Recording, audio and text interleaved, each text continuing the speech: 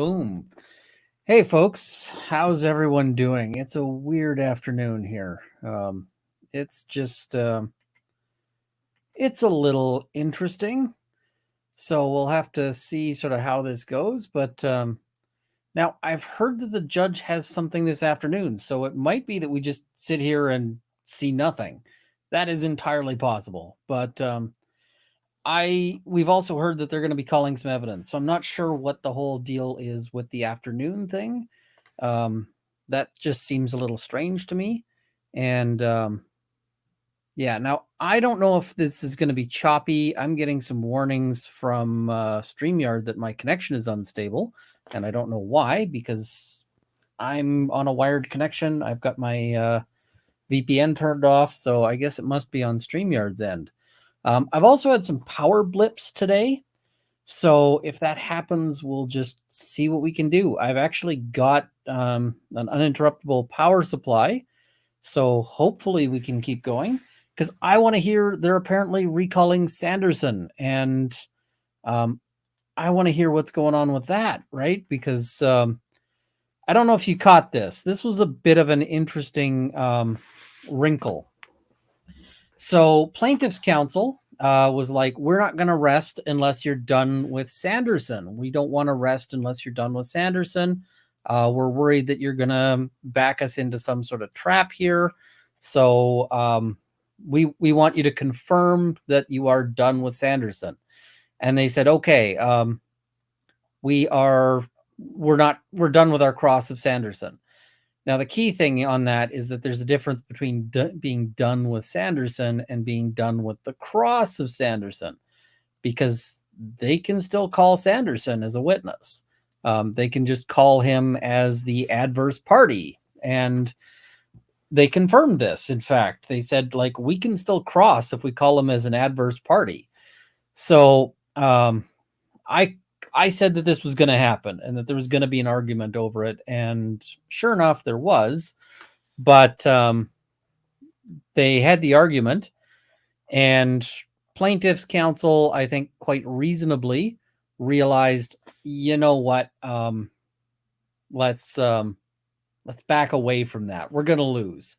But the plaintiff's lawyers realized that they kind of played themselves on this one. They allowed themselves to believe something that was a really bad idea. So yeah, they that's the thing, is they're going to be stuck on that. So it's going to be really interesting to see what happens. I am sitting here wondering. I'm sitting here wondering why we are why we're not hearing about what do you call it, Jenny. I want to hear Jenny. I think lots of other people want to hear Jenny right now. So yeah, this is going to be, I think not calling Jenny, or at least her depot, would be a mistake. And I see Cheryl C saying, thanks for covering the afternoon session live. All right, we've got some court stuff going on. And I see some requests that I try to get a picture of Zora up. I'm going to see if I can do that instead of the tongue face. So I'll see if I can make that happen. And I should probably warn people on Twitter that I might be less good on my updates here.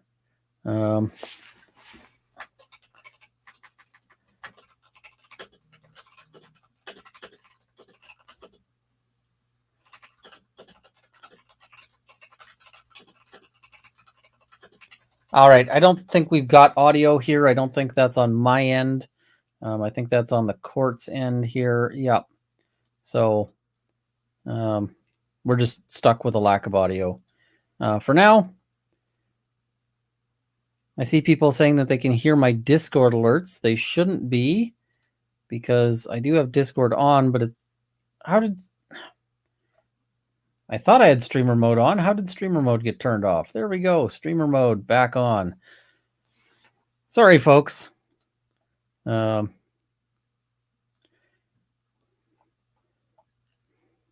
just have to see here. And I'm going to see if I can Yeah, I think we probably all saw this, right? I think we all saw this coming. So that is not surprising to me at all. I think we all kind of had the same feeling on this. All right, I'm going to hit some super chats while we wait here. Rachel Dueck, thank you very much. Much appreciated. Saying thanks, Runkle. Nicole Christine, thank you for streaming at a moment's notice. We know you're busy and we appreciate you. Hope we didn't mess with your schedule too badly. I had to do a little bit of rejigging my schedule and, sort of on an emergency basis, but it worked out. I didn't want to leave all of you guys hanging and sort of leave, leave EDB's sort of chat group hanging. So Dick Schwartz, thanks for highlighting sleep apnea, Ian. After almost dozing off the steering wheel, I got diagnosed 20 years ago. CPAP machine meant a huge change. Yeah. I mean, lack of sleep can really put a dent in everything. I know that because I have a very hard time sleeping. Thank you. You may be seated. Counsel, are we ready for the jury, counsel? Can we just have an overview of the clock situation? I can tell you what I understand. Oh, we're going to get some time. Let me pull it up.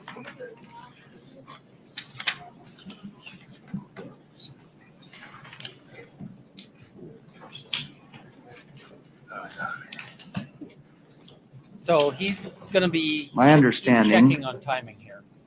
His defendant has 4 more hours, including closing arguments tomorrow.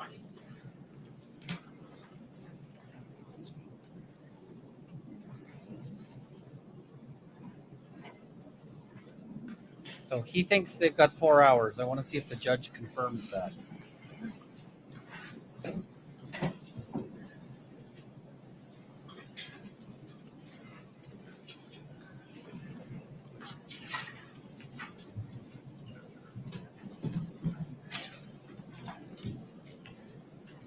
And Owens, of course, continues to. I mean, at this point, we're all just so tired of him that this is a reasonable ask, and we're just tired of him. We don't want to.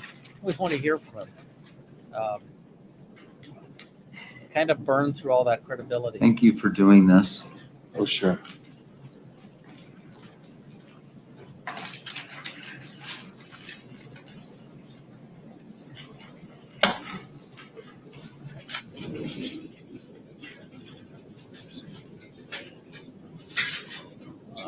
Thank you guys all for joining me. It's much appreciated.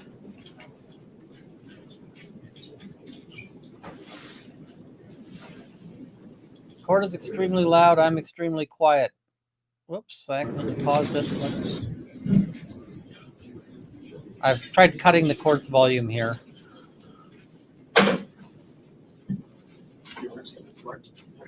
Sure.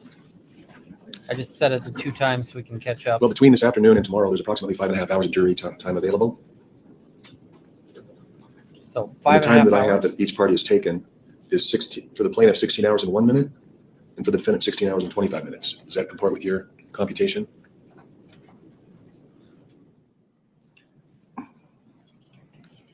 (16:01) and 16:25. 16:01 and 16:25. So, can you calculate what I have left? That will help me.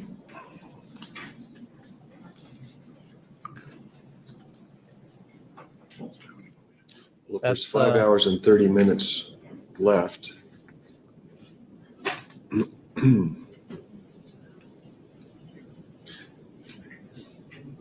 you get less than half of that, right?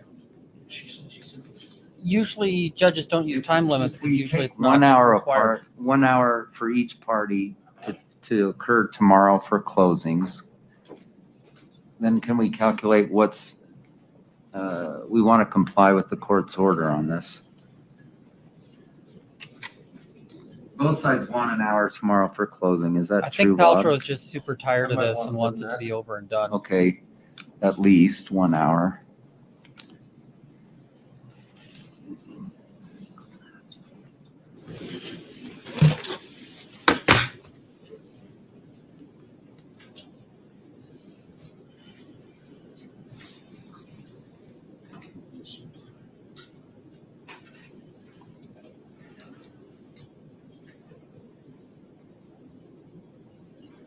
So that's about 6 hours and 30 minutes in front of the jury, including closing arguments.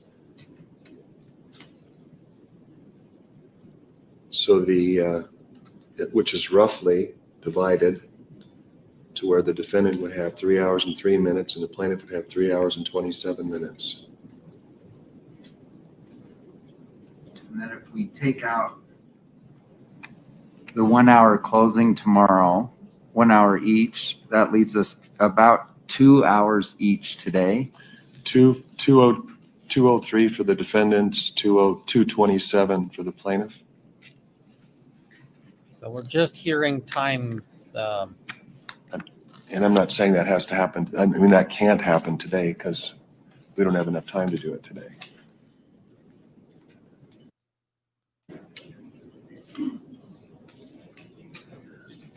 Because that's almost 5.5. That is 5.5 hours right there. I think this is going to end up running long, folks. I don't see how it doesn't. The judge is trying, but Okay, ready for the jury then? also, folks, Okay. I may end up missing some super chats today. If I do, I'm sorry, but I'm doing my best here. I don't have a back end person, so we just kind of got to roll with it. That is what it is. All right, they've cut the audio again.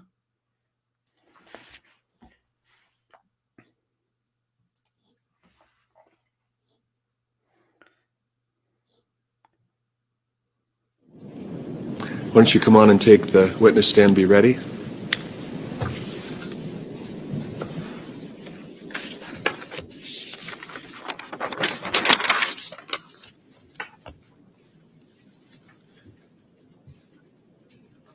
All right, so we've got this witness. This is their expert.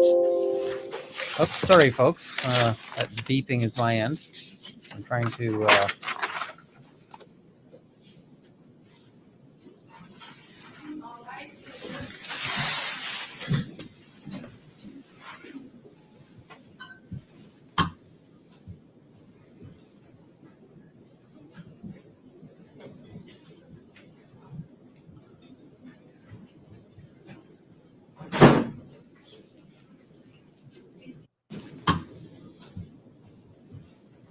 trying to fix something here on my end.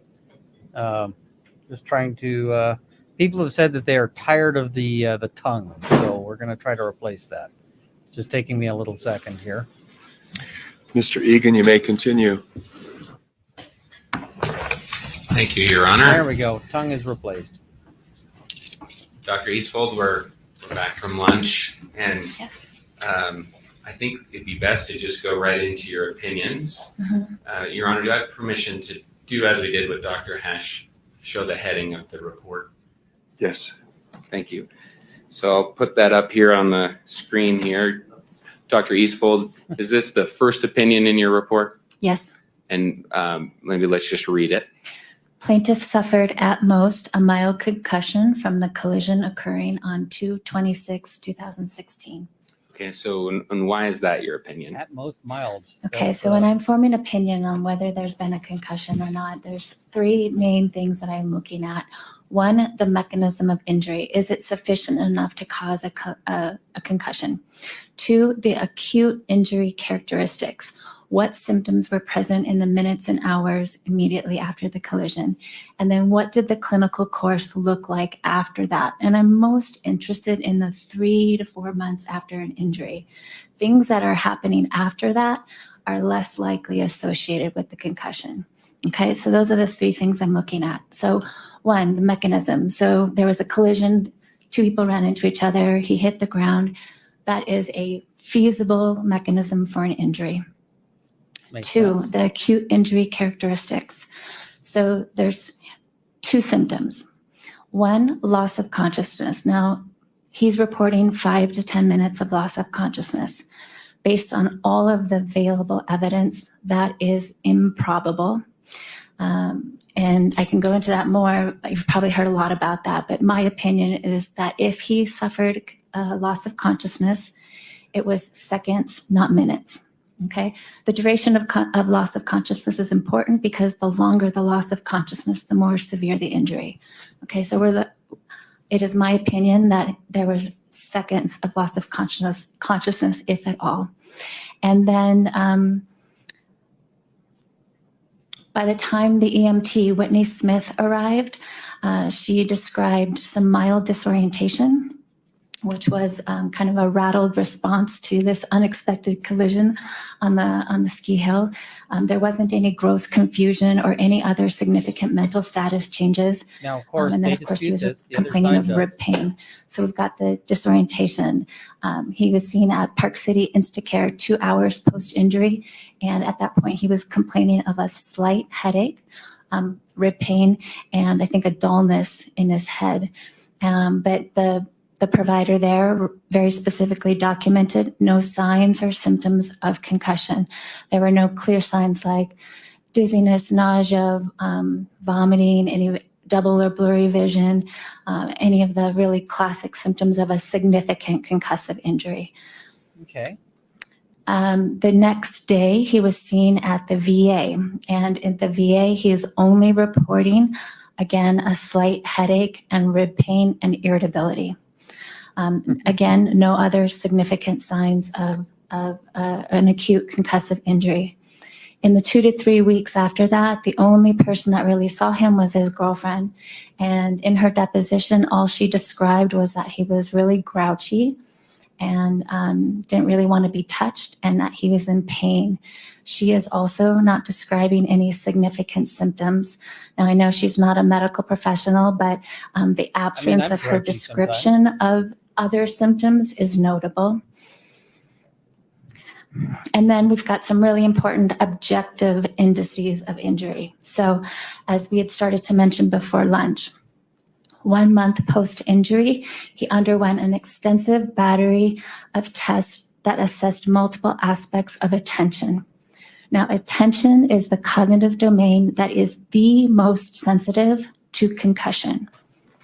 Okay. And well, that's he why everyone performed sounds consistently in super the above familiar. average range on measures of sustained attention, complex sustained attention, divided attention, alternating attention, and selective attention. So very clearly, no objective indices of attention deficits. Sounds like I'd fail this test. Then 1 month later, so 2 months Trying to turn up post-injury, my he mic had here, a folks. similar extensive battery looking at multiple aspects of memory. Same thing, no deficits. In May, which is about 2.5 months post-injury, he had a thorough vestibular evaluation. And so the balance system is actually really sensitive to concussion, such that even healthy, fit 20-year-old athletes will have impaired balance when they are concussed. So Mr. Sanderson's balance was described as exceptional. There was no evidence of vestibular dysfunction or balance problems.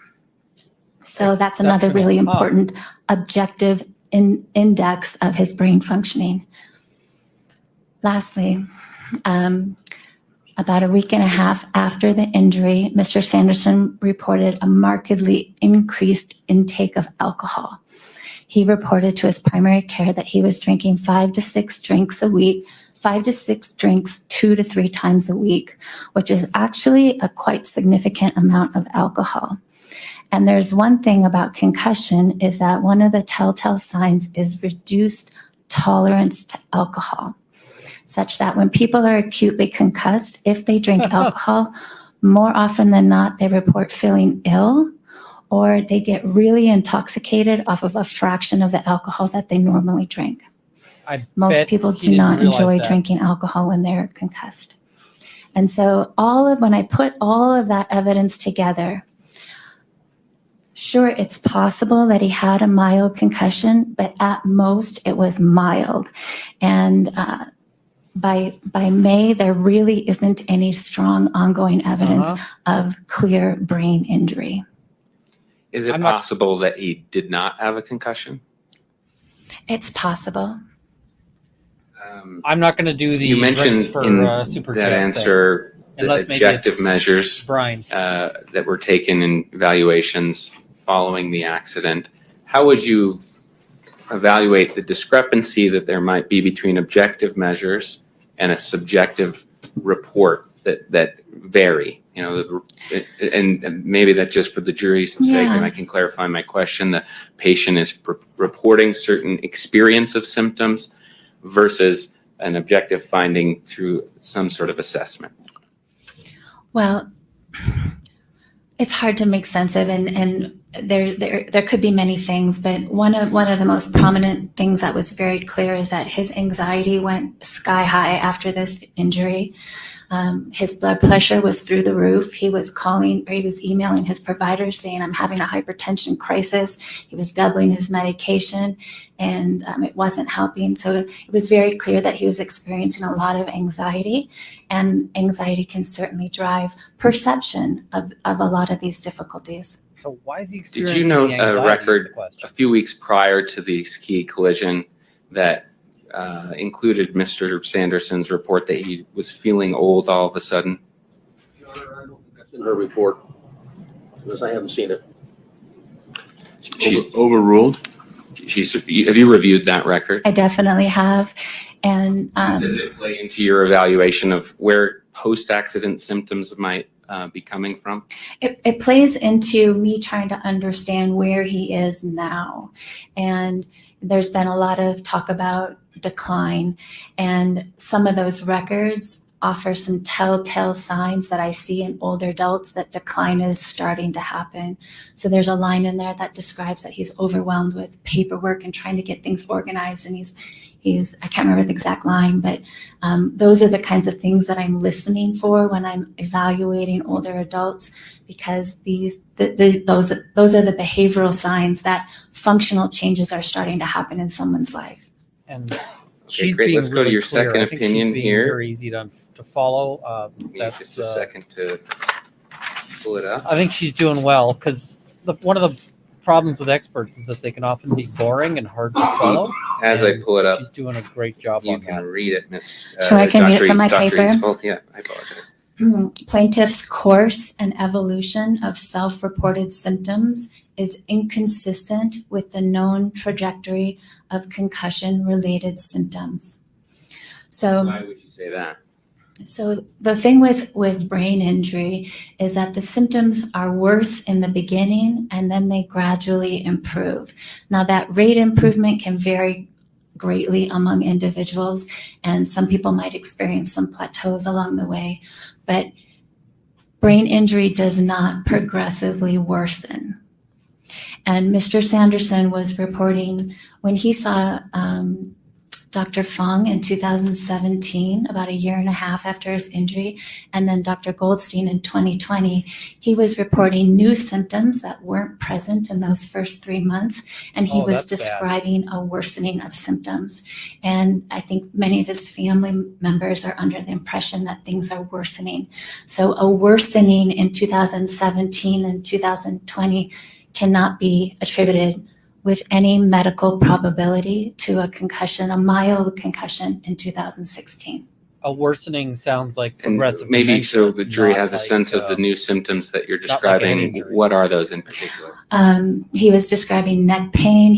There was some dizziness and a lot more just general dysfunction. I can't remember all the symptoms offhand. Sure. What symptoms would you attribute to a concussion if in fact he did have one in the ski collision?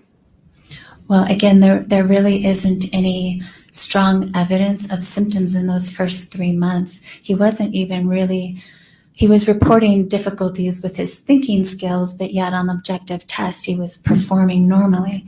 So it's difficult to separate what was anxiety during that period and what was true concussive deficits. But I think another piece is that What was even one true of his is the daughters problem. said, one of his daughters saw him in May, I believe, for a graduation, and described him as feeling kind of slow and dull, not as engaged as he usually is.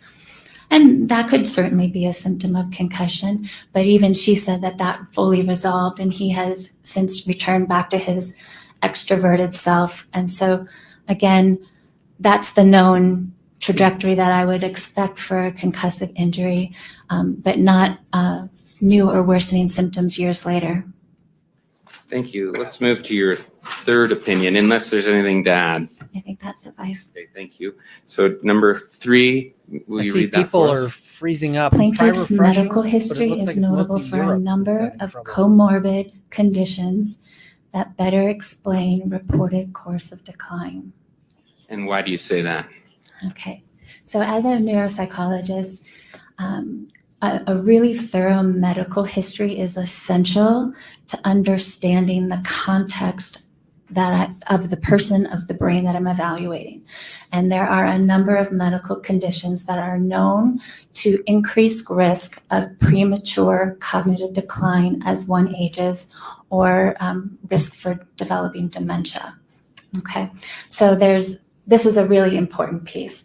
So the biggest and most important one is the topic that we've been discussing today, is this abnormal brain MRI. Okay, I think StreamYard is grossly automatically adjusting abnormal the sounds. And structural abnormalities on his brain. I'm trying to figure that out. There's volume loss, there's enlarged ventricles, there's microvascular. Is this better on the balance disease. for audio? So there's a lot of Let me know. problems here.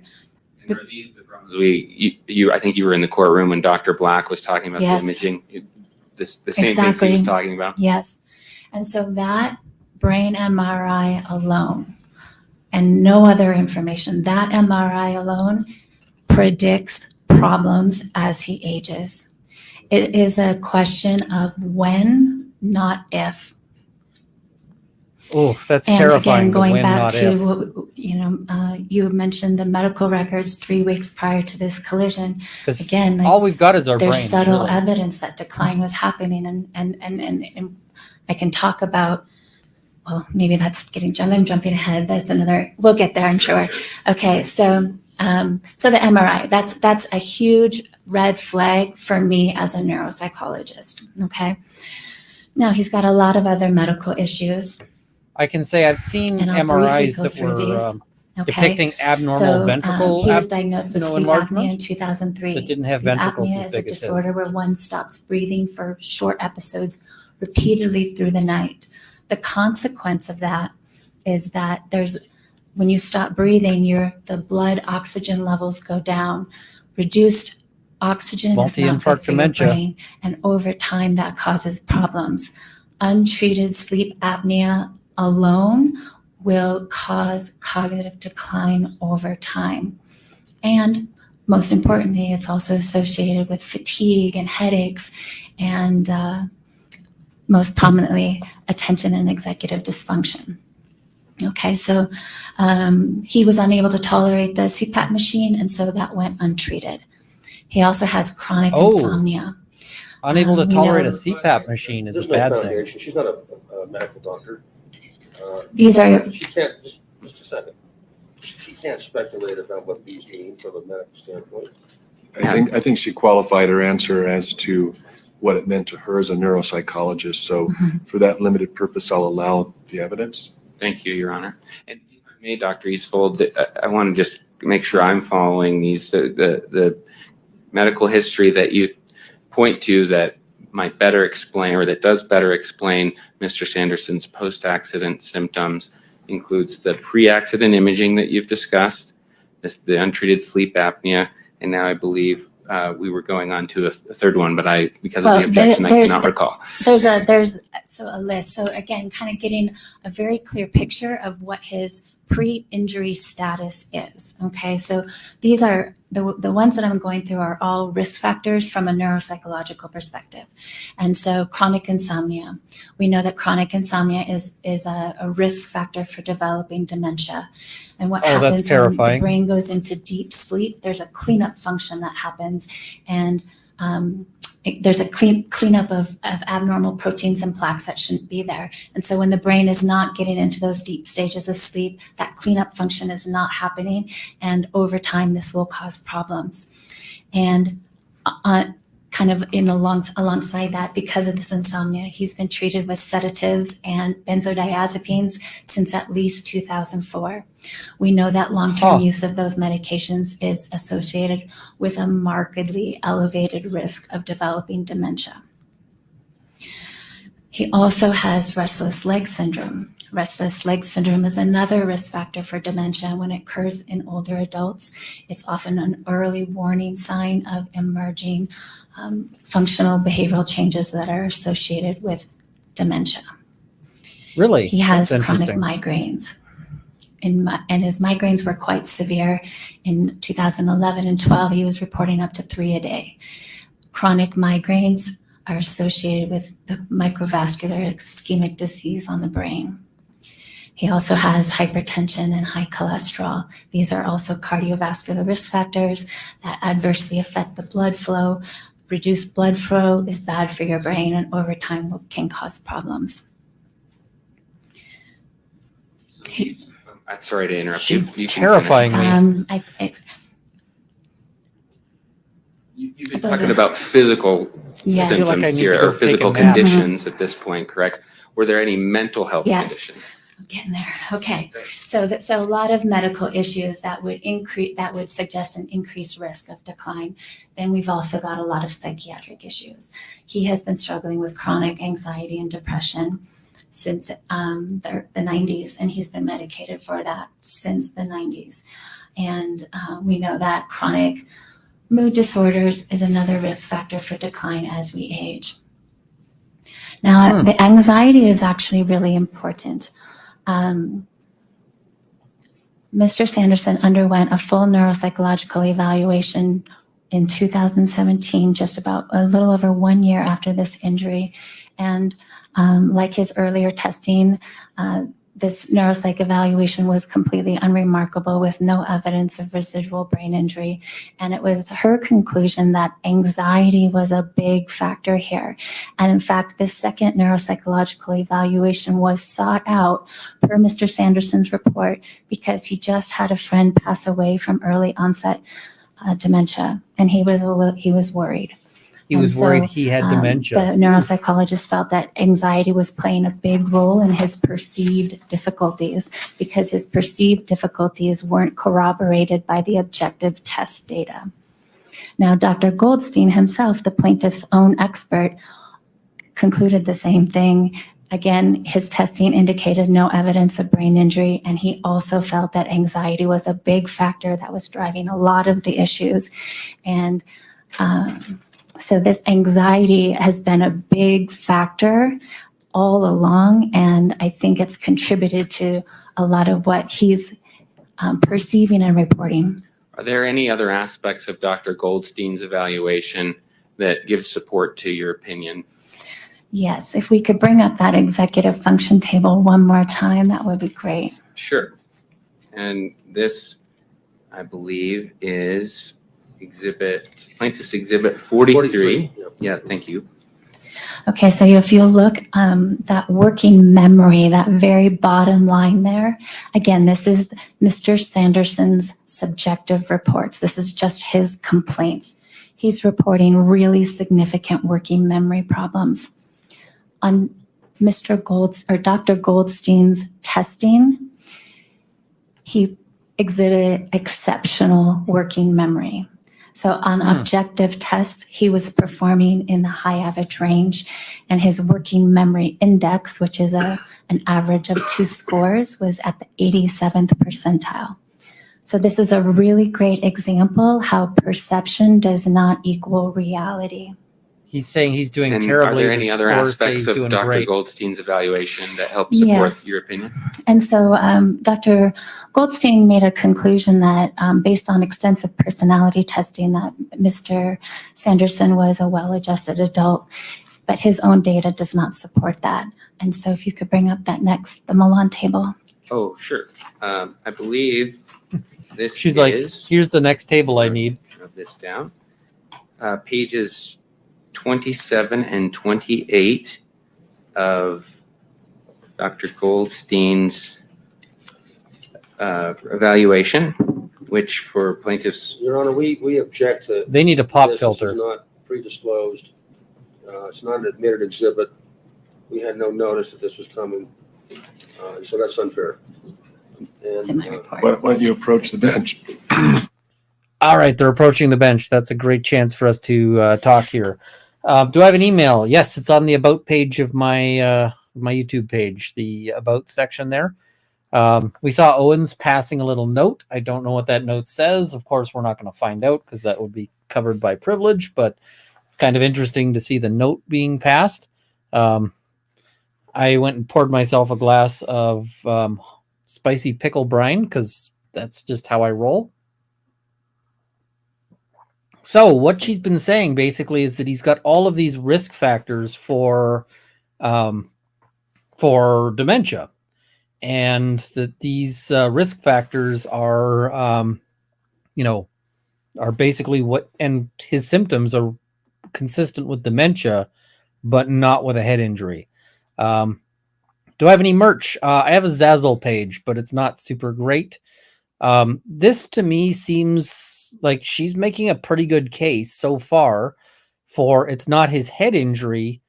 It's in fact that he was anxious about dementia, and anxious, might even be that he was anxious that he was, about a head injury. Like he's anxious about his brain. And then, so when he takes a hit on the head, he, when he takes that hit on the head, he starts freaking out about it. And it just happens to connect with sort of the ongoing decline. That's a possibility, right? Because if he was worried beforehand about the possibility of dementia, surely when you get hit on the head, you're going to be starting to freak out, right? But I was listening to this going, oh my God, I don't get enough sleep, because I get like 4 to 6 hours of sleep on a lot of nights. I mean, I try to sleep when I can, but I'm going to go take a nap later. That's terrifying. Dr. Goldstein, would it Dr. be... Eastful. Gosh, we've been talking about Dr. Goldstein. Yes, we have.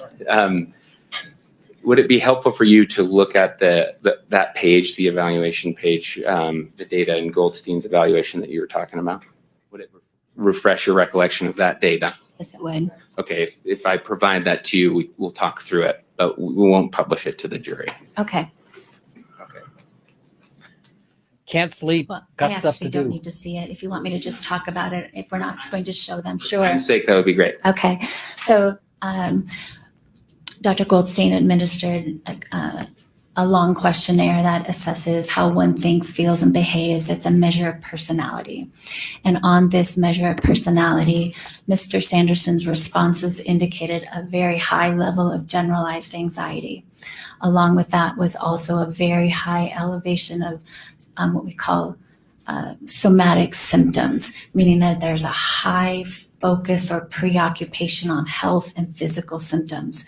When we see high anxiety and symptom, it's symptom, I forget the title of the, I can't remember. So somatic symptoms basically disorder means or something like that. stuff that When you see them is in your together, head. there's a high rate of somatization. Somatization is when psychological distress manifests as physical symptoms. So as a neuropsychologist, this is always something that I'm looking out for, because it can certainly help me understand their presentation and their reported complaints. Additionally, as part of this evaluation or part of this questionnaire, there's a number of personality traits that are measured, and Mr. Sanderson scored extremely high on narcissism, and specifically the pattern nobody of his expected that. responses within that category suggest somebody who might be feel that he is superior. He may feel that he lacks empathy. He may lack empathy. He might have an egocentric perspective on life, not see things from other people's perspectives. He may be a jerk. expect special favors or special treatment. Along that, there were additional scales that were elevated. There was a histrionic scale, but he was extremely dramatic and expressive. Other characteristics that go with that scale are volatile, overreactive, explosive. And then there was also some scales that indicated that he's someone that likes and needs attention and approval.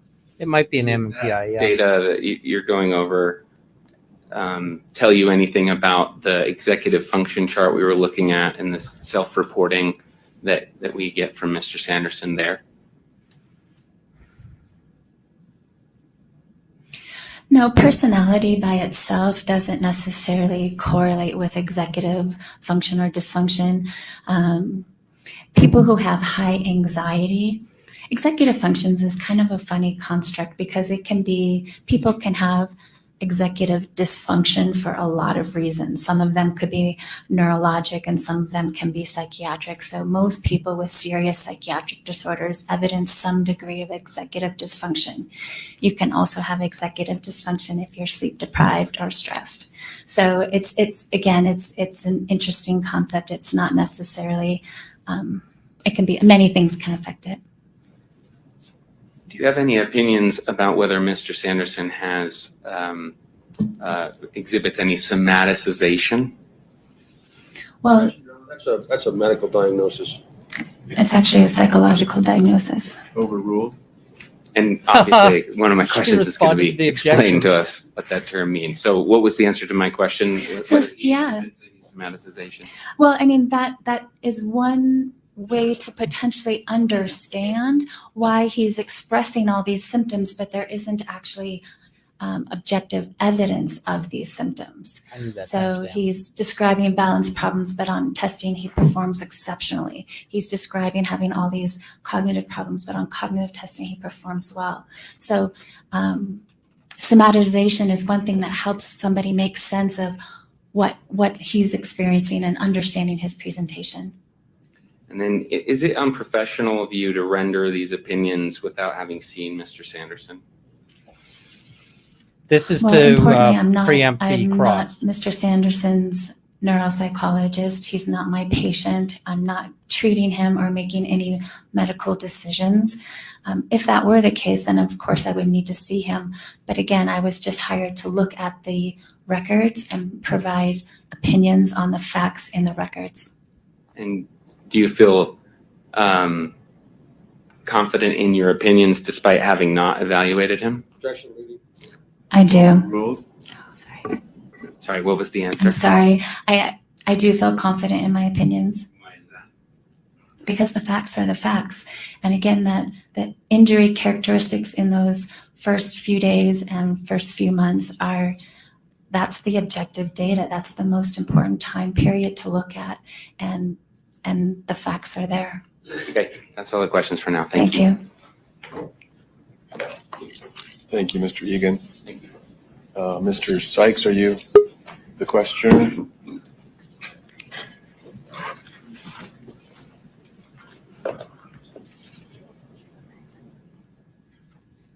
So that's now we've heard that this guy can't be in the courtroom because he can't take criticism, but now he's in the courtroom hearing all this. So yeah. Dr. Isbald, how much have you been paid in total to do this records review and to come today for your testimony? The question of money. That's always the attack. I don't know. I didn't review my invoices. You've come to court in an important trial, and you can't tell the jury how much you've been paid for your testimony? There were invoices for 6.5 hours and I want to say 20 hours. I'm not 100% sure. I don't think she does her own billing. Is it more or less than $20,000? Oh, way less. More or less than 15? Way less. 10,000? Probably less. Okay.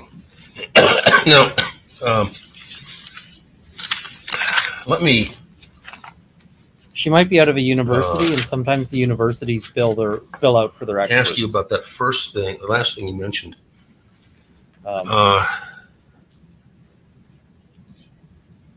It's important, is it not?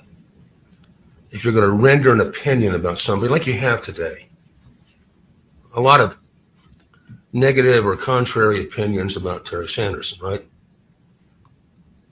In other words, he's maybe got dementia, He's somaticizing his problems. And you've rendered those opinions, have you not, I have not said that without he- ever examining the patient, correct? I have not rendered any specific opinions that he has dementia or somatization disorder. I'm merely describing Dr. Goldstein's results and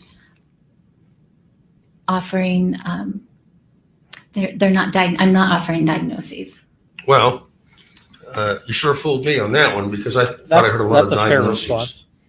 But since you're not rendering diagnosis, Sustained.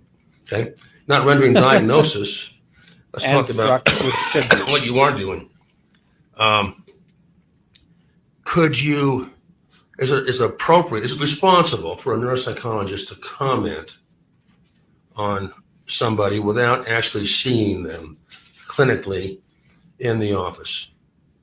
Again, if he was my patient, yes, he's not my patient. I was hired to review records and provide opinions on the facts and the records. Keep in Aren't there mind, this standards happens all with the the American time. Psychological Association that recommend that you see someone before rendering opinions on them?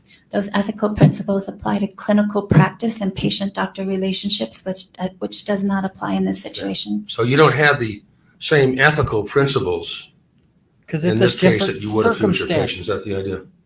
Ethical principles applies to clinical care. This isn't clinical care. Okay. Do you agree that Oh, if you're going to geez. evaluate That noise.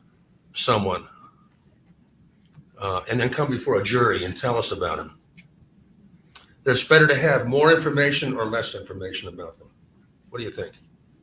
More information or less information? The more information, the better. Okay. Do you get more information if you actually have a clinical interview with someone?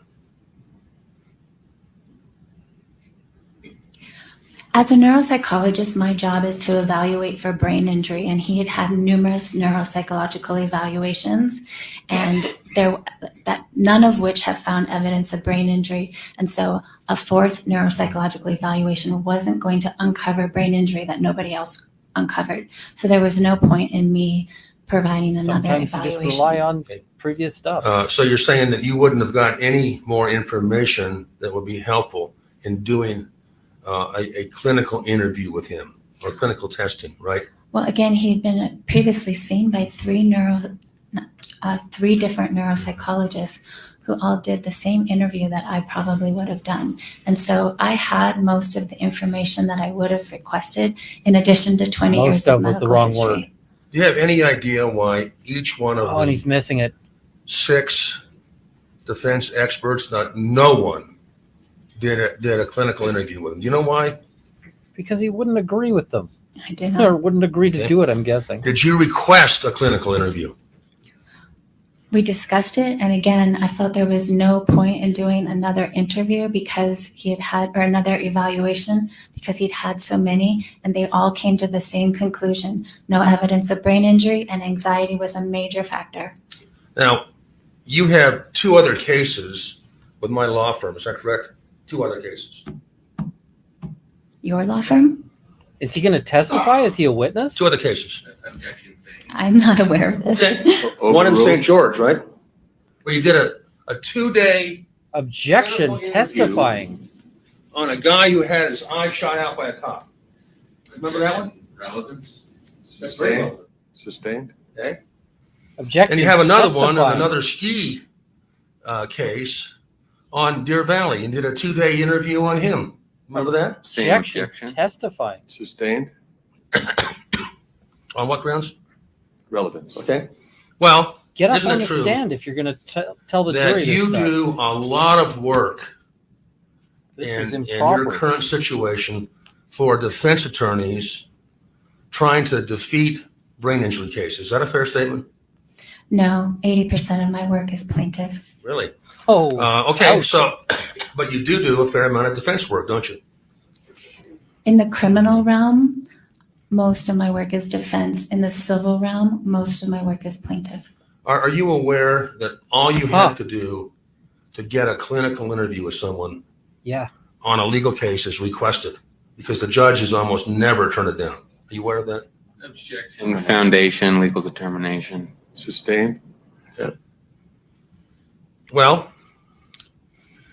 have you had any other? Well, Objection. Have you ever how crossed an many expert cases before? have you had in the past 5 years where you've been turned down for a Rule 35 independent medical examination? You had any?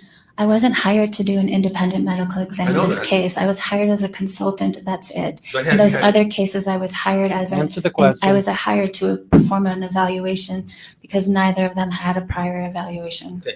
Have you had anybody turn you down if you've asked? You can think of. It's never come up. Never come up. Okay. Now, excuse me. Oh, geez. No. That mic has an off button. As a Hit the off button before neuropsychologist, you do that. Oh, you surely recognize the importance in the evaluation process, okay, oh. of finding out how the person functioned before the incident, which is February 26, 2016, and after, right? Yes. Okay. Now, you can get some of that information by asking the injured person himself or herself, can't you? I could, yes. In this case, you didn't have that opportunity, but you had other information, did you not? I had a lot of information. Let me finish the question, please. Had other You information, just finished the About- question. the before and after status of Terry Sanderson. Is that a true statement?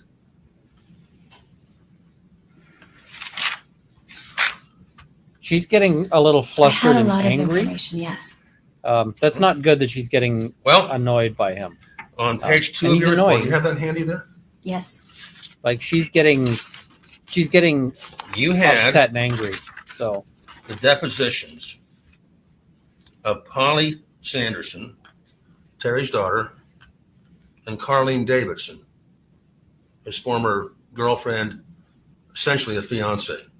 Did you read those two? I did. You did. Okay. It's not my understanding that they were engaged. Well, do you remember Carlene saying that she was living up here 300 days out of a year, and they were together about a year and a half before the accident. You remember that? I remember that they spent a lot of time together. I was under the impression that it was split more between St. George and Salt Lake. Oh, really? Okay. And that's what you took out of the deposition? That it was split? Actually, it's an irrelevant factor for me. Irrelevant. Because I knew that they spent a lot of time together, and that's all that mattered. Are you telling this jury of the good people oh, Summit jeez. County that what a girlfriend who's essentially live-in says is irrelevant for before and after? Is that what you're saying? That's not what I'm saying. No, that's a That's mischaracterization not of what I what said. she's saying. Now, are you aware that Carlene Davidson, It's a bad Testify. mischaracterization. that there was a night and day difference between Terry Sanderson before and after this ski crash? You aware of that? I do. Okay. Did you simply disregard that? Because I don't see any reference to Carlene Davidson in your 5-page report here. Not a single reference. Okay. Why did you omit that? So Carlene spent some time with him in that initial recovery period, and she described that he was grouchy and didn't want to be touched, and that was pretty much it. And then he withdrew from the relationship. He became hyper focused on his symptoms and himself, and he withdrew from the relationship. And she was heartbroken, and then they didn't really spend a lot of time together after that. So your testimony is that all Carlene Davidson said about changes afterwards is he was grouchy? But the problem was he was recovering from broken ribs. No, And so that was it's my question. it's relevant in that, he pulled away and he was This is not focused on getting A better great and response. dealing with his health, and he didn't want to engage. So like he's had a Plaintiff is starting to physical get a bit of orthopedic traction injury because she's that he getting was flustered. nursing, and that could explain some of the not wanting to go out and do things. I'm just a simple country lawyer, okay? I'm going to try that Oh, question God, again. I hate that. Are you telling this jury that, I think you said, essentially, that's all he said was he was grouchy. Are you telling this jury of the people of Summit County that all Carlene Davison noted indifference was that he was grouchy? Is that what you're saying? In the first couple of weeks, that's my recall of the deposition. First couple of weeks, okay. But she was with him for 6 months. 6 months after that accident, after that crash. It's my understanding that And they so saw my much first less question. of each other. First question. And didn't she say that he changed in a wide variety of ways? Socially, This guy's reminding personality me of change, executive function, the lawyer from Lawyers and emotions. Dragons. Didn't she say that? And you ignored it. She might have said it, but importantly, mild concussions don't produce gross changes in personality, social functioning, or behavior. Okay. Now, Sam Goldstein, you know, right? I do. He's one of the world's foremost experts in neuropsychology, correct? He's written dozens of books, On children's neuropsychology. not just children's. Okay. Do you think that executive function test is for children? No, but it's not one widely used in adult clinical practice. Okay. He disagrees, by the way. I talked to him during the noon hour. Okay. He may come back tomorrow and Your Honor. anyway, strike that. Objection to the commentary, move to strike. Sustained, Your Honor. Anyway, strike that. Objection to the commentary, Oh. move to strike. sustained. Jumped back a little bit. That's odd. Isn't it true that that test, Yeah. She's It's one of getting the two flustered. She's having a hard time. top tests used worldwide to assess executive function? That is not my opinion. I would disagree with that.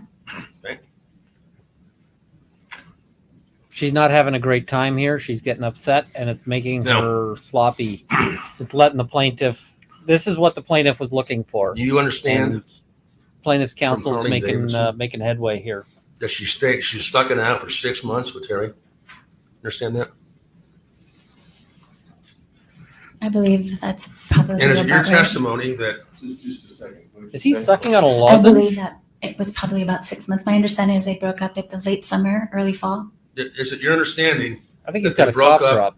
simply because he was cranky? Is that your understanding? My understanding is that he pulled away from her. My question was, is it your understanding that they broke up simply because he was cranky?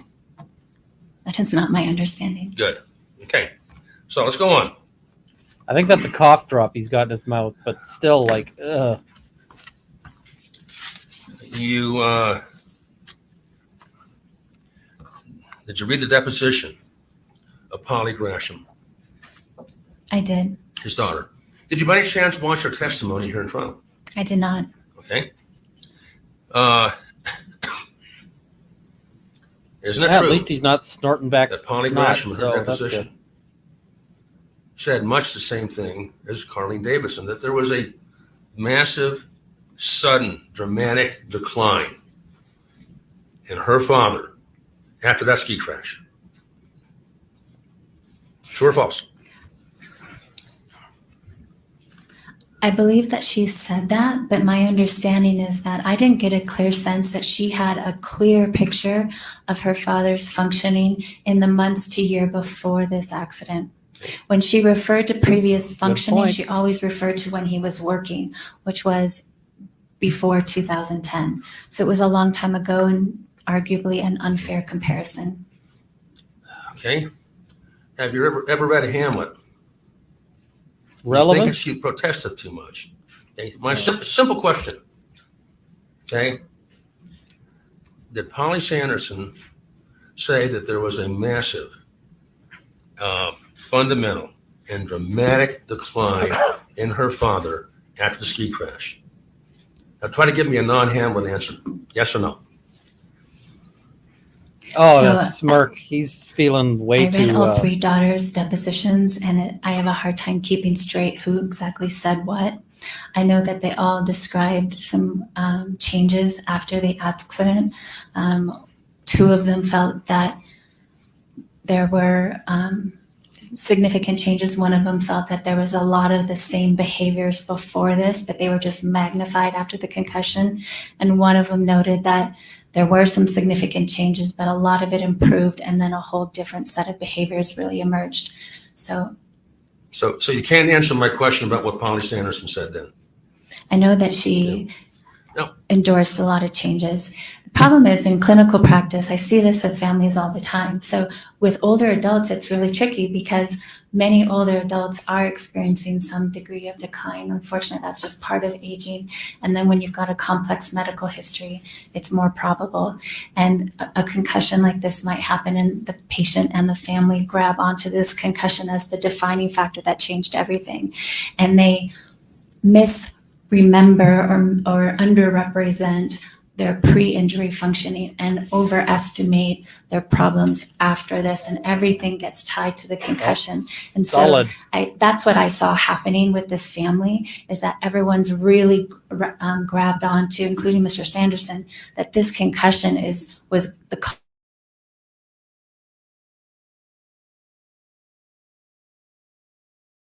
mild concussive injury, and very consistent with what I would predict based on his medical history. That was just And a loss so of control. again, yes, they are describing a lot of changes after this concussion, but I can't rely on them to clearly indicate a causal relationship with this concussion, because I don't think that they were carefully observing and aware of his level of functioning in the year prior to this. He didn't like that answer. That was a 2-minute answer to a very simple question. Simple question was, Are you arguing or tell me asking what Polly, questions? what Polly Harris said. Oh, I'm sorry, Polly sorry, it Grasham. looks like I can't mute. And you when I gave me a cough. 2-minute Queen of Denmark answer. Now, why did you feel a need to add all that detail when the question was very simple? Why? Because it's important for the jury to understand. I don't want them to be misled. Okay. And All right. who's So misleading them? Oh, right, plaintiff's counsel. you can't really tell the Mic drop. jury because you either don't remember or you didn't read it. You can't tell the jury what Polly Grasham said about the dramatic changes, right? And instead of telling me, you can tell me yes or no, you know that, you give me a 2-minute answer. Is that what happened here? The changes that were described were changes such as severe disorganization, getting lost in the details, ruminative thinking, obsessive thinking, gross disorganization, confusion, getting lost. None of these are symptoms of concussion. Okay, now let me ask you this. You you talked about the concerns about these MRIs. Now, you're not a medical doctor, but you say you look at them, right? They're an important piece of my evaluation, yes. Did you hear Dr. Hesch's testimony this morning? I did. Yeah. Excuse me. Oh, He not said, into the did he mic. not, that Oh, from 2009 oh, I feel that to in my 2021, spine. all the MRIs he saw, there's no change. Did you hear that testimony? I did. No change. Mhm. So this testimony you gave the jury about being worried about him, this explains he's getting worse because of this. There's no evidence of that in these scans, is there?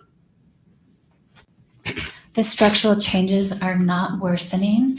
And if I'm going to go ahead and add that, it's pretty miraculous that he wasn't having some more significant problems back in 2009.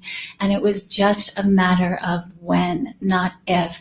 And so I wouldn't predict that more structural changes needed to happen for him to actually start manifesting symptoms of that. Okay, now before you get into their 2.5-minute answer, let me just ask you this.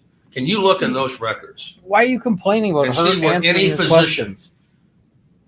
not yourself, you're not a physician, has diagnosed those conditions that many people have asymptomatically?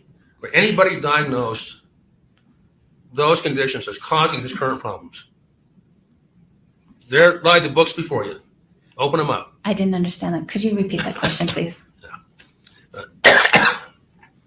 Show me a record where a physician, now he had many at the VA, right?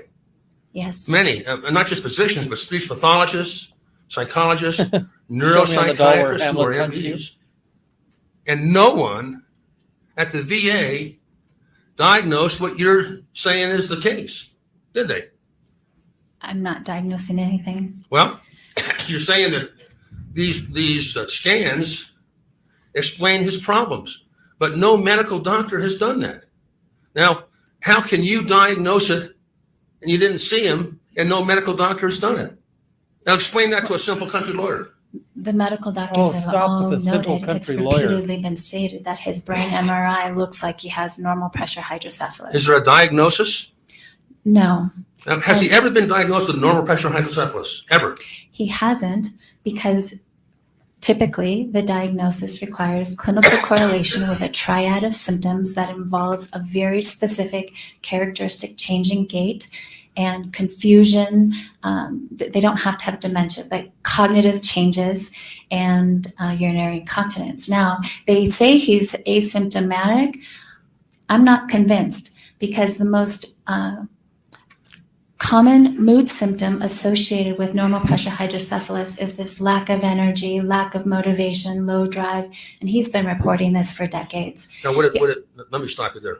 Would it be accurate to say that you have a better handle on what these pre-existing problems that are identified have caused him than his medical doctors at the VA? Is that a fair statement? No, I'm not saying I have All a right. better handle than any of his medical disorders, but as a neuropsychologist, I have A a very very simple unique question. perspective, and I'm the one that puts together neurologic data and psychological data. That's my expertise, and that would be an important piece that I would take into consideration if I were evaluating him myself. Okay. Now, let me ask you about executive function. Oh, I looked through your report. Again, I'm a simple country lawyer, but I can read. I don't see any I reference. hope that note in your says report stop to with the executive simple function. country lawyer. Am I missing anything? No, executive function is not commonly That's a affected. yes or no? That's a yes or no?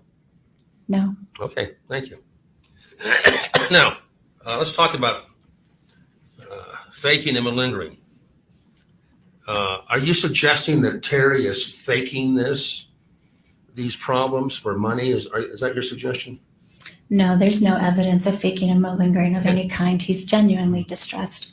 Now, you say that in your report that So she's your saying he's not diagnosis is faking, he's just somatization confused. disorder. Is that what I'm reading here? No, I did not diagnose him. Well, you say on page 6, somatization may also explain delayed onset or worsening of plaintiff's reported symptoms. Your words. Somatization is used more like a noun there. Mhm. It's not a diagnosis. Okay, that's what you wrote. And somatization, so the jury understands it. Okay, I don't need a 2-minute answer. It's a very short answer. Tell the jury what it means. Somatization is when psychological distress manifests as physical symptoms. Okay.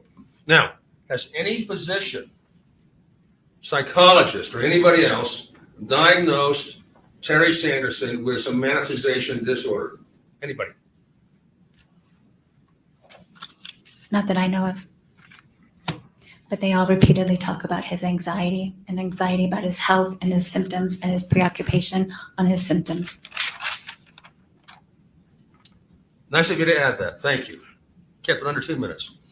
Okay. Your Honor, I object. Argumentative. I'll withdraw. Finally, Withdrawn. Okay.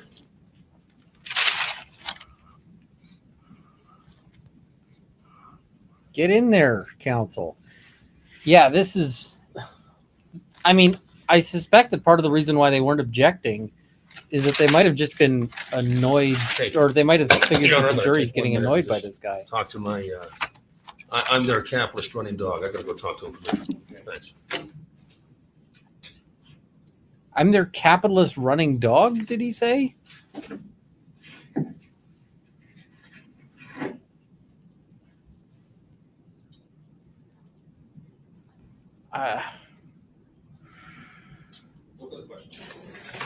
All right. Thank you. Mr. Egan?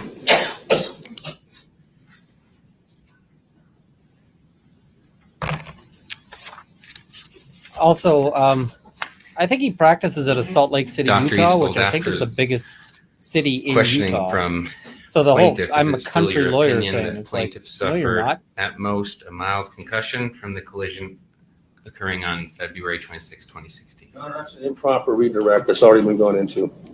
Overruled? Yes, that my opinion remains.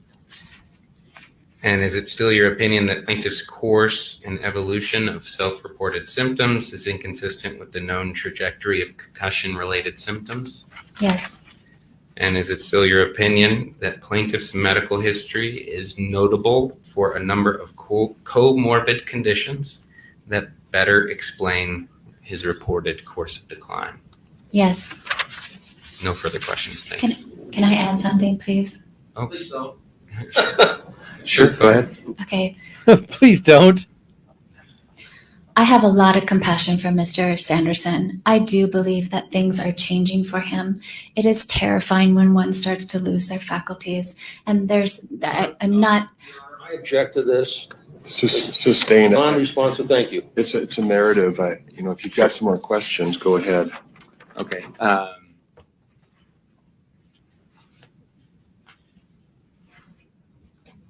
I think we can be done. Okay. Okay. No further questions. Thank you. Oh.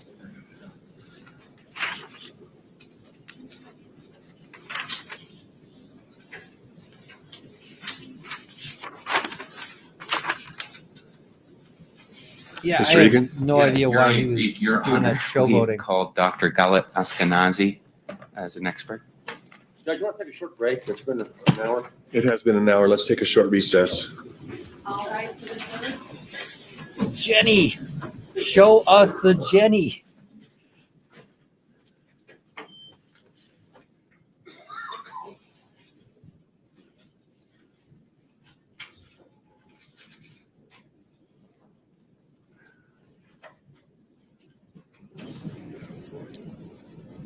All right, that was. I don't think the lawyer carried himself well there. He Short was recess. starting to make some headway at one point, and then he lost his stride, kept going, and after he lost his stride, he just ended up looking like a bully and kind of.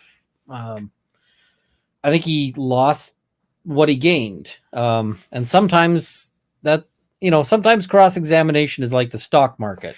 If you don't get out when you've got profit, you might end up blowing it all, right? This is plenty of people who've invested in Bitcoin who YouTube. This is not financial advice, but where people ended up going, "Oh yeah, I've made so much money," and then when it drops, it's like you haven't made anything because you held on to it too long. I think he ended up undoing what he'd accomplished, and that was not great. He thought that was going to continue forever. She got her footing back under her, and she was able to like make him start looking bad again. She was get out because it becomes FTX, but he looked kind of he looked like a bully. It was not great at the end there. And she started to be able to get a little bit more narrative ass in there. So I thought she did all. Now that ending bit where plaintiff's counsel is like, please don't was the wrong response there.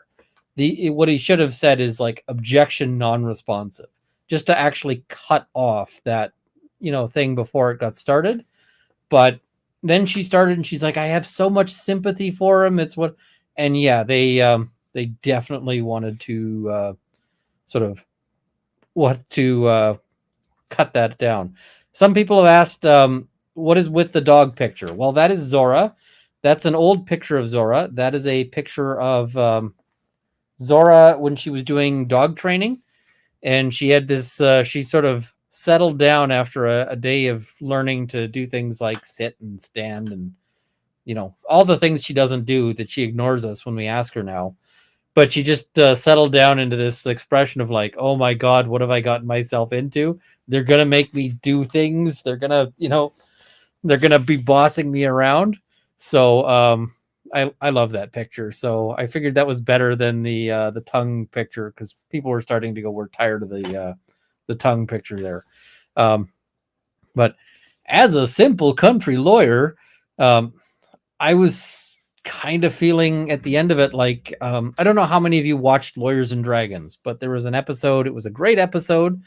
We had Emily D. Baker on as a guest for that episode, and it was a trial, and there was a lawyer played by, David at Prototopics, and this guy's sounding like that, as a simple country lawyer. I was just like, you gotta stop doing that. You gotta stop. Like, it just doesn't sell very well. So I thought that was, once I will groan, but like, however many times, there was a lot of groaning, I think. How old is Zora? 5, maybe? So is that a tie on your door? Isn't it on the wrong side? That is Rob's tie, Law and Lumber.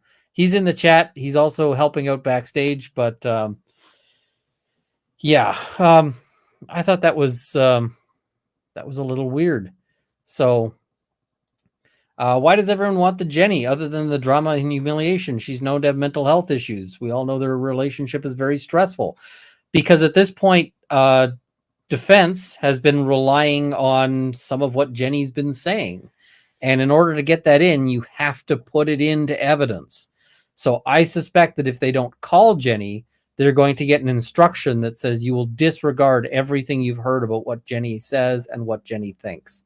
And that is, that's going to be detrimental to the defense side if they get that instruction, because defense wants all of those comments in. Dude, a whole lot of people here, and that's the tie explanation. You're going to need to clarify that one. All right, I'll clarify a little further. So when I was down in Virginia for the Depp trial, Rob was very kind. He put me up, and I didn't know where I was going to be staying, what hotel, and he's like, I got a spare room. And I arrived and I had forgotten to bring a tie, which is bad because I'm going into court. So whenever I'm going into court, I want to wear a suit. So he loaned me a tie, and then I screwed up and took it home with me. So that tie ended up coming home. And then afterwards, I went back to Virginia, brought the tie back, and forgot to return it to him. So I still have the tie. Now it's become kind of a running joke. Rob's got a tie that I snuck into his bag when we were there in Utah. And yeah, he was such a bully, and his snorting is beyond terrible. That is the snorting. There were moments where it was just like this full body snort. And I could just feel that all the way down from like my neck to my toes. I was just like, oh man. So I hated that. I've had to do trials where I've had like a runny nose, or where I've had, and yes, I mean Texas, sorry, not Utah, where I've had a runny nose or where I've been sick, right? But you take your, like the mic buttons, that mic stand, I think that's the same brand of mic that we had, or that we have in our courtrooms. It's got a button to turn it off. And even if it doesn't, you grab the mic with your hand to cover it. Then you do what you got to do, and then you let up, right? Because you just don't want to have that. If you're the jury, that's really gonna. And juries make decisions for all sorts of good reasons and all sorts of dumb reasons. And one of the dumb reasons is that they don't like counsel. So Owens, being a jackass in front of counsel or in front of the jury, is not great. Neither is snorting like that in front of counsel. It's just nuts, right? Cami, thank you very much for the membership here. I'm just gonna sort of race through some things while we can. Kate, likewise, thank you for the membership. Jilly Bear, thank you for the membership. Ilana Lil, I'm not sure how that one works.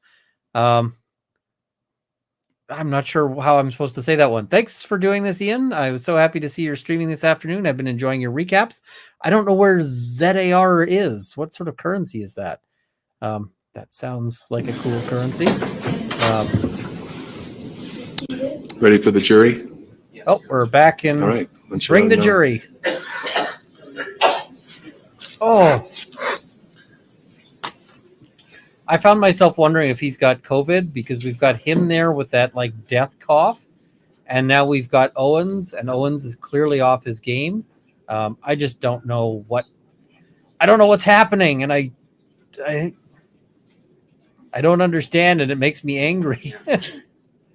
Oh, it's the South African Rand. I gotcha.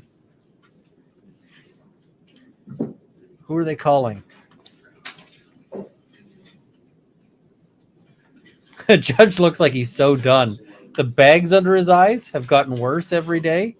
I think he's just like, I hope he's got a ski vacation planned after this. Maybe not a ski vacation. Would the lawyers approach the bench, please? He's like, I have some thoughts. I have some things I want to say.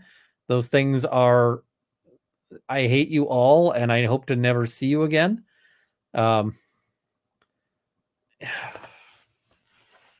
mean, if I was this judge, I'd be so annoyed. I feel like they're burning up their credibility with the court. And the thing is on the ones, it's an unforced error, right? Anytime you're burning up your credibility with the court, when you've got the other side being a jerk, you want to be above and beyond nice. If I've got, I had a trial where a Crown prosecutor was quite literally mocking me, and insulting me. And I won that trial, just for the record, but he was being like a contemptuous jerk. And my response to that was just to be very nice, very polite, very, very sweet back, because basically at that point, the judge sees this guy being like all harsh and snippy and whatever else. And there I am like, oh, thank you. I didn't realize that, and so forth. And it did well. I think the judge quite liked me. So at least as compared to the other witness. So the only person, the only lawyer in this crowd who's coming off looking well is Clark Kent. I was going to point at my screen, and then I realized that doesn't work. But Clark Kent is doing a good job here. He's the only one who's, he's not super polished, but he's doing well, and he's not angering anybody. And you watch him get through a direct, and he just gets through the direct because he doesn't leave all these objection, openings. He just handles this really well, really smoothly. I'm a big fan of Clark Kent. And if you do a search, his name is James Egan. If you do a search on Spotify, you can find his stuff. And he's got a great singing voice. So I would love to see everybody go and check that out, James Egan on Spotify, because I would love to see people find his music, because he's doing a really great job here. And honestly, if he becomes a music star, he gets to escape Owens and be like, sorry, I'm moving on to a career of being not so much a rock star, but a music star. That would be amazing. I wish I could play it, but I'd get a copyright strike.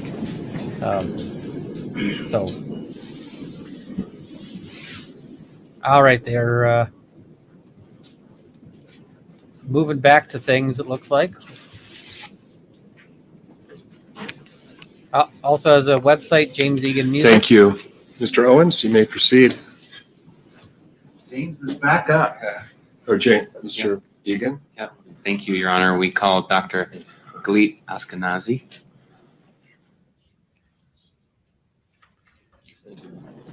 Do you swear that the testimony you are about to give in the case now before the court will be the truth, the whole truth, and nothing but the truth, so help you God? Yes, I do. Thank you. Good afternoon. Would you begin, once you get seated, give your full name and spell it? I would love to, and I'm going to try, but I don't know if he'll. My name is be interested. Galit Ashkenazi, Galit, last name Askenazi. Dr. Ashkenazi, thank you for being here. Let's begin by asking you what you see your role She as looks a little nervous. an expert here today. So I was asked to review records of Mr. Sanderson in order to determine if due to the ski accident he suffered any cognitive or mental health issues, and if he did so, to what extent. We briefly approached the bench. I think it's maybe. Really? That's how far you let him get in before you had an issue? Whoops. Yeah, she probably knows she only has like 1.5 hours to get all her testimony in. You bet. I see people asking, do they wipe the mic? No, although if I was there, I wouldn't just want to wipe the mic. I'd want to like pull out a lighter and just hold it under the mic for like 2 minutes to, yeah. So somebody's asking, do we have any Jenny yet? No Jenny yet. I don't think we're going to see Jenny, but yeah, they're going to go through this.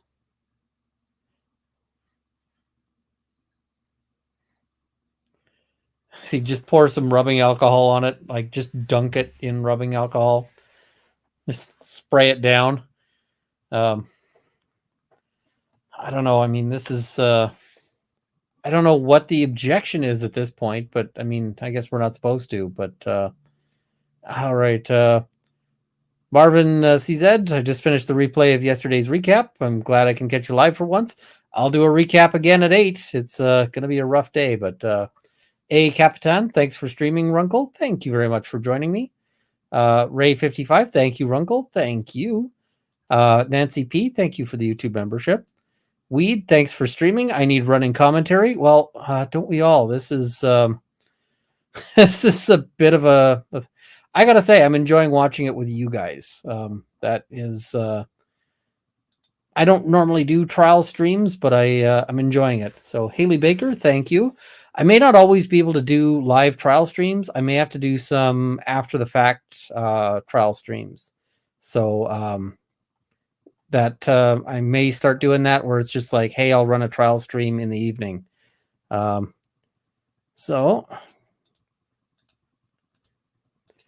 Susan Faria, thank you, Ian. Thank you. Much appreciated. Mindy Stapleton, glad we aren't orphans this afternoon. I got a lot of requests to jump on. So if Emily can't, I'm glad to sort of keep you guys around. And if I'm not to your liking, there's some people, some people in the chat have been like, hey, get rid of this guy. What is it? Legal Bites is also streaming. So if you don't like me, go check her out. She might be more your speed. That's sort of an option there. So, Jenny Wallace, thanks Ian for covering this. Love that I can catch you live. It is hard for me at all. Is that Sweden? I'm terrible with flags. Love for Canada. Awesome. Thank you. Ian, thank you for streaming. Why do you think very few judges use time limits? Is it personal preference? Normally, you don't need one. Basically, you're only going to need time limits in a case where you've got basically unlimited budgets. Because normally, if you've got normally you've got a time constraint just in the virtue of your lawyers are going to run out of money, right? And so you don't have all these experts. You don't have the ability to just go through this indefinitely. Oh, and I'm seeing Scotland. So yeah, my bad. Sorry, folks. I'm really bad with flags. I'm not, but Yeah, it's so time limits usually aren't necessary, but on a trial like this, kind of a little more necessary. I see people saying that they're surprised they don't recognize the Scottish flag. I recognize very few flags from the world. Zana, thanks so much for streaming at late notice, and despite your busy schedule, Runkle, I did have to move some stuff around. It was, and whoop, we'll just come back to this in a moment here. It looks like they're ready to go. The time for that bench conference, can we have asserted to the plaintiff? I'll take that under advisement. Thank you. The objection is overruled. It's under advisement right now because it's a pending objection based on what's going on with the questioning. So basically, the judge said, "Okay, I've heard your objection, Okay, but it's Dr. premature. We'll The wait next when we question get I was there." going to ask you was, did I ask you to, in particular, look at Dr. Fong's assessment of Mr. Sanderson? Yes, I was asked to specifically look at cognitive effects and Dr. Fong's assessment and his treatment while he was there. Okay, thank you. And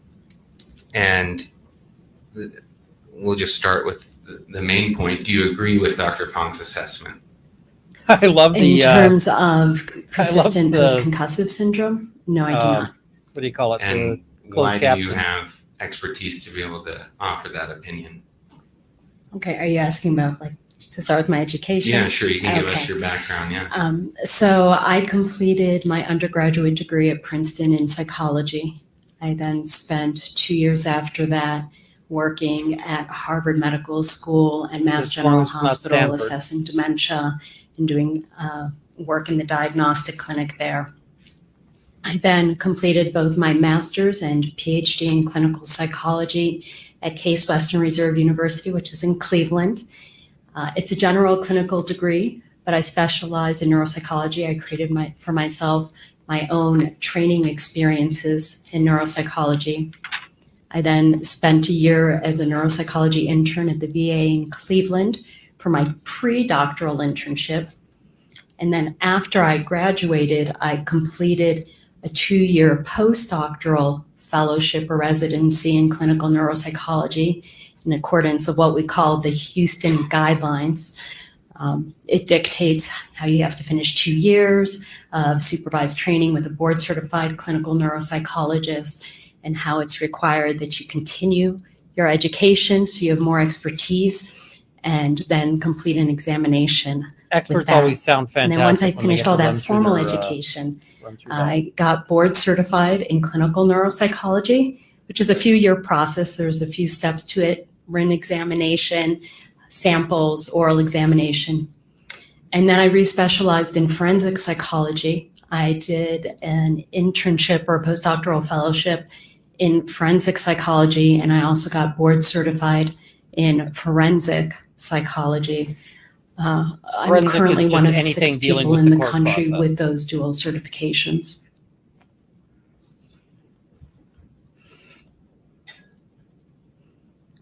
So forensics psychology is So, often things like, is somebody In your mentally, opinion, did yeah. Dr. Fong like insanity defense stuff? sufficiently assess Mr. Sanderson's medical condition and history to render the opinion that she did about his persistent post-concussive symptoms?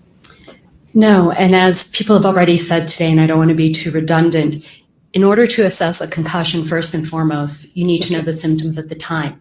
It's considered an acute and immediate condition, so you need to know the symptoms at the time.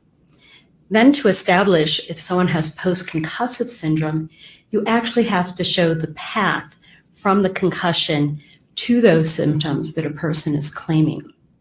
Dr. Fong reviewed absolutely no medical records, even though this was a legal referral to her.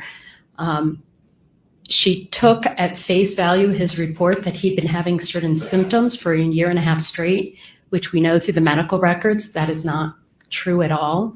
He had some symptoms at the beginning, completely resolved, and then actually his records after that show full resolution with multiple, of course, neuropsychological testings during that time. And are you familiar with Dr. Fong's testimony that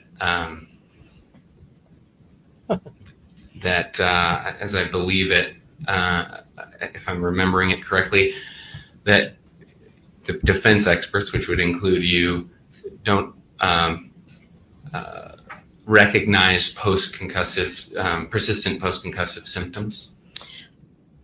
So post-concussive syndrome is a well-known condition, but the thing is, its symptoms overlaps with multiple other conditions, and that's why you have to connect it back to Differential the acute diagnosis. concussion. Now, the term persistent post-concussive syndrome is one that's considered in the neuropsychology community to be one that's under research. There's no real evidence that after 3 months, a person continues to have symptoms from a concussion or a mild traumatic brain injury. So that's still under investigation if those symptoms are truly persistent.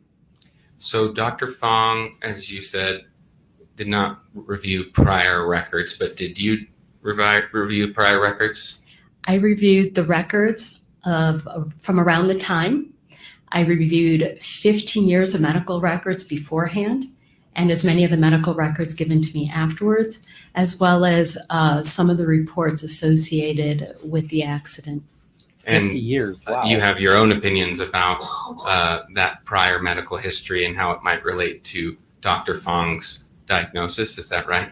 Yes, that's correct, especially because when you're talking about any acute condition, you need to know what are the changes from before to after to say, well, this acute condition caused those changes possibly.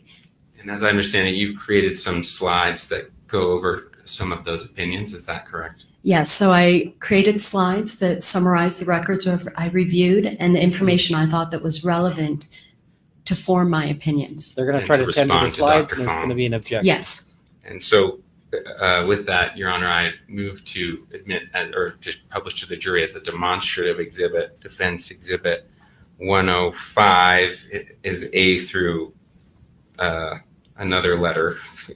I got to go to the end here. A through A V. through something? as in vehicle. V, Victor? Yeah, Victor, yeah. Okay. Any objection to defense exhibit 105? I wonder if the Yes. judge has For military, demonstrative purposes that have any objections other than those that have already been voiced. Wonder if the What's judge. the objections to it? But Oh, geez, he's not in the dying. report, and it's undisclosed. So we've never seen it. They could have shown this earlier this Well, week. yeah, so It's in our. are these demonstratives, were they provided under the pretrial order? They were provided before the deadline, Your Honor. These slides? Yes. Yes. They were. 105. I've not seen them. What's it? Can you cite them again? I don't think we've seen them, Judge. All right. Oh, this is. Your Honor, I wonder if you could show me where you provided them to the other side so we can move on beyond this. Sure.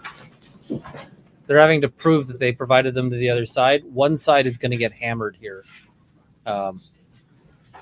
Because if you say I haven't seen them, Yes. and you're basically One of- alleging one of the other side. Plaintiff's side come screwing up here so they can But- take a look at this. If These are you the March haven't, 16th ones? if they did provide it and you're saying I haven't seen it, then that suggests that you haven't been doing your job well, which is not good.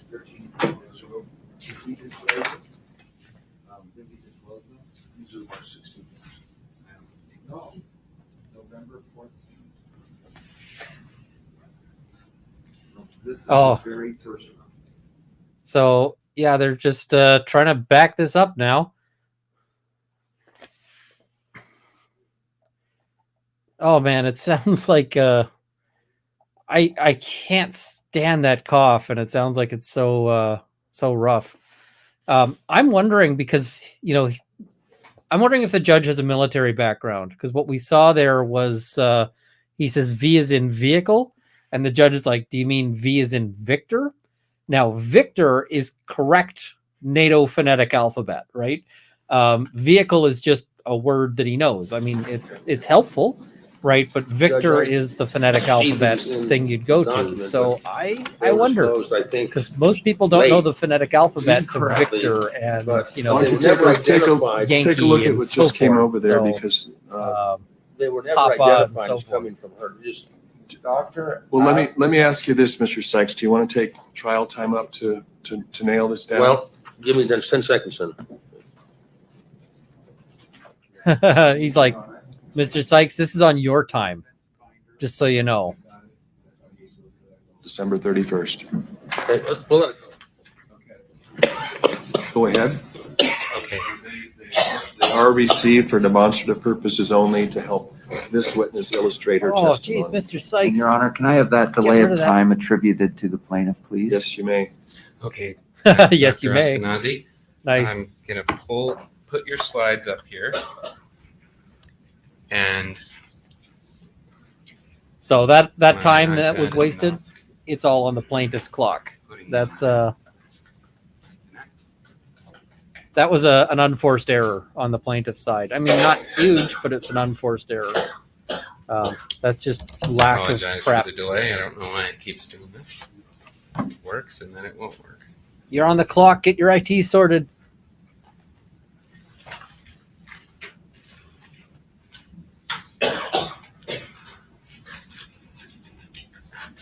Yeah. Oh, Dr. Eskenazi, while it's coming up, so we don't waste time. Oh, yes. there it is. Are these the slides that we were just discussing? Yes, they are. Okay, great. And let's go into the first slide, which is Mr. Sanderson's mental health history. You note a number of things, but I would like to focus on some things that maybe have not been covered, Okay. including Mr. Sanderson's mental health history, how it relates to his emotions and relationships. So if you could discuss the mental health this history. is with that interesting. Focus. Judge, this is duplicative of Dr. Eastwald, and we just discussed that at the bench. Overruled. They're going in on the Some minor overlap, but it doesn't seem significant. they're going in on the emotions. Okay, go ahead. Do you because, remember the question? And Yes, I the do. So relationships. I won't That's, repeat an area the where known it says history that of there's money. anxiety and depression. And again, this is not something that Dr. Fong had assessed. And we know it dates back decades. But very specifically, he had sought treatment in 2009 because he was having relationship issues, both with his family and in other relationships, that he Oh. described as a conflictual interactional style that got him into trouble. He described that he is someone who likes to be in control and he gets frustrated when he's not. He is stressing And these all were the in time. the treatment records as to why he was seeking out treatment at that time. Got it.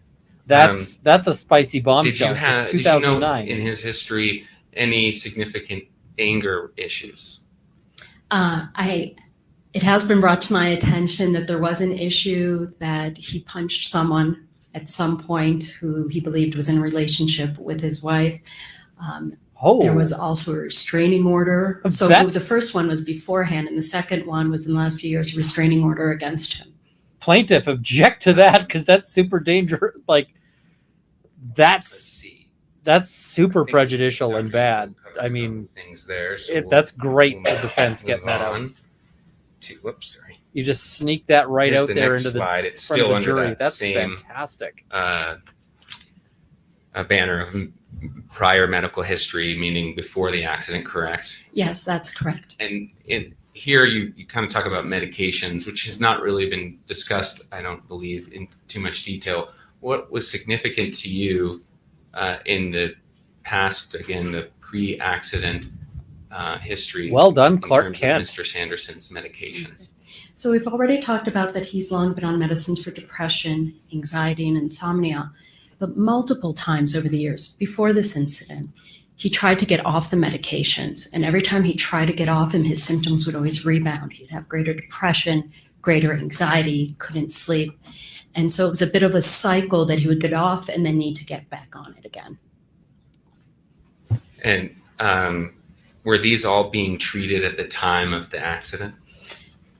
So they were being treated, but what's interesting, in his last visit with his primary care physician right before the accident, the one that occurred on February 2nd, 2006, he actually informed his doctor that he had taken himself off his Wellbutrin, which was his antidepressant in the medicine that was also helping control some of his anxiety. So you're talking within a few weeks of his accident, he had disclosed that he had taken himself off his medication again. And why was that significant in your evaluation? Huh.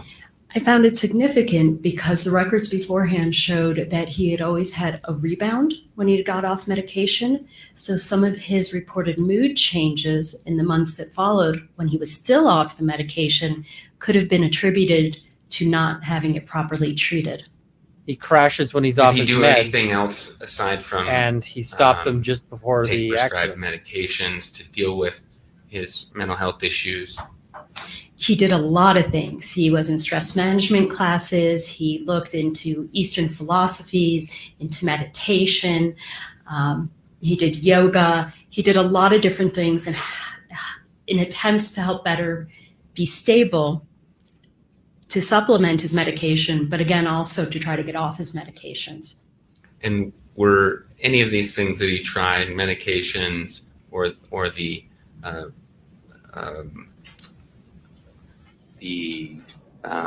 what would be the word, the non-medication treatment, was any of that successful? So I'd refer to that as adjunct therapies to the medication as well. So they were successful, but none of them permanently. So he always has cycled. So he'll be stable for a while, and sometimes even on medication, he destabilizes, and he tends to do it when there are family issues or relationship issues, or he has suffered an acute medical issue. So why is that history significant to the assessment post-accident? In other words, what is significant about this history for your opinions relating to his concussion?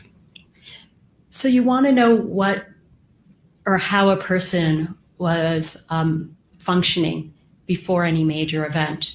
You want to know, did the major event cause the changes, or would these be expected as sort of the normal cycle of that individual? And what can you attribute to what? I see. And these issues that you noted pre-accident, did they continue post-accident? They did. Now, he did have an exacerbation right after the accident. He was in pain. He was on oxycodone. His hypertension was out of control. He was irritable from the pain and from the medication. He was feeling foggy because of it. And That one I'll try to he get also, to later. of course, was not on his medication that he had discontinued right beforehand. So you do see a flare-up of his mental health complaints, his anxiety especially, but also his his depression in the months that followed. But then you can also see that by the end of July, beginning of August, he's back to his baseline. I see. And when you say baseline, does that mean where his mental health conditions were before the accident? Exactly. So it's his baseline, not anyone else's. So he always had some chronic anxiety. He'd always had periods of depression. The insomnia persisted. So he was back to his baseline. So starting about August 2016, you see that he doesn't have exceptional complaints about flare-ups of anxiety, flare-ups of depression. He actually has no cognitive complaints starting in August 2016 in his medical records. Beyond those, that would be normal for someone's age, some minor forgetfulness. So that's important because you see that there was an exacerbation, and about 5 months later, is good for defense. his ribs are healed. He's off he's off the pain medication, and he's back to his pre-existing baseline. And in your review of Dr. Fong's evaluation, she did not consider any of this that you're discussing. Is that right? No, she didn't seem to know that at all. She actually had documented that he reported things like dizziness, loss of balance, headaches, attention problems, memory problems that not only were present, but had been present the entire year and a half prior to her seeing him, which the ouch. medical records show is not true. Let's go to the next slide. Oh, ouch. It's the brain scan history. I think this was covered earlier by She's doing Dr. some Black. Were violence you in to the Dr. courtroom? Fong. Yes, I was. This has been covered quite a bit. But I'm not sure if this was mentioned or not, but the reason why he had the brain scan was not actually just because of that occlusion in his retinal artery. He had a flare-up of his migraine headaches, which he had suffered from his 30s or 40s, and they were checking his brain then, and that's when they found the normal pressure hydrocephalus. or found results they thought were consistent with it. But as you can see in my note there actually were no cognitive complaints at that time. Okay, She's so really detailed. here's She's really careful. the next slide relating to the skiing incident of February 26, 2016. And you were here for Dr. Eastfeld's testimony. We Yes. don't want to cover things that have been covered already. Do you have any opinions that would be Sure. new, any new insight? And they don't have the time to relating bring Dr. Fong this back to particular rebut it. incident and Mr. Sanderson's She's- symptoms? the I way it mean, may that's the contribute problem to with those? bringing the I treating absolutely physician on agree to with everything that testify. Dr. Eastfeld said about this. I had also read a little bit more about his claim of amnesia, of not recalling what happened before and not having formed those memories of what happened before. It was actually much later that he started telling stories of what he recalled. But that was not there initially. He said he did not know what happened that led to that accident. I've been And commenting then, of on course, this she had one. also mentioned, we talk about the oxycodone. He started drinking more. He was in pain, and his blood pressure was unstable right afterwards. So those are all things that occurred immediately afterwards as well. You mentioned the telling of this accident story, and I'm wondering if you might comment on the term confabulation, whether it's connected. It has come up in prior testimony. Is that something that you know about? So confabulation is a bit different. In a technical term in neuropsychology, we talk about confabulation as people making things up to fill in gaps. You often see it in dementia. And they don't know that they're doing it. or, It's especially important. Other type of neurological disorders where they can't remember it. It doesn't seem to be a real confabulation. I don't know if there really was amnesia or he really did recall things. But There I'm doesn't not seem going to to be a opine real because there's no confabulation. real She's saying he's source of lying. him to confabulate. That's not something you'd see associated with a concussion. I see. She's saying Are lying there is really any what, if you other read between the maybe lines. related notable patterns that you see in Mr. Sanderson? For example, maybe embellishment. Yes, so he's very interesting because sometimes he embellishes his medical issues and sometimes he completely denies them or minimizes them. They're very extreme. The one issue that really comes to mind is when he cut his calf with a box opener. He was opening a box and he ended up cutting his calf and he needed stitches for it. And he went to the ER and he got stitches. He had some concern in the week that followed that he had maybe deep vein thrombosis or compartment syndrome. He went back to the ER. They said, no, you're fine. 5 years later, he tells his doctor that when he cut himself, he cut his femoral artery and almost bled to death. And that he's been having symptoms since that time, even though this is the very first time in 5 years he's ever mentioned it to his doctor, he's been seeing over the course of 5 years. Whoa. So what does that tell you about? This goes far beyond Dr. Fong. We just saw it at the bench. Just duplicative testimony. It's not duplicative. This is Overruled. new. We've never heard this before. So what does an episode or a trait like that tell you about Mr. Sanderson's symptoms after the accident? Does it give you any insight as to what's going on? Well, I think he himself best explained it when he said that he has changed his report of things based on the attention he wants to get at the time. Oh, I see. Okay, let's go to the next slide. This is, I guess I haven't been really saying these for the record. This is 105F, in case that's helpful. So again, Dr. Eastfeldt talked about the concussion, but Dr. Fong also talks about the concussion, and you're aware of her testimony about it, correct? Yes. And is there anything that we haven't discussed already that you'd like to add in responding to Dr. Fong's opinion about that, the relating the post-accident symptoms to a concussion? So the organization, the leading organization of clinical neuropsychology in the country is the American Academy of Clinical Neuropsychology. And in 2017, they published meta-analysis of research, meaning they looked at a lot of research out there about post-concussion syndrome.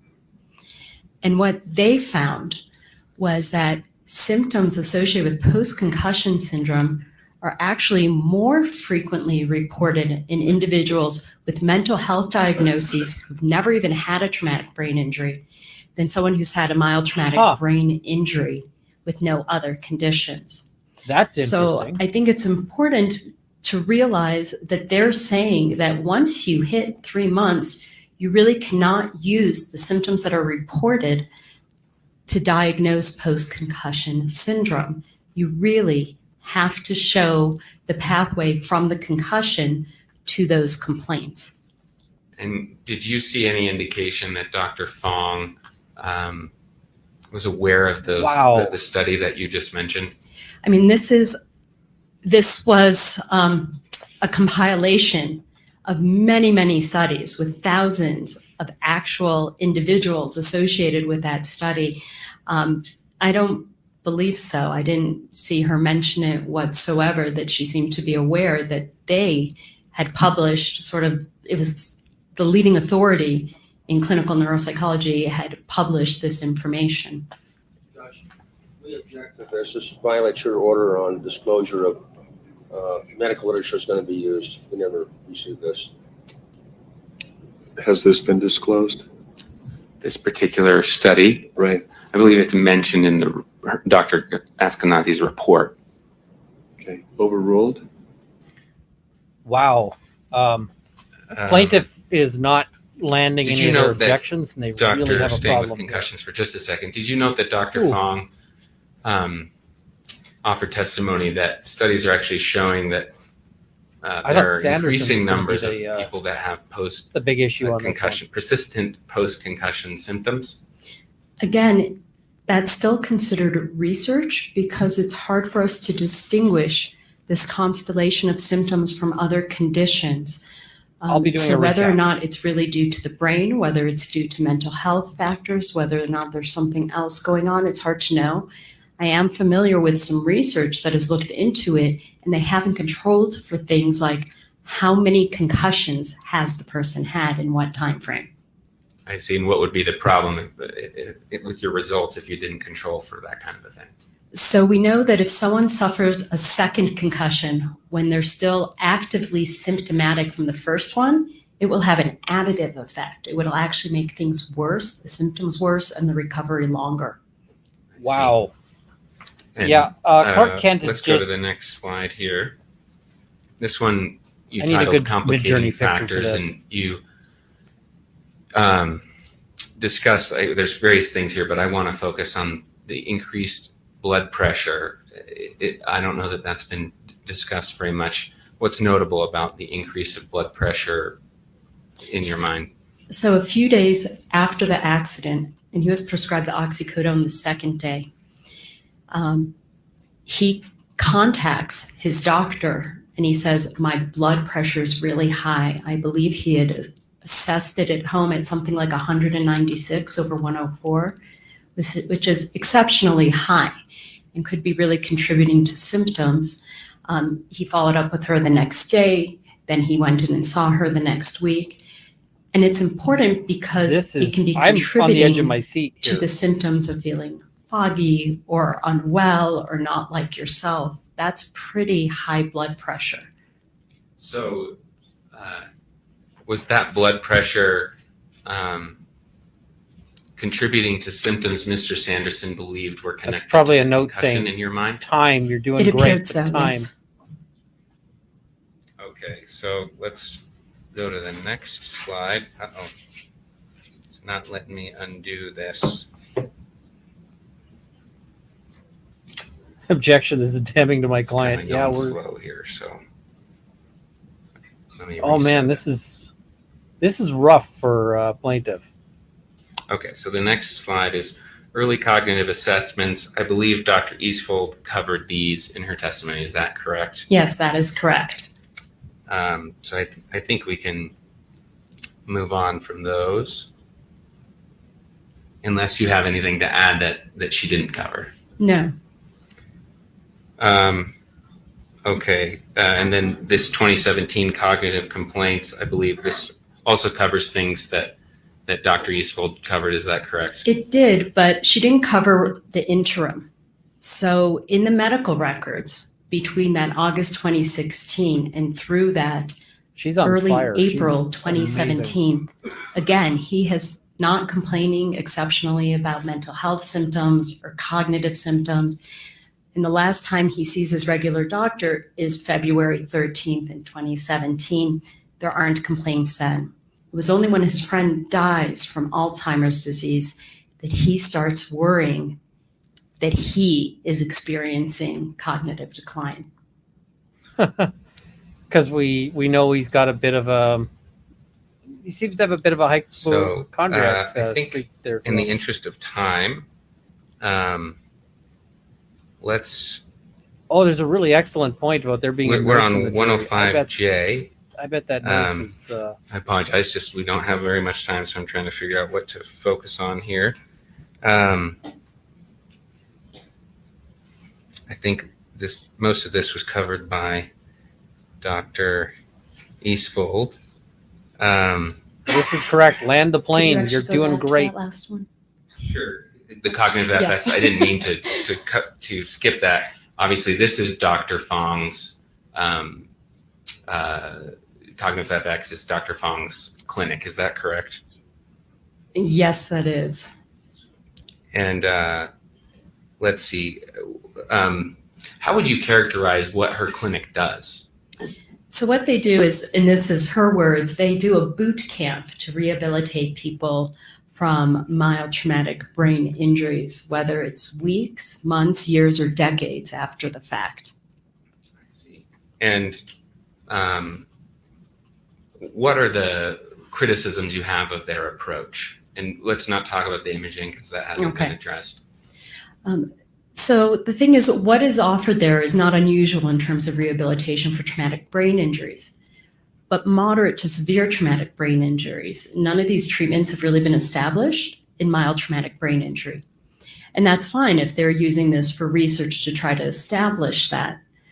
The thing is specifically in Mr. Sanderson's case, he was cognitively assessed over and over again, at least once per day during the time he was there. They assess in the morning and sometimes also in the afternoon, give them tasks of attention, have them read stuff, see if they comprehend it, see if he has memory for it later that day or the next day.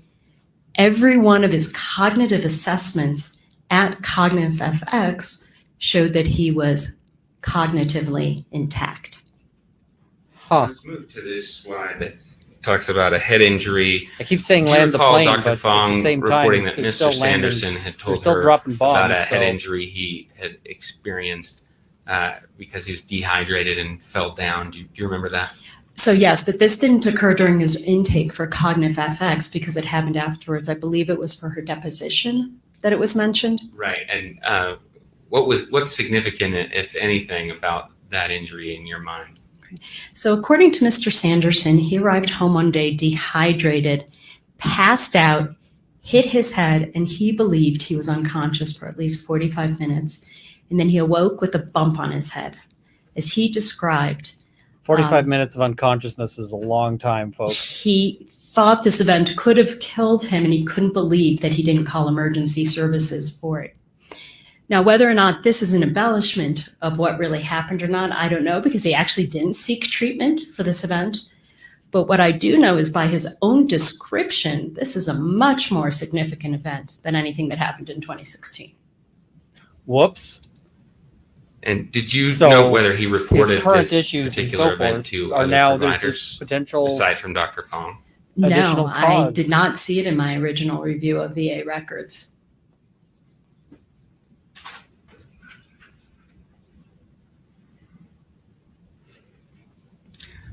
There's been some talk about Mr. Sanderson's heart and heart conditions. Do you know anything about his heart conditions? I know a bit. I know he has a history of heart palpitations. And Are those related to your opinions in any way?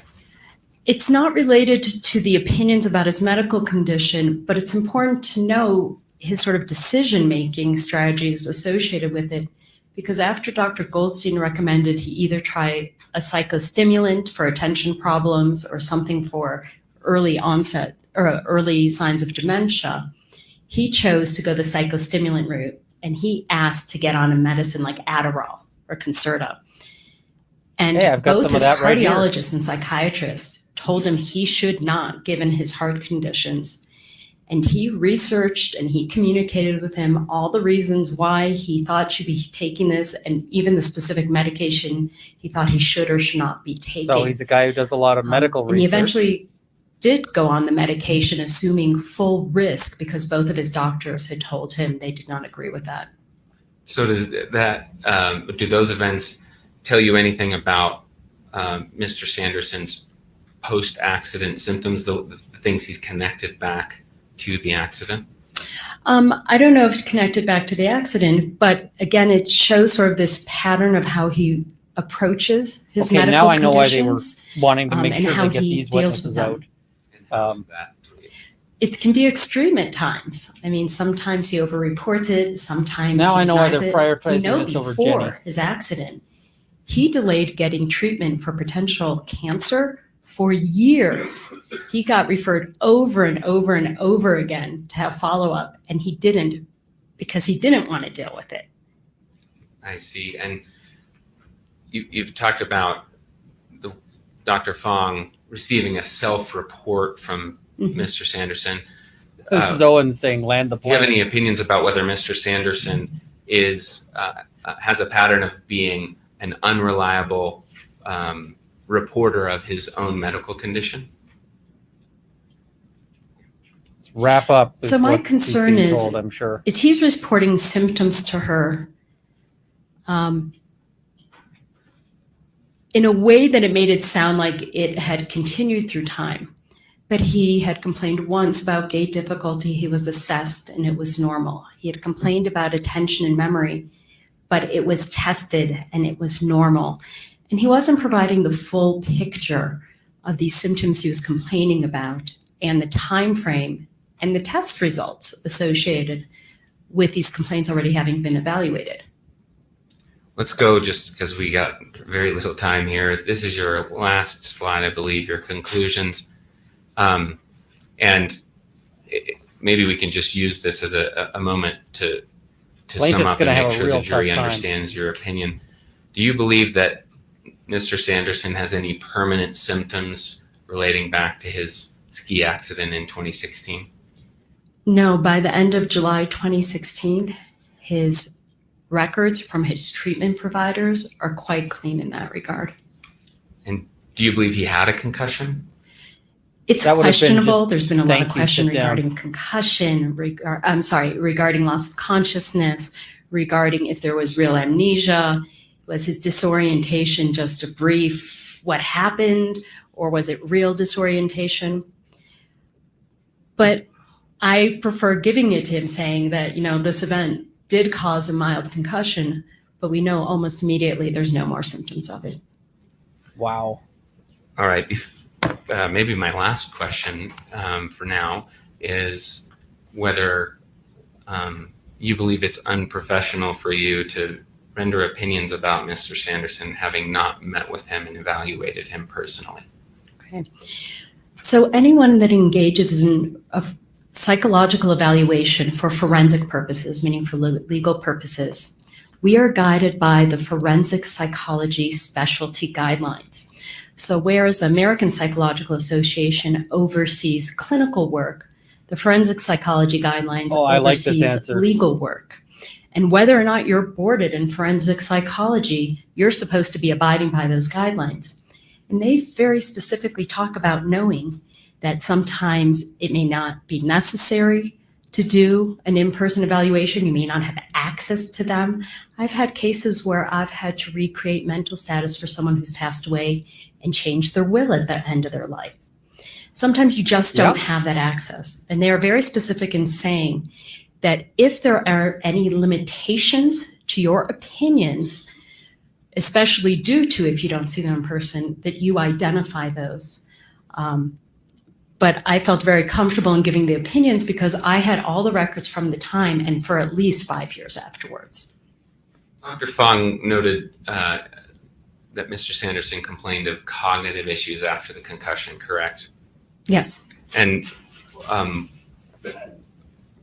what is your response to her conclusions about those cognitive assessments or cognitive issues? Well, in the records, he does complain about being foggy and having trouble paying attention. And that's why he asked to get evaluated and why he was sent Yeah, this to a plane's speech gonna therapist crash for that if he evaluation doesn't land in it. March and April 2016. So he was taken seriously at that time with those complaints.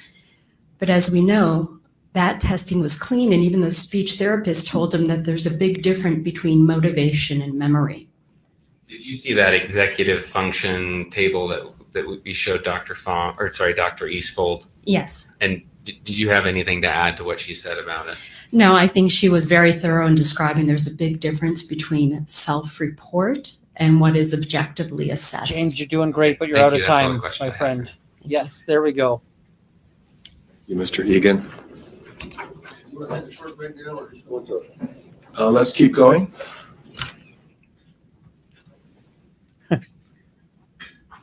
All right, we're going to get the money question. Now, I'm just a simple country lawyer, but how much were you paid? He did kind of hint that he wanted a break, and the judge is like, nah, we're going to keep going.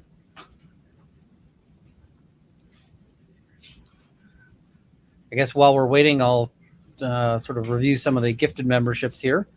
So Chiron Equine saying, thanks, Ian, for taking emergency custody this afternoon. Thank you. Anna B., thank you very much for the 10 gifted memberships. Hemplan, Texas, thank you for 10 gifted memberships. Shanta, thank you, Ian, for rearranging his schedule with a like. Thank you very much. Brentwood Chic, thank you for 10 gifted memberships. Chuck Wilson, thank you for 10 gifted memberships. Firefly, thank you for 10 gifted memberships. I noticed in Cat, your we're back on. Vita that, at least as far as I could tell, all of your experiences with criminal cases. Oh, like gosh, the no. Those were notable cases that I've testified on. About 75 to 80% of my forensic work is civil. So, Oh, gosh, with respect no. to this case, you're telling the jury that, I mean, you knew this was going to be a big, important case, didn't you? Yes. All right. And did you ever request to do a personal evaluation? So we discussed this possibility because I was originally asked to do a records review. And I let them know that if after reviewing the records, I felt a need to see him in person in order to render any opinions regarding the questions that were being asked, that I would very specifically request it. Isn't it generally for someone like yourself, a professional, independent professional, isn't it better to have a clinical interview and do testing yourself? In a case like this, when you're talking about an incident that's more than 5 years old, no, because the longer you get away from an incident, the more distorted the memories get for that incident. Okay. Because at 7 years Hey, I'd old, watch it. you didn't think you needed to do an evaluation and actually have a clinical meeting with him. So I was actually concerned if he was starting to develop dementia based on his complaints. But again, I'm seeing testing in 2020 and even scans in 2021. Dr. Bohm did a mental status examination. All of it showed intact cognitive functioning. So if I was concerned that he had a newer onset dementia or cognitive difficulties, I would have requested it. So in this case, you're saying no Somebody's exam, asking, no harm, is no Sanderson foul. in Is the that courtroom? basically I it? don't know. Yes, because we're specifically talking about an acute mild traumatic brain injury years ago and the time after that. Okay, now, I think you're the only expert we Oh, had stop from the coughing defense. into the mic. I do apologize, this cold has been dogging me for a while. The Oh, only expert we had for the defense that prepared an actual report. That's like getting Okay. And punched in it's the about, gut. let's see here. Without your Vita, it's 54 pages, single spaced. Yes, that's sort of like a moderate range for me. I Okay. sometimes write reports well up to and over 100 pages, depending on how many years of records or other expert reports that I might review. I did a word search and looked for the words executive function. Executive function. The only reference I found to it was where you're simply reporting a test someone else gave. Is that a fair statement? Yes, because there's no report in his medical records that he was having executive functioning difficulties. Did you read the report of Sam Goldstein? Yes, I Did did. you read Alina Fong? Well, she didn't really do a report. You mean the pre and post, like assessments? Simple yes or no. Did you read a report from her? That's what I'm saying. I'm not sure what you're saying when you say report, because I don't believe she wrote a report. Did you watch the testimony of either Dr. Fong or Dr. Goldstein? Yes, I saw Dr. Fong's. Did you see her testimony about executive functioning? It's one of the main problems that Terry has. That's the main problems he self-reports. But again, every single assessment while he was there showed he was intact. There was nothing in his actual medical records documenting executive dysfunction. Swing and a other than miss, plaintiff. self-report. But if you come to Utah to testify in a big case, Mhm. and you know that's going to happen, right? Isn't it, from a professional standpoint, lacking in responsibility not to address his biggest problem? His biggest problem. Executive biggest function. problem Didn't is even mention it in the maybe his 54-page honesty. report. That's Correct? because in all the records I reviewed, that was not listed as his problem. Did you read the depositions of Carlene Davidson and Shay Harris and Polly Gresham? Not of his girlfriend, but of the daughters. You didn't read his girlfriend's deposition? No, I did not. Do you know that she was with him for a year and a half before the ski crash and 6 months after? That sounds like a long time beforehand. That doesn't sound quite right, but I'll take whatever you give me. That's what she testified to, both in deposition and in trial. I don't know the specific length of their Okay. relationship. Now, do you think a person like that might be able to tell you a lot about executive functioning? A layperson? No, I trust the experts a lot more in that regard. Oh, okay. So you don't look at before and after witnesses then? If I had actually seen before and after reports of anyone who knew him, I of course would have looked at that. I never saw that. You didn't think that her testimony by deposition was important enough to read it, did you? It has nothing to do with important or not. I wasn't provided it, and I specifically asked for all the objective data that there was, including all the medical records. When you talk about depositions of family members, you get into a very murky area because they oftentimes have a vested interest in the outcome. So the defense did not provide you the deposition of That landed well. Carlene Davidson. I wasn't provided any depositions until last week after the trial actually started. The defense didn't provide you the deposition of Polly Gresham. That's correct. The defense didn't provide you the deposition of Shay Harris. Yes, that's correct.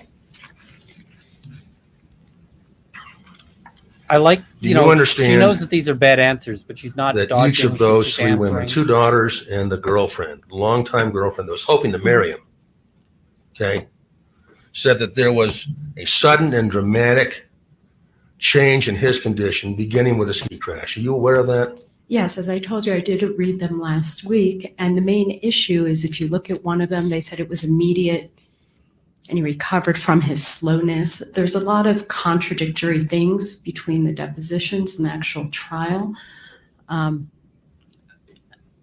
But so I did review them. But again, you can't give the same weight to a family self-report to symptoms when you're talking about reviewing 20 years of medical records that literally documents objective information from before to after. Oh, Okay. man.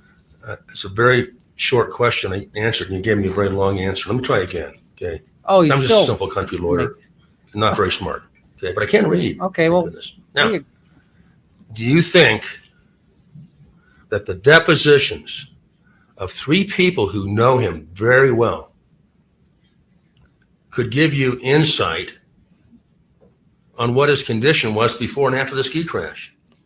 I don't think it provides much objective information, but it provides personal context. Hey, are you aware that Dr. Fong has treated thousands and thousands and thousands of people with traumatic brain injury? You aware of that? Her businesses, yes. Okay. Are you aware that Dr. Goldstein has written dozens of books and book chapters and authored many tests, including one on executive function? Are you aware of that? Yes, but I don't refer to that as a test. When it's a self-report, it's referred to as a scale, and that's how he refers to it. Okay. Are you aware that he developed that? Yes, I am. Are you aware that he testified here in open court that it's in use worldwide? No, I'm not. I did not see his testimony. Were you aware that Dr. Fong treats about 20%, I think, of her patients or come from other countries? No, I don't know that. You know, last week she was in Holland, Netherlands, Holland. giving a lecture on what she does. Were you aware of that? No. Okay. Let me ask you if you made an effort to I'm just waiting for one of the witnesses tell to the be whole like, story "Oh, in your is she there for the I weed?" tried to tell the story as completely as I could. As you said, my first report was 56 pages long. That was a summary of all the materials I'd been given at that time. Your Honor, I ask permission to show a section of her report thing we're talking about this. Mm-hmm. Any objection? Object as to hearsay. There's an objection as to hearsay that be sustained. Okay. The report is hearsay. Yeah, but the witness is here to testify about it. Can we admit it? I want to admit it, but she's here to testify. So surely I can cross-examine her on something. Can we admit it? He just wants to put in the full You can do freaking that, report. but you can do that without showing it to her. Right. That was Fair, not clever. showing it to the jury anyway. Sykes was too This smart is what to, we show to you fall your into that report, one, so but let me read it to you. he tried to lay a trap. Is it? Reports are never admissible. We have a bunch we could admit to, but I think it would bore the jury to read them. Go ahead and ask your question. Oh, Turn in you have your report handy? No, if you want to give me a copy. I love these. I love the closed captions on this that come up as different things. If you want to give me a coffee instead of give me a copy. Yeah, Owens was trying to get the report admitted Let's in take its a look at entirety, page which 23. would be bad for the plaintiff. Plaintiff didn't go for it.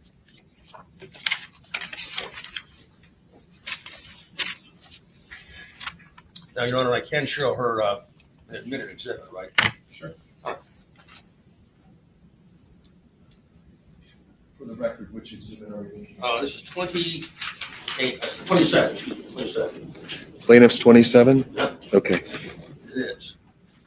Oh, and we're past 2 hours. I'm not going to play the graphic, but the spice must flow at this point. Now, I'm going to take my trusty red pencil made by Pentax. Made and by I'm going to Pentax. Put a little bracket out here so you can follow along. Oh, This is, by the way, not into the mic, dude. an evaluation done at the VA Not on into the mic. June 1, 2017. Okay.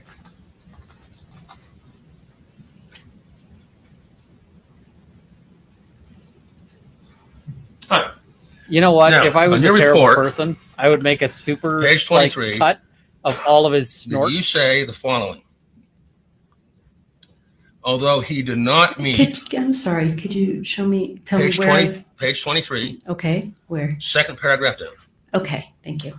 Although he did not meet the full criteria for major depressive disorder, he did not have some features and symptoms of depression.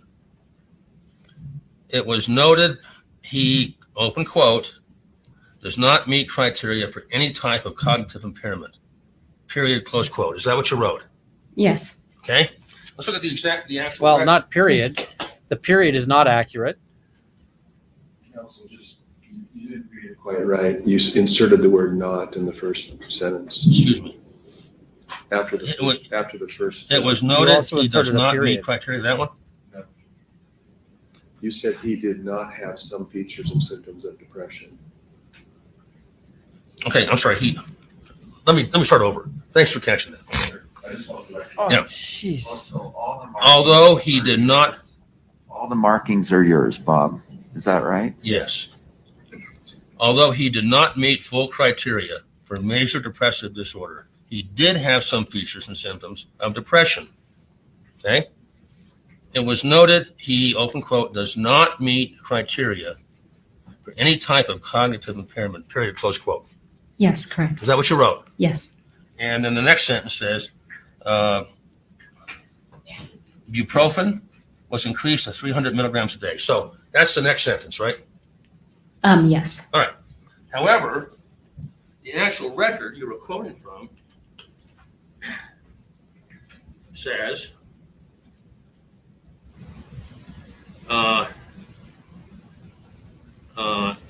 what you wrote is he does not meet criteria for any type of cognitive impairment at this time. There's a comma there. However, as patient clearly a high functioning individual, I think is missing, at baseline, this may be masking, compensating for any deficits. Now you left that out, didn't you? Well, yes, that portion No, I doesn't didn't ask make you any why. I just sense said- to me. I just said, did you leave that out? Yes, I don't write word for word everything in the record in my report. And the language that you left out, however, as patient is clearly I think means is, high functioning individual at baseline, This is at least good this prep. may be masking, compensating for any deficits. I That mean, language that you left out, good on him for catching this Potentially. in his prep. that language says, does it not, that the fact that he is a high baseline, high functioning individual is going to mask his cognitive deficits. No, You left that that it out, didn't could. Yes, because that didn't make sense to me, and I can explain that. No further questions. Redirect is going to say, okay, you said you can explain that. Can you explain that? So my first question will be, will you explain that? Yes, there we go. So first of Clark Kent. all, Huh. you can't, what we say in neuropsychology, you can't fake good. Unless someone's given you the tests and you're cheating, you can't perform higher than you can on any sort of test. And when he was tested by Dr. Mattson, he was performing at a high level of abilities, average to above average functioning. That's exactly what you would expect with someone who was a B student all their lives, went to optometry school, was basically a high functioning, high average person their entire life. His testing was 100% consistent with his test results. So I didn't understand what it would mean that he could be masking deficits because he wasn't showing deficits, and you can't fake good. Did you watch any testimony of I like that Mr. line, you can't Sanderson's fake good. daughters during this trial? Yes, I did. And did watching their testimony change any of your opinions? Not from a clinical sense. I'm not going to address any of the family issues, but it's clear that the daughters who testified in court were not very knowledgeable about their father's mental health history. I think she was being generous I'm with the gonna B just student put up remark. on the screen here again. Because council's more rocking maybe I the C+. believe this is your last slide, 105V, and ask you whether any questioning from plaintiff's counsel has changed your opinion that Mr. Sanderson has no permanent psychological or cognitive issues due to the February 26, 2016 incident, and he is never tested as being cognitively impaired, and his brief emotional exacerbation abated as of July 2016. My opinion remains the same. That's all. Thank you. Thank you. Excellent. Sit Mr. down. Sykes?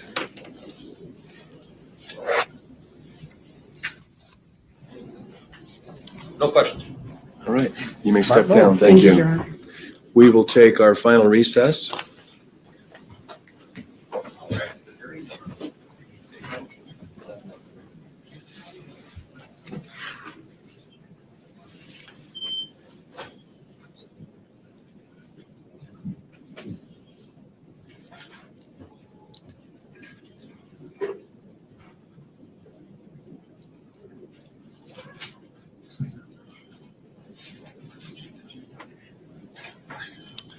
Short recess. Yes, I do want, before the jury Oh. comes in, I wanted to talk about time remaining. And Of I course can do you that now or in 5 minutes. Why don't we do it in 5 minutes to give me a chance to look at what we have? Thank you. How about 10 minutes so we can take care of business? Let's do it. Let's come back in 5 and then the jury will come back in 10. Sir, that was entirely the wrong hand gesture for before we can take care of business. Why don't we do it in 5 minutes so I can take care of business? What he means is that he wants a cigarette. What it looked like, sir, sir, do not. Yeah. I mean, if I was him, I'd be going in the bathroom and like plugging one nostril up to the tap and just running the tap until it, until it ran clear. Cause that cough, like, can we like get together and buy this guy a neti pot or something? Cause, maybe I'm gonna. You know what? I got my cricket right here. I am going to make something that says "Simple Country Lawyer." I'm gonna buy a neti pot. I'm gonna print "Simple Country Lawyer" onto the neti pot, and I'm gonna send it off his way, just so he can have a souvenir for that. So, let's get on Amazon and order that neti pot because. That'll be the funniest thing I could possibly, you gotta be able to do a little bit of trolling, right? So, here we go. I suppose I can buy him the, what is it? The ceramic on-brand one. There we go. Yeah, one-time purchase. We don't need to make this a multiple thing. I don't know why there's a subscribe and save for neti pots, but free delivery March 31st. We are doing that. All right, so I've just ordered a neti pot. That's coming here. We're gonna get Simple Country Lawyer printed up on that with the cricket. I've got some like permanent cricket stuff. We're gonna send it his way because that I think that is that's gonna happen. He'll probably send back something saying like, "Dear sir, kindly go F yourself. Love, Sykes." But yeah, that I figure it's the ideal gift. It'll arrive too late for him to do the trial, but we can do that. So, all right, yeah, and like the cricket is literally right here. Like you can hear me tapping it. So that's what we're gonna do here. So we'll get that sent off his way. All right, let's sort of cover some of the super chats and so forth, or super stickers here, or sorry, Mish gifted memberships. Casey Cat saying, "Thanks, Ian. I'm here for the snarky commentary." Me too. Barney Cat, thank you for 20 gifted memberships. Chard DM, thank you for 5 gifted memberships. History Teacher Lisa, an important job. Thank you for 5 gifted memberships. Rabbit, thank you for 5 gifted memberships as well. Just had to stop to tag a super chat there. Joanne Loves to Write, thank you very much for 5 gifted memberships. Brentwood Chic, thank you for 10 gifted memberships. Ali Foley 82, thank you for 10 gifted memberships. Crazy Cat Queen, thank you for 20 gifted memberships. And Laura Christine, thank you for 10 gifted memberships. Much appreciated. We got a bunch of super chats here that I'm going to try to get through while they're on break here. Thanks for helping cover the afternoon session for us law nerds. Much appreciated, Ian. Much appreciated having you here. Firefly, thanks for your time and not talking over everyone. I try to only talk at sort of moments when I can, but I'm also here to offer commentary, right? So if you want a commentary free stream, there is one on like law and crime. So that is that's a thing. Whoops. What is the name of the children's hospital that you donate to? I donate to the Stollery Children's Hospital via the Extra Life charity. If you go on my Twitter page, where I am occasionally hilarious, I'm told, or at least I amuse myself, the pinned link is for that charity. So it's a great place. Nancy P, is it common for both sides to have this many expert witnesses? No. This is a tremendous number of expert witnesses because both sides have a lot of money on the line here. And both sides have access to a lot of money. Most people would not be able to get this many expert witnesses. In fact, doing criminal law, most of my clients have trouble affording an expert witness, let alone like a lineup of expert witnesses. Because like they've got enough expert witnesses in this trial that you couldn't pack them all into a minivan. You just don't see typically. Munchausen syndrome, kind of, not really. Munchausen syndrome is kind of a different thing because Munchausen's is when you actively sort of cause yourself harm or cause yourself sickness. In order to get sort of medical attention and so forth. I think that this is more, this is looking more like it's, sort of he's imagining things or he's worsening his own symptoms, not intentionally in order to get that kind of attention, but just because he is, he's causing that. He's not Munchausen. It's like, that's not his sort of thing there. Electroglide 704 question, why is witness being paid to testify such a big deal? The fact that she's not treating him or interviewing him sticks out more than her fees. You always go for fees because you want the jury at some point to say, hey, we think that this witness is motivated by the money. And if you can get a juror to think that, then you always want them to think that. So this is always part of cross-examining an expert, but it's not great. I don't super like it. Marjorie Haskin, question, is this cross going against the plaintiff's time? If so, I bet that was the note. Also, thanks, Runkle. Cross-examinations, whichever lawyer's on their feet is the lawyer whose time is running. So that's how that works. Darcy, is there such a thing as too many expert witnesses? I mean, depends on your budget, but there's a certain point where the court will say these are, duplicative and you can't do it. In Canada, there's sometimes limits on how many expert witnesses you're allowed to call, and you have to ask for extra permission if you need more expert witnesses, just to prevent a lineup on that. But I mean, expert witnesses are super expensive. They're not cheap. No, earthquake or somebody knocking this. I'm wondering, I don't know the seal here. Can somebody tell me what this seal is about? I see we've got an eagle and like a mountain in the background and more mountains in the background. What's the thing it's standing on? Is that like a coil of rope? Is that a beehive? Is that a grumpy? What is that on that sort of table that the eagle is sitting on? I think that's too big to be an eagle grumpy, so I don't know what that's supposed to be. Just dawned on me that Steve Owens is the voice of Toby Flenderson. Great to catch you live, Ian. Oh, great to catch you. Thank you. Thanks for streaming. Much appreciated. Thank you very much, Gino Monaco. Very, very generous of you. Thank you. Mountain Goat, you are kicking butt. Thank you very much.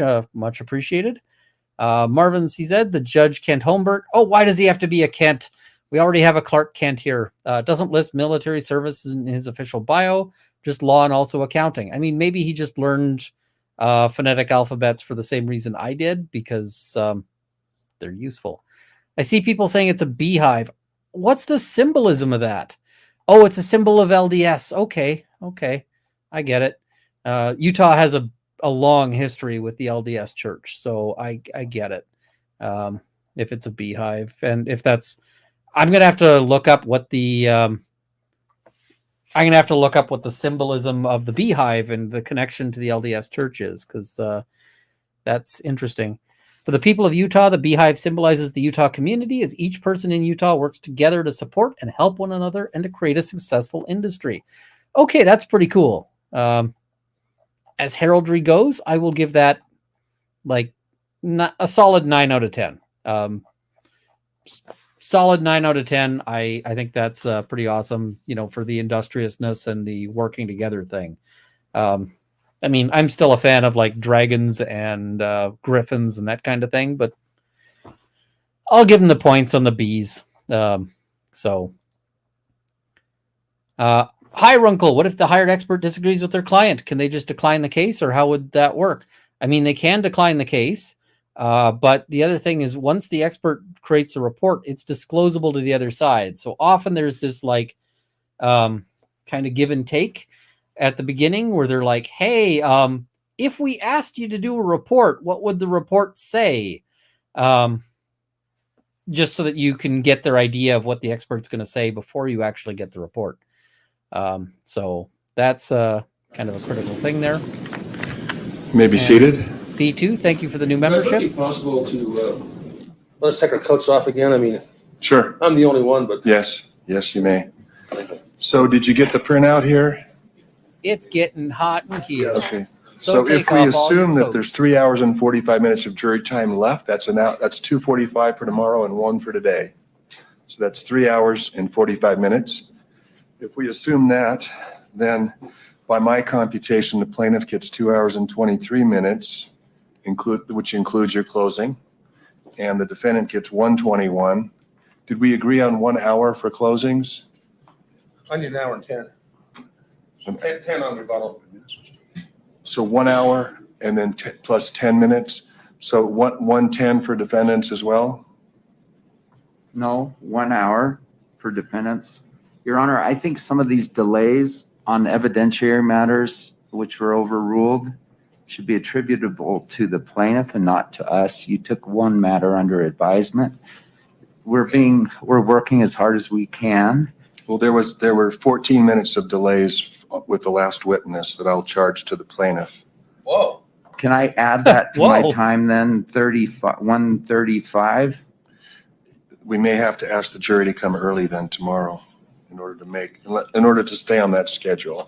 But And can I tell you what I envision, Your Honor? Those are good faith objections, Judge. Shouldn't be thanking that. I thought they were already calculated in the numbers. no. Okay.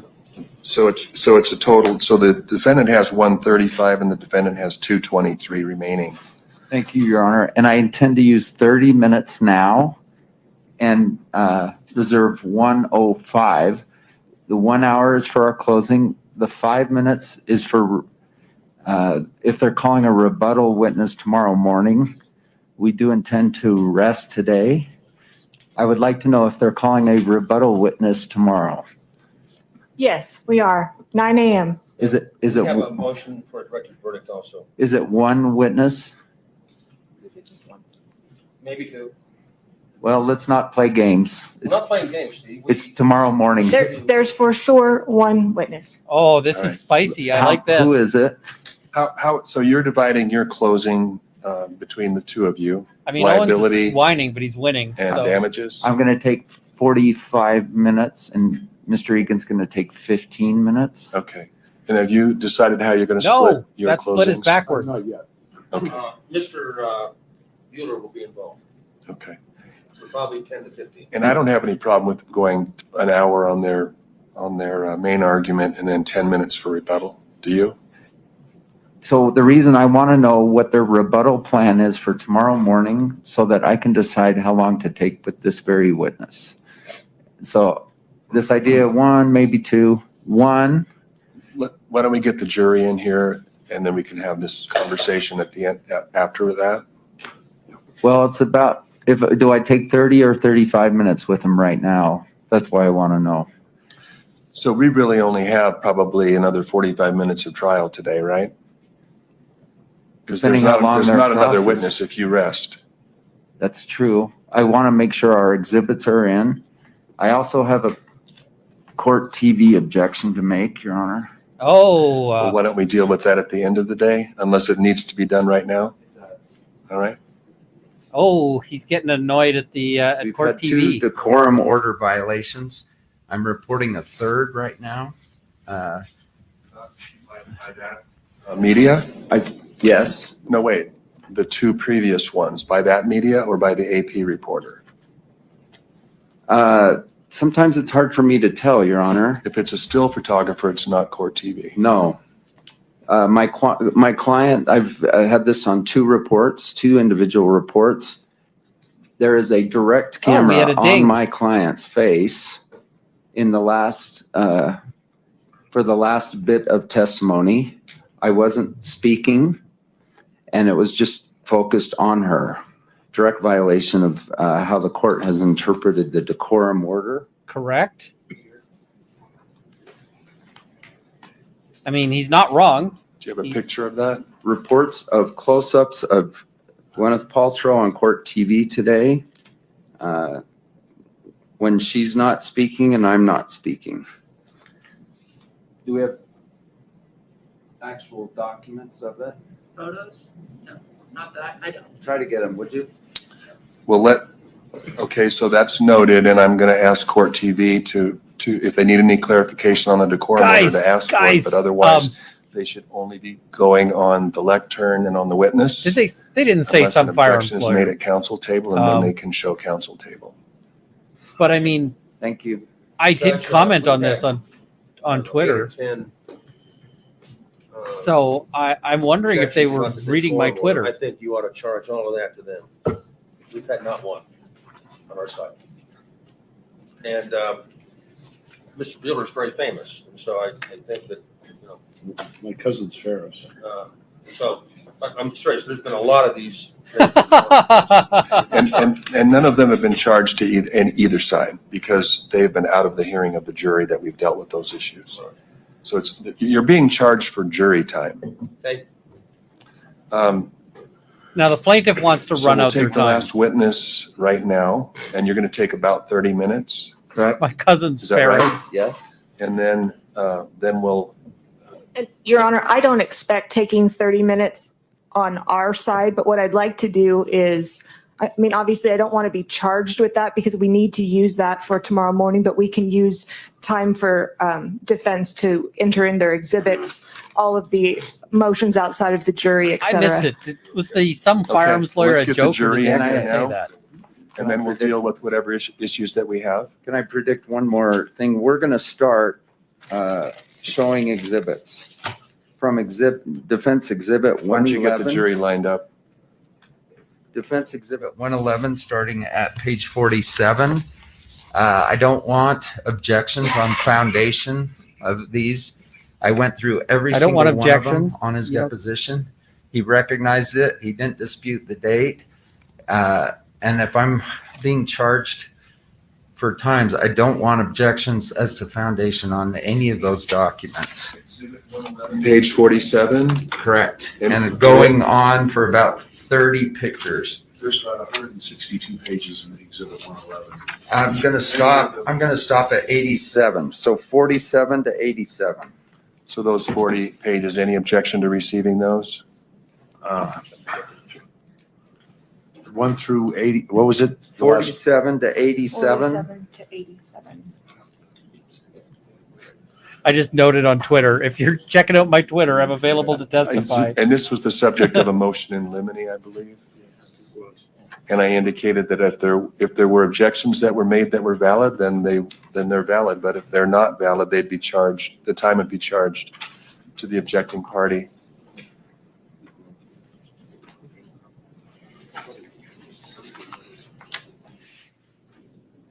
Your Honor, as long as we note that many of these, the council ascribed these documents to being produced by my client, and they're obviously not, because he's in the photo. You know, My question is just, do you have any objection to the court receiving them as an exhibit? No, Your Honor. Okay, so Defense Exhibit 111, pages 47 through 87 are received. Anything else before the jury walks in? Oh, thank you. Okay. Yeah, I'm pretty famous too. My cousin is Ferris.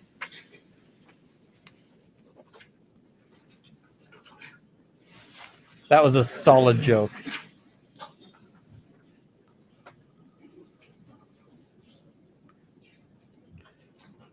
I feel like this wouldn't be a bad idea.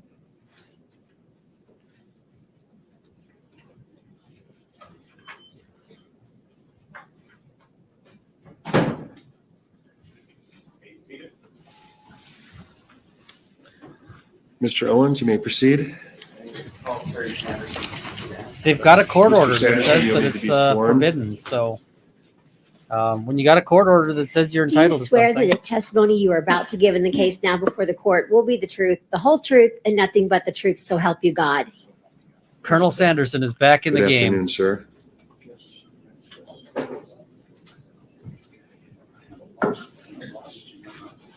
Is my hair naturally silver gray? Yes. It started going gray when I was like 16. Mr. Sanderson, we met before. We didn't finish, so we're trying to work our way in. I'm on a 30-minute clock, so I'm going to try to ask questions very directly and just have you say yes or no.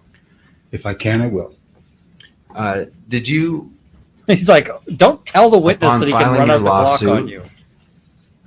in a press conference, compare my client to King Kong coming out of the jungle? Yes or no?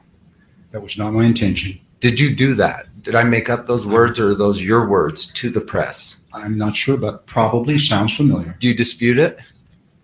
I dispute my intentions. That's all. King Kong coming out of the jungle. Press conference. Pardon? Press conference. I was pretty. Did you say those words about my client? I meant to say King Kong just chased someone out of the jungle. That's what I meant. Did you refer to her as Godzilla to your daughter? I did not. I don't remember that. She testified to that. I don't remember that. It's gone. Sorry. Oh, his memory is once again he's got You told problems. everyone it was a hit and run, right? Wrote to your own hometown newspaper and said, she hit and ran me. I did say that. And that's been dismissed by this court. You understand that? Oh, that's tough. Yes, I guess so. Yes. I want to talk, please bring that up. This is D110. And do you see it on your screen, sir? 104. Yes. Page 400. Can you maybe enlarge the first half? Post-incident travel by Dr. Sanderson, Mr. Sanderson. Did you go to Peru? Yes. After the collision. All of these are after the collision, okay? Yes. Visit Machu Picchu. Costa Rica, yes. Walk the Golden Trail. Yes. Machu Picchu is in Peru. Man, I want to do all these things. Floated down the Amazon. Yes, I guess so. Costa Rica. Did you do a zip line? Same trip, yes. Did you go to Europe? Visit Netherlands, Germany, Switzerland, Italy, France, Belgium? Man, my daughter Jenny, yes. Bottom half, James, please. Did you go to the Netherlands 3 times? I don't remember. Well, if you're disputing it, then we pull it yes, out of your deposition. I don't remember. I have no reason to dispute it or agree. Okay, Morocco twice. True? Likely, very likely. Canary Islands. I need to know if you're disputing these things. I can't dispute it, no. Thailand. Did you go to Thailand after the collision? Yes. Did you visit at least the states of Washington, Oregon, Montana, and Idaho after the collision? Probably, yes. Let's go to the 11147. You're a Facebooker, right? At least you were at the time. Oh no, a You post a lot Facebooker. on social media. You're a poster. Relative to other people, it didn't seem like I did. Very little. All of these pictures are from your personal Facebook after the collision. Okay. Let's go to number 47. And is there a way to enlarge it, James? Is this you doing a selfie in your backyard? Beautiful sunset, probably so. Page 48, having a party in your backyard. No.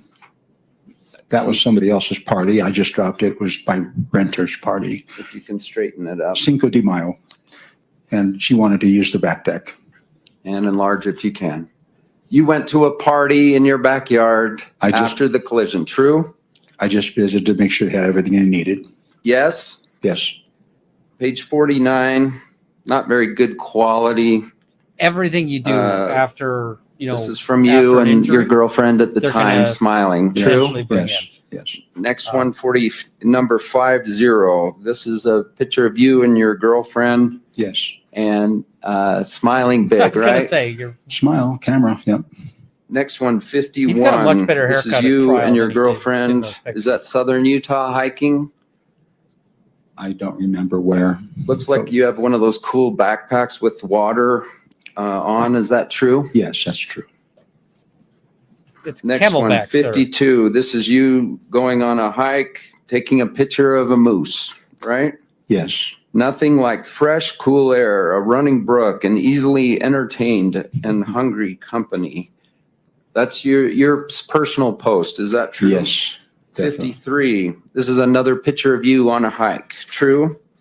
Yes, trying out my camera saying smile. Every one of these pictures is after the collision. Page Yeah. 54. This is you and your girlfriend at the time. Is that Clearly, true? you can't have been injured. You're wearing a hat in this picture. Yes. You look pretty happy. You agree? Yes. Page 55. This is you and your girlfriend. Nobody takes This pictures is where this they're very like same frowning year, and- 2016, as the incident in question. This is you and your girlfriend on your Facebook, all smiles. True?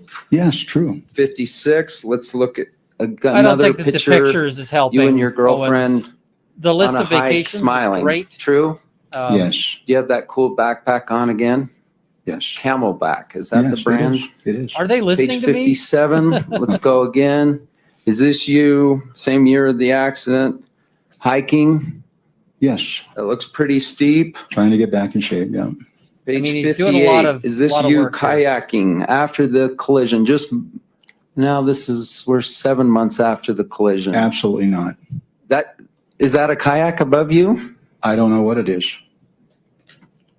Sir, I asked you about this in your deposition. Is this you kayaking? No, absolutely not. Oh, boy. I was Oh, trying boy. on helmets to protect my head. Did you go kayaking after the collision? I don't remember that, but this is not it. This was in a local. It's a store. whole different question. Let's ignore the picture. Thank you. Did you kayak after the collision?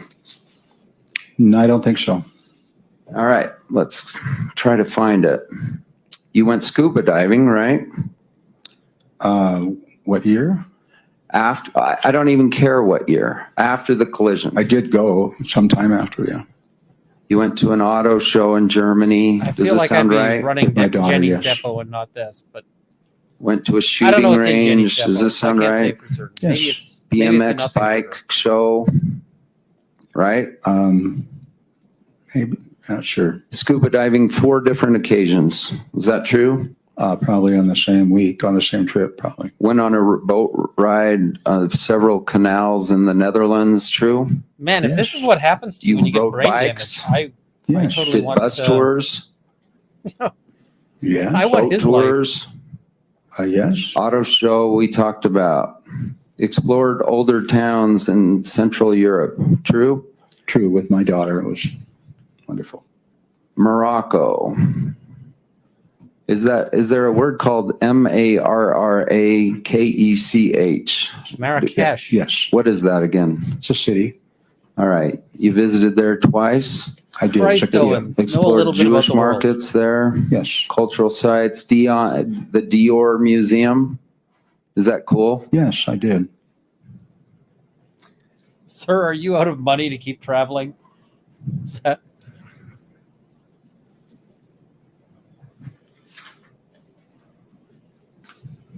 See, I've known people with brain injuries, and none of them,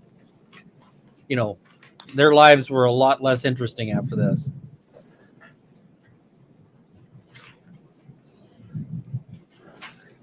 All right, let's move on. The kayak. Is there a reason you're Are you wearing a helmet for a kayak with a kayak right above you? You know, I'm in a sporting goods store on the west side that has everything in it, and there was a mirror right there. And I was trying on helmets for protection, not for kayaks, just for general protection. Maybe for skiing at that time. I was looking, they didn't have anything I wanted. All right. I was looking for a MIPS helmet. Let's go to 59. You went to a rock concert. Is that true? After the collision? I probably did. Same year. Let's go to 60. Who's the band? I think this is when I tried working for the Green Team Recycling again. That's after the collision? Yes, that's the team. I tried it. That's you on the first row on the right with the big smile. True? Yes, that's me. Let's go to 61. Oh, and Carlene's there. 61. Is this your girlfriend at the time in a cool looking waterfall? It is. Let's go to 62. Object to the cool looking waterfall. Is this Like, you yeah, it was an after okay the collision? waterfall. I've seen better waterfalls. Up in the ski resorts, or what is this? About a year later. I think I was just walking up in the hills above my house. Okay, page 63.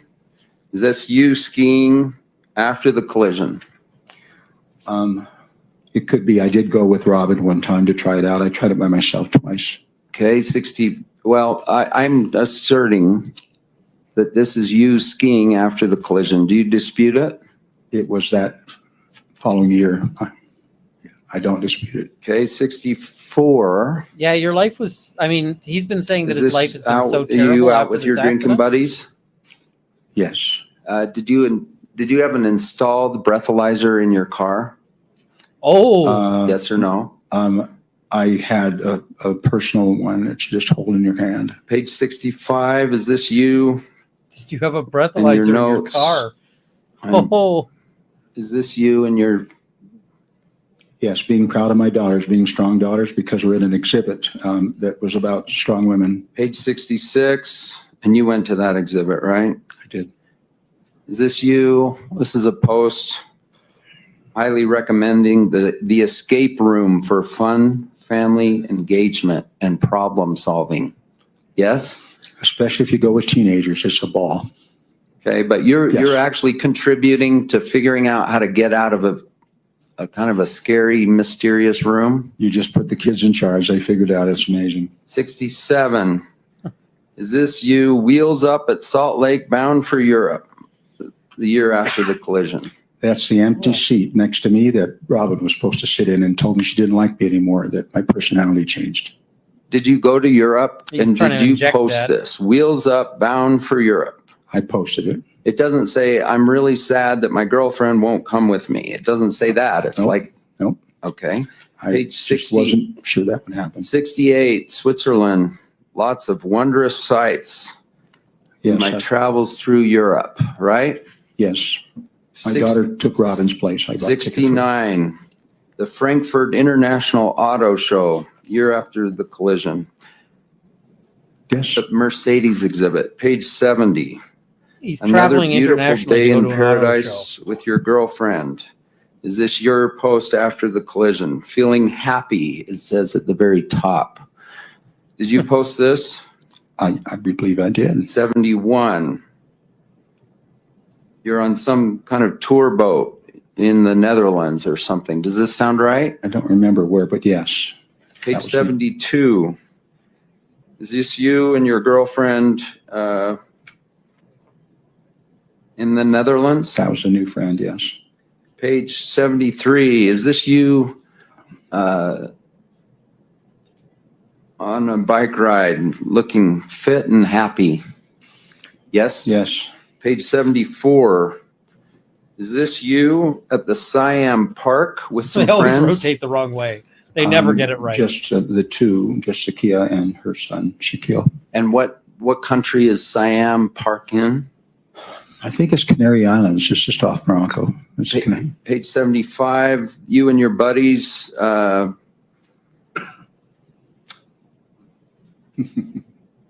One night, it's my turn to be wingman. There's no chicks and dancing girls. Do you see that? That's I your do. post? I do. Page 76. Is this you doing yoga or mamba or what? It's Zumba, and she let me bring my 2 granddaughters there, and we had a blast. She's really good. It's I think page there's pilots who 77. traveled less than this guy. Crazy fun. The Pioneer School. Did you post that? I did. That's Is the that one. you in the green hat? Yes. You were sort of the centerpiece, the spotlight person in the play? Yes, I played Zero the hero for my kindergarten. Guys, Cool if you get you did injured, that. Page talk to your 78. lawyer right Is away, this but one they're of going to the tell other you pictures you you posted from maybe that want to event? stay off social media. Looks like it. And you're the yes. centerpiece of the whole thing, right? Social You're the media star? is huge. I loved having those little kids sitting on my lap and thinking I was a hero. Page Yes. 79. Is this you golfing? Social after media is the huge event? in Actually, trial. just showing Shaquille how to hit balls. I don't remember golfing. I think I just took him and Driving range, right? Yes. 80. Is this you? Are you in this river cruise, river boat? I believe so. Okay. Yeah. Page 81. Did someone you were with or you go parish sailing? This was in Switzerland. No, I didn't go parasailing. So this is just a stranger in Switzerland? Yes. Okay. 82. And keep in mind, I mean, Is you this you can and your be suffering and girlfriend? still post great stuff to like my daughter, happy-looking Polly. stuff to Facebook, Polly. Thank but you it for looks telling me bad, that. right? You I get hope she was not this doesn't offended by my necessarily question. mean anything, Is this something you but it posted? looks terrible to a I jury. don't know. She probably posted it, I believe. 83. Is this you on a camel? It is. What country?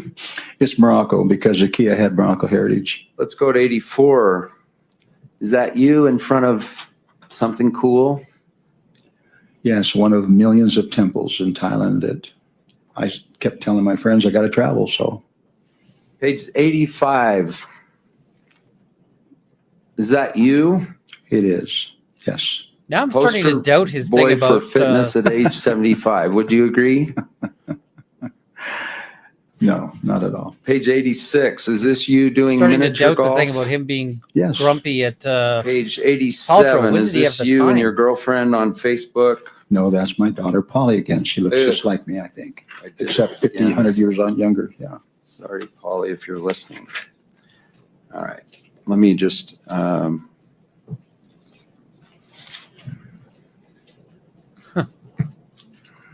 I have more pictures.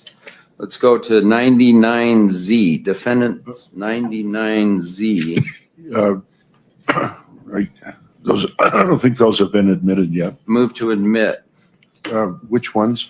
99Z through as many as I can get through in the next 5 to 7 minutes. Sanderson's asking for water. Sure. Uh, Could you bring some water for the witness? It's on the desk. Oh. Everybody's got a cough. Like Sanderson's developed a cough.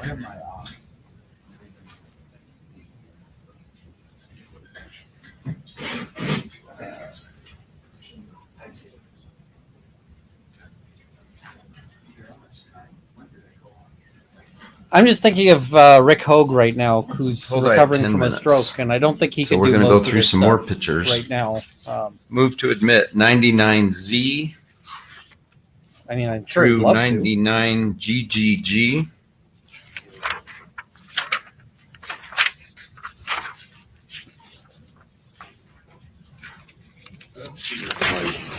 Collection, I've got 99. Oh, they're pictures. Go ahead. 99Z through GGG is received. I think Oh. we've hit several of those, so perhaps I'll go address something else. You got limited time. Get on it.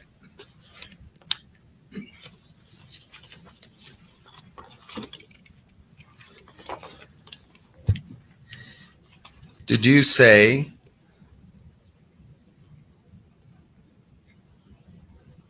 when you said decided that you had been hit from behind that you felt like you were flying?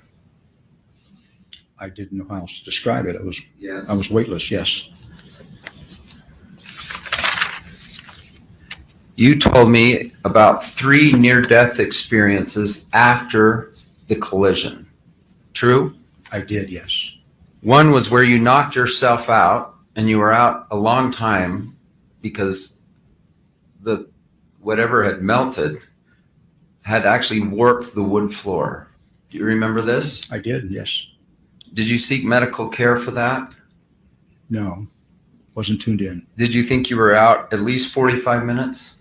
At the time I did, but now I've come to conclusion that it was 2:30 in the morning and I just wiped up all the water on the floor and I didn't get it all. I think that's what caused the swelling. It usually takes about 45 minutes. So I'm pretty sure that would be impossible to be out. Did you think it was important for you to maybe go see a doctor and having hit your head and being out for a long period enough that the water warped the wood floor?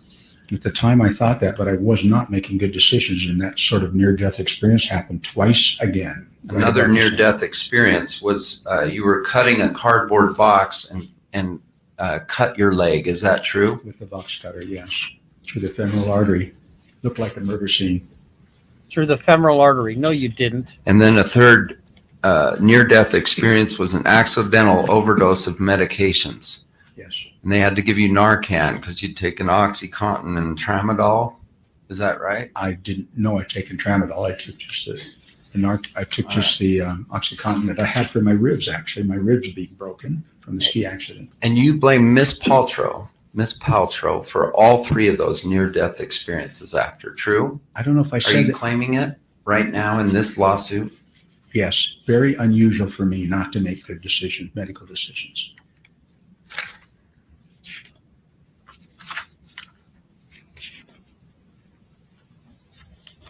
I think I'll reserve my remaining time for redirect. Thank you, Your Honor. Huh. Yeah, where was this Owens the rest of the time? He was actually effective. He got in, got out, got what Yes, he needed. thank you. Um, So you need a drink? I've been. All right.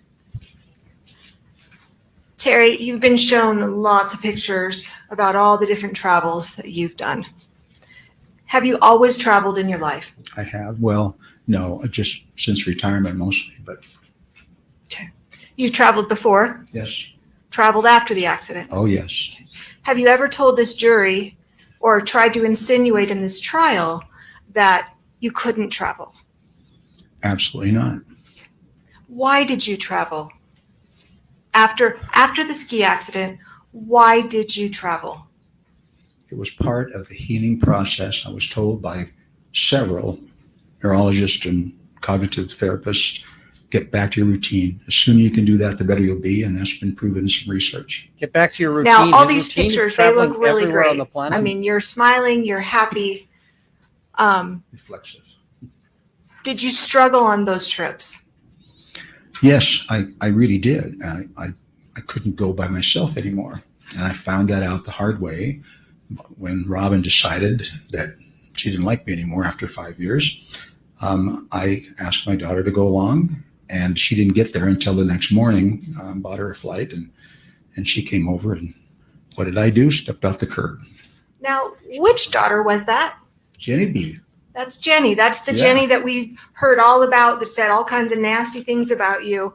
She went on a trip to Europe with you. Yes, and we had a great time. Yes, we did. All right. She loved it. You were shown some pictures of the green team and volunteering. Yes. You talked a little bit about that last week, but what has this accident done to you with volunteering? Wow. I It still has wanted to just have shut down Jenny's the testimony, volunteer work. I tried. but we're not going to get it. Dozens of different volunteer groups I worked with, probably 200 hours a year volunteer easily. And Green Team was a big one. I go up and pick up aluminum plastic, hard work, bending, stooping, lifting, 16,000 steps, and you get everything done by 1 o'clock in the morning, go home. And my plan was to do that, but I got lost. And it took me a long time to figure out how to get home. I refused to use my maps. I just don't need it. But that was the first real time that I thought, oh my, something is really different. I have no instincts for north anymore like I used to. And you've been here now all this week. You've heard all kinds of doctors talking about how you were getting old, how you were worried about dementia, all of these mental issues. This is just a natural progression of how you were. The jury's heard from family and friends that witnessed how you changed. This is leading, Your Honor. I'm just setting the background. I'm going to ask the question right now. Okay, well, I'd like to hear it. What is your perception, Terry, how you changed? Was it dramatic? Was it slow? What changes did you see and did you perceive following this ski collision? Looking back on that time, I was determined to prove I didn't have any mental issues. Everything I did was to stamp that in my record, that this guy is trying hard. He does not want to bring that into his life. It was a big deal. So everyone else is just And not trying hard enough?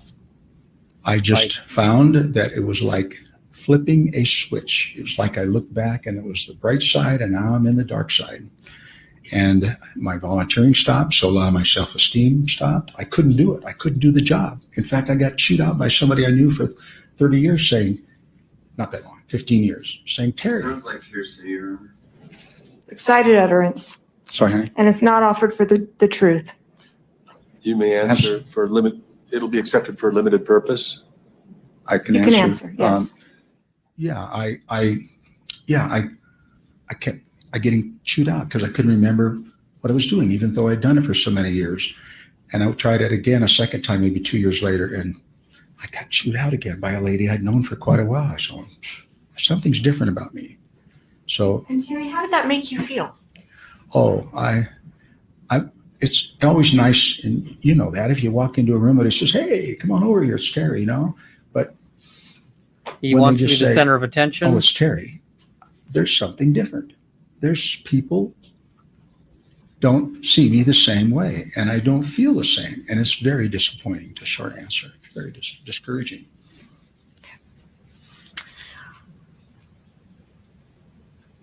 You were asked about the press conference and referring to Miss Paltrow as King Kong. Were you referring to her as King Kong or the noise that you heard? That's leading, Your Honor. What did King Kong refer to? King Kong. Sustained. I'll withdraw it. Overruled. Go That's ahead. fine. My apologies to Ms. Paltrow, because my intention got twisted up in my intentions and was to say it sounded like a lady getting chased by King Kong out of the jungle. It was that kind of I'm really scared. And I want you to describe that, okay? Because you kind of whispered it a little bit last week. When did you hear a scream? As I passed those big signs that said, slow down, seriously, I just went into a glide. I just started gliding. I was going plenty slow, not passing anybody on my left. I just started gliding. And then the silence was broken of that, just simply gliding down the hill, not making turns, and always on the right side. And the silence was broken with a hysterical scream, the very best hysterical scream you've ever heard. At what point did the scream Hysterical is happen? not Was the it before best you were way to hit? When you were hit as you're going down? phrase that. When was it? I heard it and tensed up right absolutely a half a second probably before I got hit. In fact, I'm not so sure the scream even ended. You probably when I saw got on hit. Twitter that we were talking about It blood ended curdling and was like, as yeah, I no, we're not hit me, doing and blood then curdling anymore. Over we went. Okay. So there was some testimony from Ms. Paltrow again that she was hit in the back by a very large man, or that there was a very large man. Could you just step down for just a moment? This states the testimony, Your Honor. Can we get a question? Could you just step off the stand for just a moment? Could you get a question? What does that mean? I'm going to ask the question. From the She's questioner, okay. inserting evidence into the record.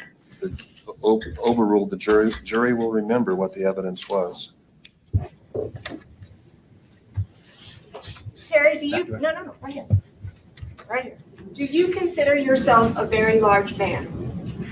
Many times I wish I was, but no, definitely on the small side. Like most people.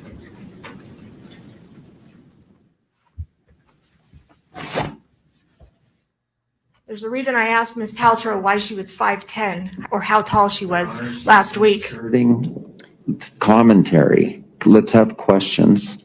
Ms. Paltrow testified she was So for the poll, Overruled, it's it's just if you- prefatory. if- Go Thank ahead. you. If Ms. Sanderson Paltrow wins, testified how she much was do you think his 5'10" claim is last worth? week. How tall are you, Terry? 5'5". Thank you.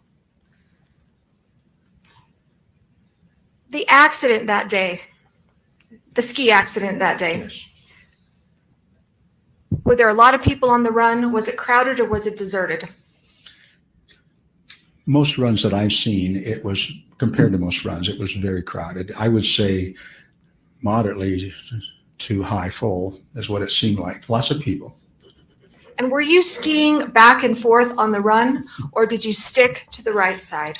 That's another fact that's been changed. I was on the right side, exactly like I said. Saw all the people congealed in the middle and just went diagonal straight over to the right side and stayed inside of that 5-yard boundary where nobody was. One lone person coming out once in a while that I was wary of that was down a ways. Mhm. And that's when the scream happened and that's when you were hit. Absolutely. And there was no one in front of me. And how did you land, to your recollection? Downhill, of course. I'm going downhill. So our heads are downhill. So that's, I saw down the hill and crashed there. And I didn't remember doing this, but I did put my hands out to catch myself. That was instinctual, saved my face. But we landed and I remember lurching off the right foot as I got hit. I thought I Saved got his to use face, whatever but I can. not his And head? I pushed deliberately a little bit to the right because I did not want anyone in the crowd to get tangled up in us as they're going by. He's And I adding did new see, details, just before I folks. hit the ground, I just remember seeing a skier on the left. These are all new details.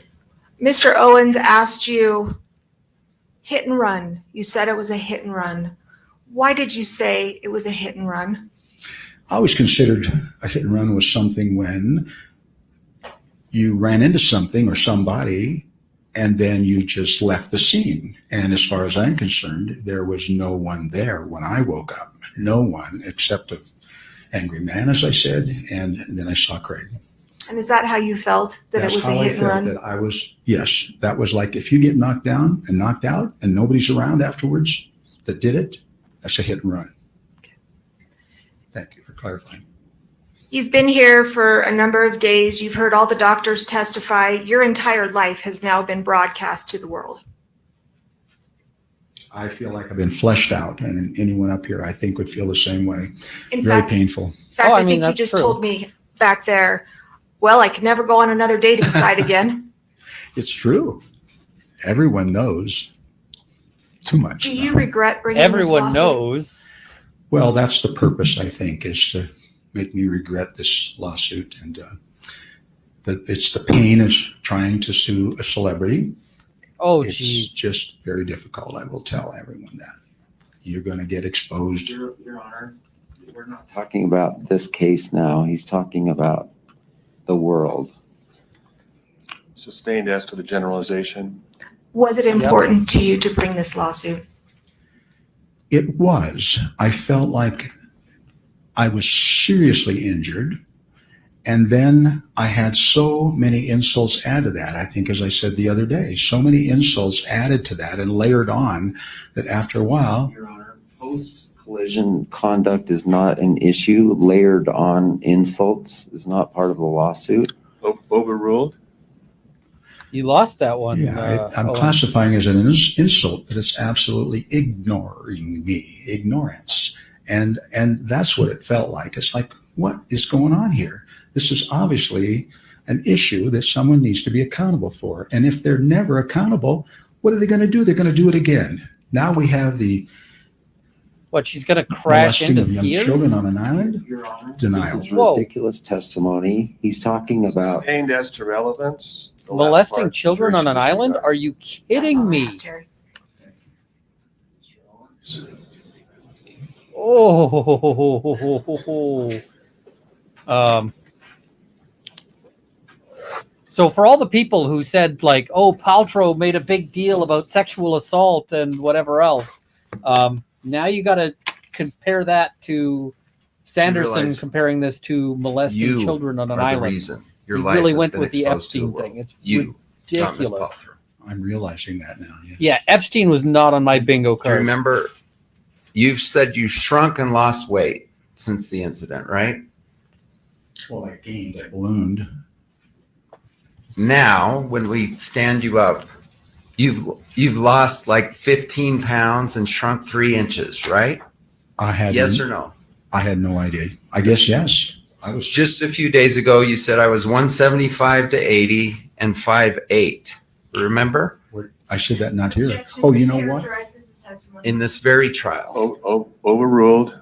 I know why I said that. It's because the VA records weighs you with all your clothes and everything on. And I knew that's what you were reading was what Clothes the VA don't reported. give you 3 inches. You with me? Heels. Did you have heels on? No, not at all. All right. You even called yourself pudgy at the time, that you were pudgy. Do you remember that word? What Do you time? dispute What- using He's the measuring pudgy? from all the way What time back. The time when I deposed you, you said you were pudgy. Okay. That's kind of a fun term. Yeah. Do you dispute it? I don't. What does that word mean? I never thought about it. Just sort of got a little more roundish, I guess. Haven't defined that before. Did I hear you say you didn't like to be ignored? Don't ignore me. Are those the words you used? Just now? Just 2 minutes ago. I probably did say that. Sigh. Let's go to page 170 of your deposition and ask that it be published and brought up. You have your transcript right there. I do. I think so. I think that's what this is. Your Honor, may I do that? It hasn't worked in the past. And So I'm under 32, you can use the deposition. You can certainly read it into the record, but we don't need to. All right, Show it. let's go to page 170. And I'll assist you if you want me to. I don't even know where 170. I don't see. I see. I mean, Can I have approach exhibits. or- Oh, it's another whole other. Can I close exhibits? Yeah. The I three can just piles of see. paper there, one of those. Which one? Council, if you could just get him to the page, that'd be great. You know what? They should settle this out for he gets a jade egg, and that's it. That would be great. Yes, Thank you. that's what I want to do. Thank you. I wouldn't have known which ones to look at.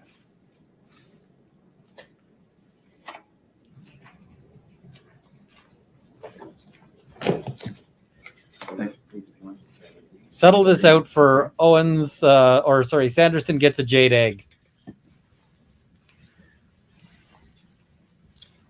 And do you see, I'm going to start reading at line 12. You're skipping the good stuff. This lady is on my left. Well, let's go back for a little. Remember, I said I want to know what's going on in the 10 seconds before the impact. Do you remember? I do remember that, but is it written here? I don't know. Yes, that's my question on page 169. And then on 170, you said, and then I remember there's this lady on my left that was kind of tentative. So I deliberately, in fact, I think I said passing on your right. Pretty sure I did. I usually do. Passing on your right. And then, you know, it was just easy. It was just as easy, smooth glide. And there were not a whole lot of people. And what I'm not, I don't want to be interrupted right now. I mean, he's Please, page obsessive. He might 170. already have the And when camera. I got to that point, I could see the bottom of the hill. I could see that the trees came in a little bit from the right, it seems like. And then the whole slope was opened up. There were a few occasional people out there, but I could see all the way to the bottom. There were nobody. All right, time for a new nobody. poll. And then this, and nobody could have passed on my left except the gal I had just passed. So that gal I was really conscious of because I still worried about her. And so as I went past her, I went inches per second past her. I just remember it took forever for me to get past her. And there were skis. And when they disappeared out of my vision, that's the time I heard this. So that's the time I heard this saw, indicating scream, and then bang, it happened. It was about a second and a half, and it just hit me right in the back. All right. So do you recall that in the seconds before the collision, you were worried about the person to your left? Do you recall that? I gave her plenty of space because she seemed like I moved way to the right before the off-piste, yes. You Loophole. were within inches of her. No, I was not within inches of her, no. All right. What did you say here? Me too. Well, I wanna first of all, see, did I correctly Peter's read thoughts. your testimony? Yes. All right. Yeah, they did. That actually took was a You contradiction were there. inches per second past her. Moving very slowly. I just remember it took forever to get past her, and there were skis. Now your right eye has problems, right? A little bit, yeah. Not a little bit. Yes, a little bit. Blind. No, Told JS? three I of don't your know who providers JS at the VA, I'm is. blind in my We talking right about eye. I use the word loosely. Carrie? You used it, and you're an optometrist, right? I did. All right. So let's not say little bit, because that's pretty different from blind. It is. All right. So you're trying to not hit this person on the left, and you're blind in your right eye. Do you agree that you turned to clear the person on your left? No, I knew I had plenty of room before I started by her. I wouldn't have gone by her without knowing I had plenty of You room. took great care, didn't you, I did. to make sure you didn't hit the beginner skier on the left? Yeah, she just don't go over. Is that true? Yes. That's all. Thank you. Ms. Van Orman? Were you skiing cautiously? You know, I've had a long time to think about whether I want to be dangerous or cautious, and I choose cautious. Yes, I don't take chances. What is your vision like in your right eye? He My chooses vision, cautious, I will- and there's I will him compare doing it to like the kayaking a and flat whitewater light day. rafting and zip lining. I have and flat light days, if anybody knows what that means. It seems you just can't tell the contours as well of where you're at, and so you have to be a little more careful. Make sure you get in the right spot at the right time. So I get a lot of practice skiing flat light days. That's what it amounts to, I think, is how I describe it. Any trouble skiing with your right eye? Never any trouble. And unrestricted skiing. They don't handicap me on the ski slope or driver's license. I'm unlimited. I do fine. Well, they might after this. No more questions, Your Honor. Okay, thank you, Mr. Sampson. Thank you. If I was at Any the more DMV, witnesses? I'd be Mr. going, Owens? I got some No, Your Honor. questions. Okay, Given our court limitations on time, the defense rests. We reserve the right, maybe as soon as the jury's gone, to admit into evidence each of our exhibits, okay. as long as we have a good understanding of our ability to do that. So we'll reserve your formal resting until after we deal with the exhibits. Thank you. Members of the jury, we're going to recess now until 9 o'clock tomorrow morning. You're probably wondering what's going to happen next. And so now the defense will be resting today. The plaintiff has indicated that they may have a short amount of testimony to put on tomorrow morning. And then right after that, we will do the jury instructions, and then the attorneys will have an opportunity to sum the evidence up for you, expecting that should all be done in the morning tomorrow and start deliberations after that. It may bleed into the afternoon depending on how things go. You never can tell these things exactly, but that's what we're shooting for. So have a good evening. Remember, still following my admonition not to try to learn anything about the case, not to do any of your own investigation, and avoid any press reports about this. And please don't discuss the case with anyone. If they try to discuss it with you, just tell them you can't. The judge has ordered you not to. So thank you. Tell them you can't. The judge will, the judge will find you and will come after you. So, all right. We might have some further discussion because they often have further discussion after these. So I want to stick around and see because they get spicy sometimes. They get argumentative. I want to see what they're going to do.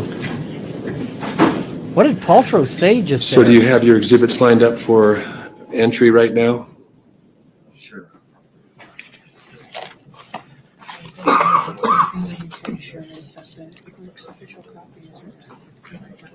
Chat's moving pretty fast. The I'm trying to easiest catch all thing the to super do chats, but I might may be miss some. to stand in front of you with the official one that's going to go to the jury. Oh, this jury 'cause there are a instruction. lot This of is really important. different things floating around. If you want, we can do that so we don't take your honor's time. I think we can do it in 10 minutes, but I don't think, I think between the lawyers and your clerk, I don't think we necessarily need you to do it, because I think we'll come to a stipulation. Okay. Um, Well, I'll be here for at least another hour. So if anything pops up or whenever you're ready for me, you can just message me and I'll come out and we can enter the exhibits. And I put on your tables earlier today what I believe may be the final jury instructions, but we can talk about those in the morning. Maybe 8:15 tomorrow morning. Your Honor, may I have a suggestion as well?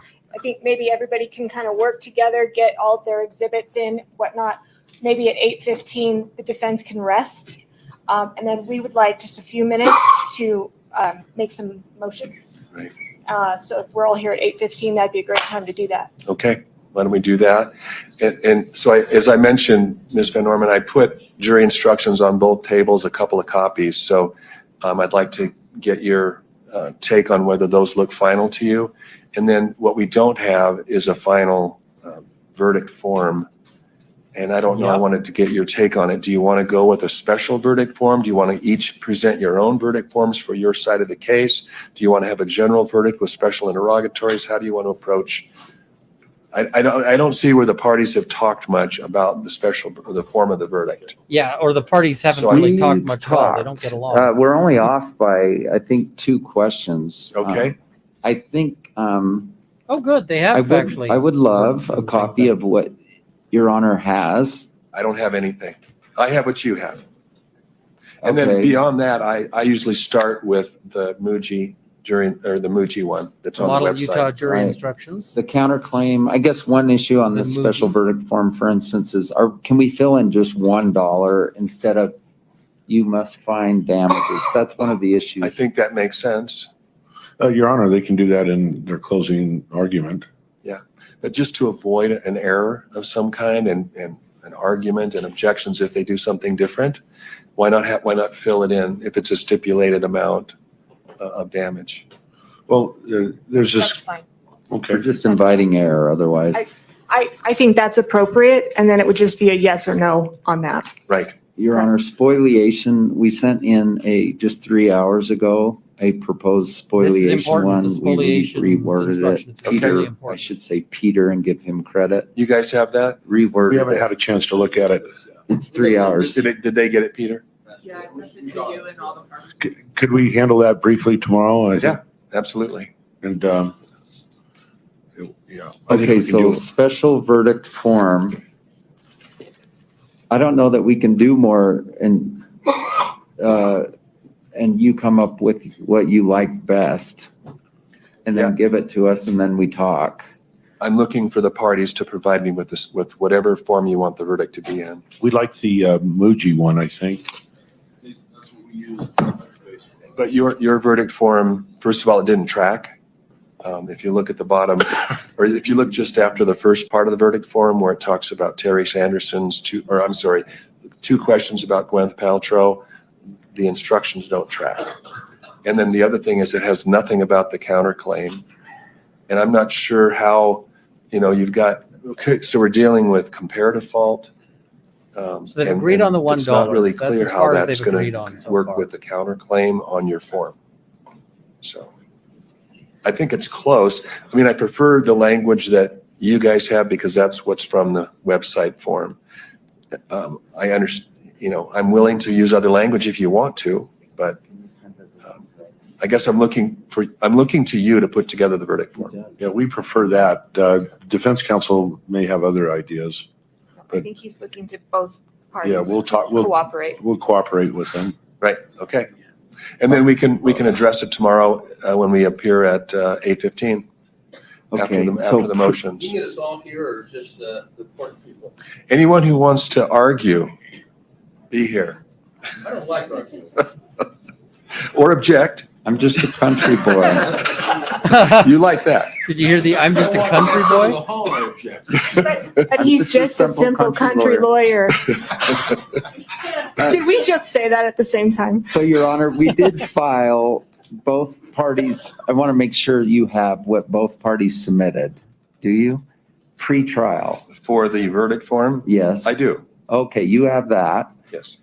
I'm sending out that when that neti pot arrives. I'm going to be working on closing, so I almost, is this a burden to place on you for you to put together your favorite? I spent some time with it and I, couldn't put the two together. I admit that I could spend more time on it, but you've got some, I guess, more junior lawyers that could probably figure it out between the two sides. Yes, I'm not trying to add a burden. Okay. Jamie, they can't. No. Can you be in charge of our special verdict form tonight? That's one of the errors that they're And trying to if you want to avoid email by it just as putting soon in as a you dollar. guys agree on something, then maybe I can have a heads up before we meet tomorrow. Okay. I mean, the only other alternative, Mr. Owens, is, I guess, to recess after the evidence and to take the time to get it hammered out. And we'll have to do that if we can't agree before tomorrow. So. Could we both get a final count too on time? I Yes, think both sides would like that. Excellent point. MUJI, it's Here, I'll the get Model that put Utah together. Jury Instructions. So, and what that is just the Model Utah Jury Instructions is just basically sample jury instructions, right? Language that has been determined to be solid jury instruction language that then they can repeat and reuse. So, it's just, it's basically boilerplate. So hang out. I'll be right done with it.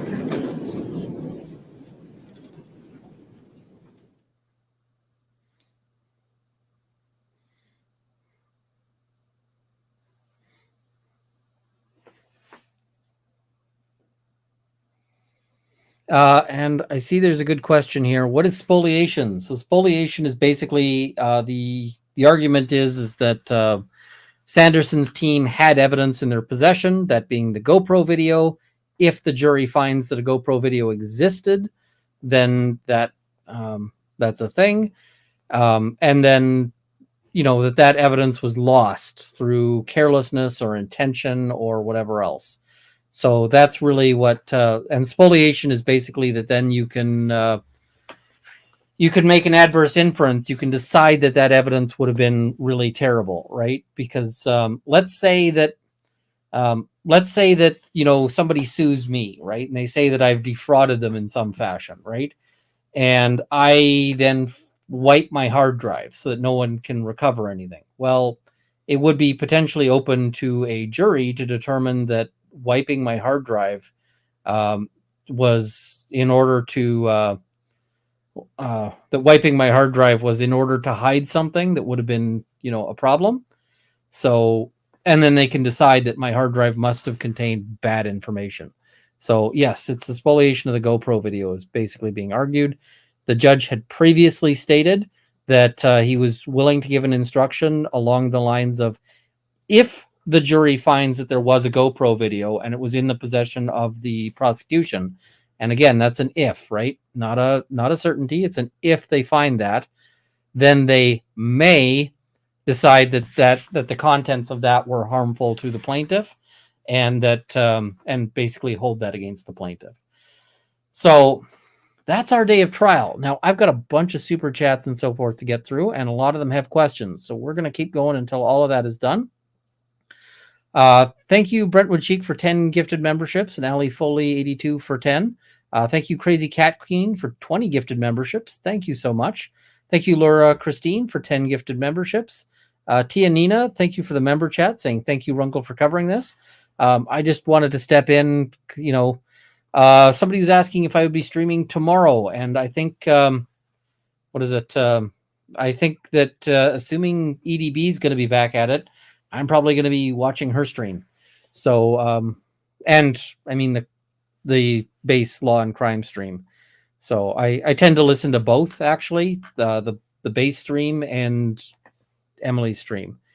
And yes, could view it as not a negative to the plaintiff that they didn't have to side against him, even if they did think that it was GoPro. Yes, it's permissive. They can determine that it's against him, but it's not mandatory. Somebody's saying, how do I get a gifted membership? The gifted memberships are random. When somebody buys, a certain number of gifted memberships, they're random. But you have to turn on the accept gifted memberships. I think that's with the triple dot, although that doesn't work for Canadians, or at least doesn't seem to for me. Lisa S., thank you very much for the super sticker. Much appreciated. Sandy, thank you for the membership. Amy L. 2022, thank you for the membership. Much appreciated.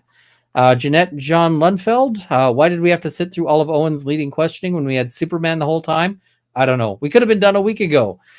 Clark Kent was doing amazing. Just amazing. Scott G., will you cover America's Restrict Act, the TikTok bill, section or Senate 686? I've been looking at it, and it's actually kind of terrifying. So I'm probably looking at doing a video on that because it is, it's a horrifying internet censorship bill, and internet surveillance and control, and it's nasty. Rachel Dueck, I can't speak for everyone, but so far Gwyneth Paltrow's case makes the most sense to my nursing brain. I think there's a lot of people feeling like that. Temi Hoshiyama ruled out Fong for not reviewing previous med records and scans. I've seen a lot of comments along those lines as well. Callie Pegasus, I think is how that's supposed to be said. Thank you for covering this in lieu of Emily. My inbox was just packing full of people going, you got to cover this. Emily's Emily's out. We gotta do this. So yeah, I wanted to make sure that nobody was left in the lurch. Joanna Knott, you're the OG, Ian. Thank you for live streaming this. You're the one that shot EDB's channel up with being boots on the ground for Depp v. Heard. We all owe you. Nobody owes me anything. I owe Emily a tremendous amount. She shot my channel up. She was a tremendous booster of my channel during the Depp v. Heard trial and so forth. And we're friends, right? That's kind of the thing, is you just make friendships in this, and Emily's amazing. So somebody's saying, Runkle, will you do a recap tonight? Same bat time, same bat channel, 8 p.m. Mountain, so 10 Eastern. I'm going to be live again to do a recap. I might die, but so we'll see. Tay Logan, UT is the most overprescribed psych med in the county. So many people I know have had severe problems for it. UT now beginning to address it. Interesting. Crystal Kennedy, thank you very much for the membership there. Slim Jim Slim. James is like, I'm the star of this show. He kind of is. He's kind of badass. Nixie, thank you very much for the YouTube membership. Much appreciated. Jennifer T, thank you very much for the YouTube membership. Much appreciated. Abby Tiger, yikes, sykes. There was some of that. Nixie, thank you, Runkle, for the stream, and Law Nerds for the recommendation here. Thank you very much. Ian Kinzel, the guy's building a brand for his upcoming YouTube channel, Simple Country Lawyer. I might actually watch that. I mean, I suspect he'd be kind of entertaining. As much as he annoyed me during his crosses and so forth, I suspect he's probably fun to get a beer with. And I mean, he had a tough, I think he has the tougher run because he's got the worst facts. So I think he's got, I think he's got a sort of difficult circumstance there. Lady Lex, Ian's so great to be able to catch your lives this week. Thank you. Thank you very much. Choni Surrett, thanks, Runkle, for picking up where EDB Purple Heart left off. Canada flag. Thank you. Christina B, watch the last doctor's reaction behind left, coughs a lot. Nice. Yeah, she was having some reactions for sure. Kurt P, executive function. I thought the plaintiff's biggest problem was erectile dysfunction. I don't think that that's really the issue at trial. I think it's kind of unfortunate that that comes out. I might have made pretrial motions to say, like, you got to leave that out. You got to censor that out because it's, it's just, I would have, if I was the judge, I would have said that's not coming in. So Kim Finley, thank you very much for the very generous super chat there. Much appreciated. Vez from Quebec, catching you live just now. Yippee here for all the replay crew viewing the last 2 weeks. Thank you very much. Always good to see you in the chat, Vez. Thomas Crown, thank you very much. Rachel Dueck, I feel for this lawyer, I'm just a country lawyer equals I don't have a good response for that. A little bit, yep. Now we need to disinfect chat. What kind of germs? Germ emoji to just spread. Yeah, I would not be super happy being in that courtroom. Tammy Harris, thank you very much for the YouTube membership there. Jill J, as always, Ian, love your content and commentary. Thank you very much. Heart-shaped Isle, will the transcript have every snort and cough in it? Oh boy. That's actually a question that comes up sometimes in transcription, because sometimes sometimes the person who's doing the transcription will actually include all of that. The other thing that transcripts almost always include that is just miserable is like every verbal tick that you have. So every and like and that kind of thing. So yeah. Need to get Rob over 200K subscribers, people. He's going to get there. He's going to get there soon. So somebody saying Sanderson is a personal photographer with him. That's gotta be news media. That seems nuts. Why censor out ED, Runkle? It's the only credible problems he's had post collision. I don't believe liars. Sorry. I think that it sounds like the ED predated the collision. And if it was if it was something that has only happened post collision, that would be super recoverable, right? Because that's a quality of life thing. I mean, if it was only something that has happened post collision, I would be saying that it would be very much that. M. Dueck for the neti pot. By God, he needs it. I'm going to send it to him. Bella Brat for you. Thank you very much. That's very generous. Neti pot donation, and to you, Ian, for doing the stream. How'd you doing during Depth Be Heard? And love your candor, sarcasm, and demeanor. Thank you. Thank you very much. Oh, we got more video here. What's going on? I think the judge is just packing up. I think that they turned on the video and they didn't mean to. Annalise. The court's orders was that the opposing counsel advises of their witness lineup 24 hours in advance. I don't want to. Not 24, but the night before. The night before. Thank you. And I don't want to prepare for things I don't have to prepare for. So can we get this official word on rebuttal witnesses? Mr. Bueller? Yes, Your Honor. As we told counsel like 10 minutes ago, Richard Boehm, MD, possibly Greg Skordas, and possibly Craig Ramon. All right. But the longest one would be Boehm, maybe 15 minutes. 15 minutes. Skordas, maybe 10 minutes, and Craig Ramon, 5 minutes.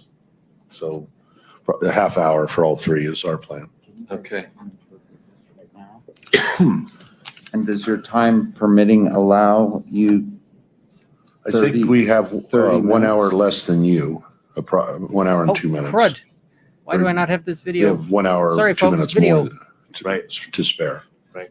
1 And hour, Zora 2 for the minutes. block. How much time do I have, Your Sorry, Honor, folks. left?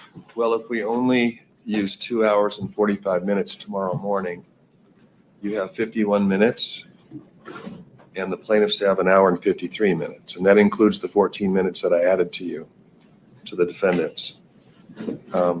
Obviously, I'm going to give you an hour for closing, and you'll need some cross-examination of the plaintiff's witnesses tomorrow. I guess I expect you to keep it very quick and directly to the point. Okay, so Could I have those numbers again? I'm sorry, I didn't have the pen ready. You had it right. It's 153 for you guys, for the plaintiffs, and 51 for the defense is what's remaining, assuming a 245 tomorrow. And that's kind of why I was wondering if the jury should come early to give a little more time to wrap things up in a logical way. If the jury, I don't mind you giving close. I mean, you're going to be placed in a position of giving closing arguments to the jury at lunchtime or near lunchtime. I don't know how you like that, but that's kind of where we're going to be probably. Maybe they'll be done, maybe we'll be done by 12, maybe we'll be done by 1, somewhere in that range, I think. The jury instructions come after or before closing. And approximately how long do you think those will take? It's been a while for me. Based on what I have, I don't think more than 15 minutes. Okay. So if we have an hour of testimony from both sides, Now I'm, tomorrow now I'm at excited 9. about this guy. Yeah. Witnesses at 10. If we can do jury instructions right after that, and then the two hour plus closings, it'll be 12:30 or so. And that means it would go to the jury around 12:30. Yeah. Very good. Thank you. So I want to know, thank you, by the way. I appreciate all this, and I think it's healthy for us to be kind of rushed in this way. So we actually somehow calculated that we had like an hour and 5 minutes left, but I'm not going to dispute that. If you're saying we get our full hour closing and like a very reasonable amount. Terse cross-examination of whatever 3 witnesses or less that they put up. Okay, Judge And is I'm thinking waffling 5 a bit on the minutes or timing. less on the cross-examinations.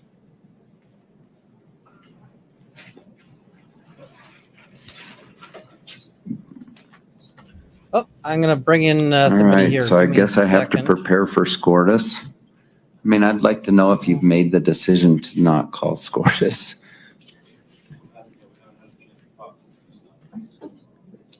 All right, so I'll be, like I said, I'll be here until about 6. If you want to introduce exhibits, just let me know. Thank you. Thank you. Huh. The judge is waffling a bit on that, the timing aspect. That I think is a bit of a big deal on that. So we might have somebody popping in here. We shall see. It'll be Alita if she is available. I'm just checking. I think she wrapped her stream up, so I said, hey, come on in. I've still got super chats to go through, so we're gonna go through those, and then we're gonna wrap. I'm gonna get some food. I'm gonna watch. What? Hey, welcome. Hey, long time no see. Been a while. So I've got a whole bunch of. Yeah. Did you catch that last little bit? Not really. I as soon as they got into like jury instructions, I was like, we can we can talk about the testimony a little bit and then maybe wrap it up. Oh, where I love jury instructions because cases are won and lost on jury instructions. That's and fair. This one might be won or lost on a jury instruction. Ooh, which one? The spoliation instruction. Have you been About following the GoPro footage? Yeah. So, the GoPro footage in the judge is allowing. They haven't got the language, but the judge is saying, hey, if they allow a specific amount of time, it's a permissive instruction. So it's if they find that that there was a GoPro video, then they can say we are, then they can find that was harmful evidence. So that is that's the permissive instruction.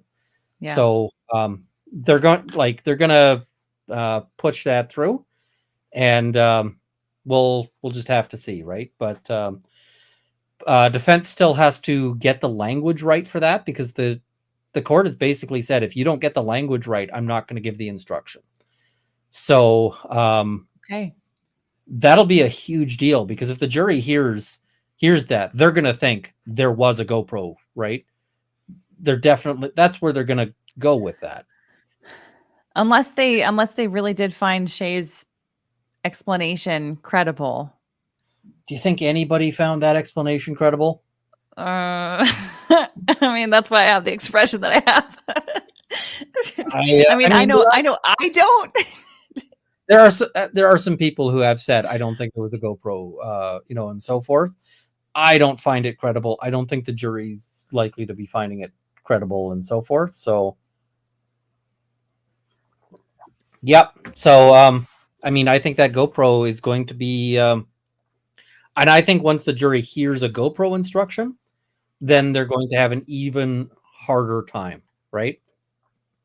The other thing I would be might have been asking in that, with those pictures, I would have been like, hey, it's possible to take a picture with a GoPro. I might have just asked, what kind of camera was this taken on? What kind of camera was this taken on? Because I'm going to bet that at least one of those hiking and kayaking and whatever else trips was taken with a GoPro. Could be. I mean, also, I don't know enough about meetup.com. There you go. I also don't know enough about meetup.com to know if you can edit a post. So, or if you can edit it, if it would show it. Yeah, I don't know, but I thought that the GoPro thing was just not believable, and I think that jury instruction is very bad for plaintiffs if it goes in. Yeah. And all indications are that it's going in. And I mean, seems like it. I'd say that's game, but I think that I think it's already been game. Yeah. The other thing is, we just saw something about time pressures.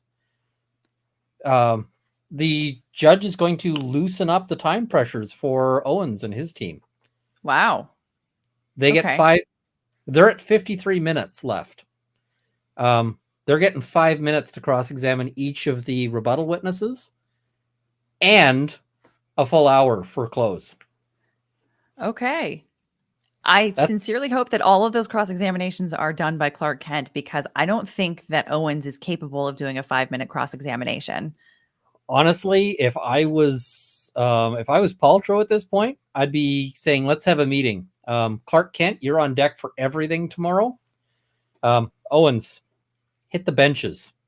Whatever he needs you to research, you research, but Kent is doing all the talking. So, and people are saying, hey, who is this? This is Alita. Her channel is Legal Bites. Check it out. So I've got a whole bunch of super chats here to go through.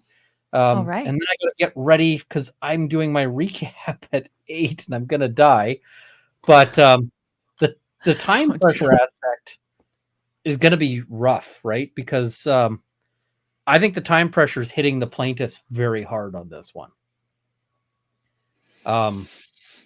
They just got hit with really devastating body blows to their experts, that being Mr. Egg, BAME, Dr. Fong.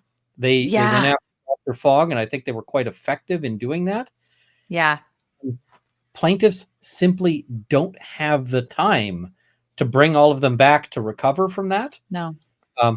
They're bringing back Dr. Egg, and, Are they? I was thinking that they were going to bring back Dr. Goldstein.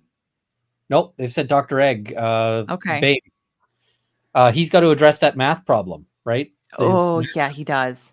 That one was the most devastating part. But honestly, like, other parts of that cross-examination of Dr. Scher were just so terrible. I mean, like, the idea.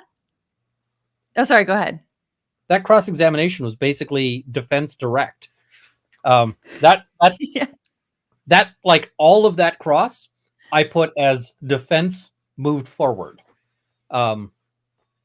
Plaintiffs gained negative out of that cross. Yeah. Yes.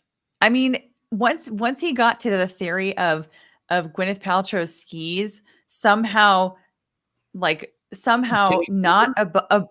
abiding by the laws of physics with the turned up skis, that they could somehow go underneath his skis at an angle. Like, when he got into that, I was like, what are you even talking about? Like, have you not seen a ski before? This is why I always plan when I go in on an expert to have what I call an escape route, which is because experts are good at testifying, and that sometimes you try to come after an expert and they're just going to beat you, right? It happens. So have an escape route where you're able to hit something that is a strong point for you, or at least something where you can pound the table and then end, right?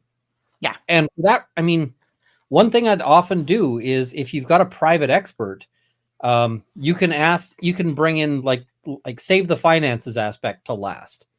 Because if you've embarrassed the expert, then the finances question hits a lot harder, right? Yeah. You can Absolutely. say, yeah, you can be like, hey, and you got paid really big money for this crappy opinion. Yeah. But even if you haven't, right, you can just be sitting there going, like, I need to get out.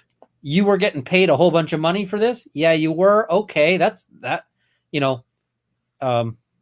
that's like a whole car, isn't it? Oh, objection. Yeah, sorry, I withdraw. No further questions. Right? You got paid a whole new car for this, basically. Objection, argumentative. I'm going to withdraw it. No further questions. Down I go. Exactly. Right? Exactly. It's at least a way out. But no, they didn't have that. They just continued digging. So, yeah. All right. Tia Nina, thank you for the membership chat saying thank you, Runkle, for covering this. Aaron Morgan, same thing. Member chat saying thanks for this afternoon. It was just delightful. The Hollywood Attorney, thank you very much for the 10 gifted memberships. I'm going to shoot you a message on Twitter as well. We got to chat because, that we will make sure.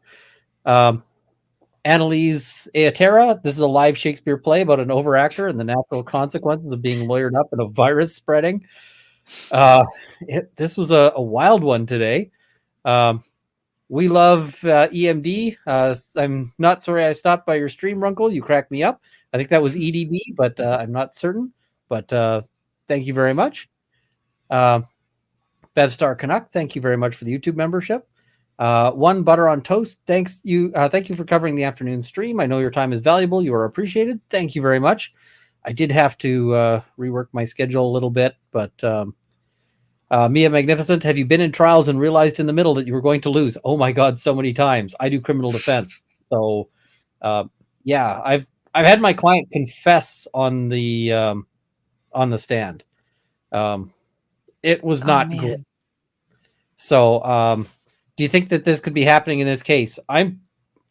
Plaintiffs counsel already muttered something about that's our appeal. They know where this is going, I think. What was the comment? I must have missed that. They muttered yesterday during some of the jury instruction stuff. They said something along the lines of that's our appeal or what's our appeal. And I was like, whoo, that's a hot mic. If you're already thinking of the appeal, you're thinking that you've lost, or at least that there's a pretty good chance of it. Yeah, it's that was a bad hot mic moment. I also want to go through today's video and just see if I can find all the moments of, well, I'm just a country lawyer. Oh God. That was so annoying. Like doing that once or twice is fine, but when it becomes like just your default of like, I don't know, I'm just a country lawyer. Like just like, come on, man. Like you are a trial attorney. So country lawyer or not, like you're not an idiot. So stop pretending like you are. If you're not, like, of course you're not well versed in this area of expertise. No one expects you to be, but don't play it up like that. Like you're talking to children. It's very, I don't know. It's just he's annoying. Out of Salt Lake City. Isn't Salt Lake City the biggest city in Utah? I think so. Yeah, I think so. So maybe he's not a country lawyer. I didn't realize he was from Salt Lake City. Yeah, I mean, I'm just a country lawyer. No, you're not. You're from Salt Lake City, so maybe not so much. I've used the opposite of I'm just a big city lawyer, and I did that one because it was kind of funny. So the Crown prosecutor had said something like, well, and he's got a big city lawyer, which was inappropriate, but it was a judge alone trial. So the judge was like, yeah, that wasn't appropriate, but I can disabuse myself of it. And so later when I was examining a witness, the issue was actually something around a cow, because basically my argument was that his story didn't make a whole lot of sense because this farmer was saying that he was, basically walking behind a cow. And I was going, that's not a great place to stand if you're, So I was like, well, I'm just a city lawyer, but are you sure you actually walked behind the cow? And he's like, well, I gave myself some distance. And I'm like, did you in that doorway? And he's like, and I was like, I got you. I got you. Because he knew what I was about to say. I was like, the cow can, back up. The cow can poop. The cow can all sorts of things. The cow can, yeah. I was like, so yeah, he was like, I'm like, you didn't though. Like, Oh man. the issue was he said that he'd gone into a barn to see my client stealing something. And, it was like, no, you didn't. So, yeah, he agreed that like, maybe I didn't actually go in. It's like, oh, so what else in your story didn't actually happen? And at that point, I'm like, yay, I'm winning. Cause, yeah. So I've used the reverse of I'm just a city lawyer. Sue Brubaker, thank you very much for the YouTube membership. I got to race through some of these. Samantha Steinas, yay, Ian is covering the trial live, probably just for today. Lauren, he said I'm pretty famous too. My cousin is Ferris. Did you catch that one? I thought that was I don't know. I feel like all of the attempts at humor in this trial, or most of them at least, they've just fallen flat. Like that was when Sykes was like, "Yeah, my co-counsel is famous too." Like his retort of like, "Yeah, like my cousin is Ferris." Like that part was actually kind of funny. But like the whole like preface to that, I was like, I don't understand what's happening here. Like, I don't know. Anyway. They're just trying to throw shade on him for complaining about Gwyneth Paltrow being, videoed. And the thing is, I actually think they're right. Like, they've got a decorum order saying don't film Paltrow. And like yesterday I was commenting because like the camera was just like during empty moments, they're just like zooming right in on Paltrow. I'm like, yeah. I mean, I was just going to say, I know that it rubs some people the wrong way because she is a celebrity, but it's like, she also grew up in the Hollywood fishbowl. So it's like, she's lived with cameras on her for a very, very, very, very long time. I can imagine that only makes litigation, which is already stressful on its own, even more uncomfortable. And if there is that order, they've already discussed it. The judge has already, looked at the reasonableness of the request and determined that yeah, there should be this rule for decorum. They don't want all of the commentary to just be on her facial expressions, which are terrible, and her clothing, which is probably going to alienate at least a certain amount of the audience. Because you think so? No. I think it's been great. Her fashion.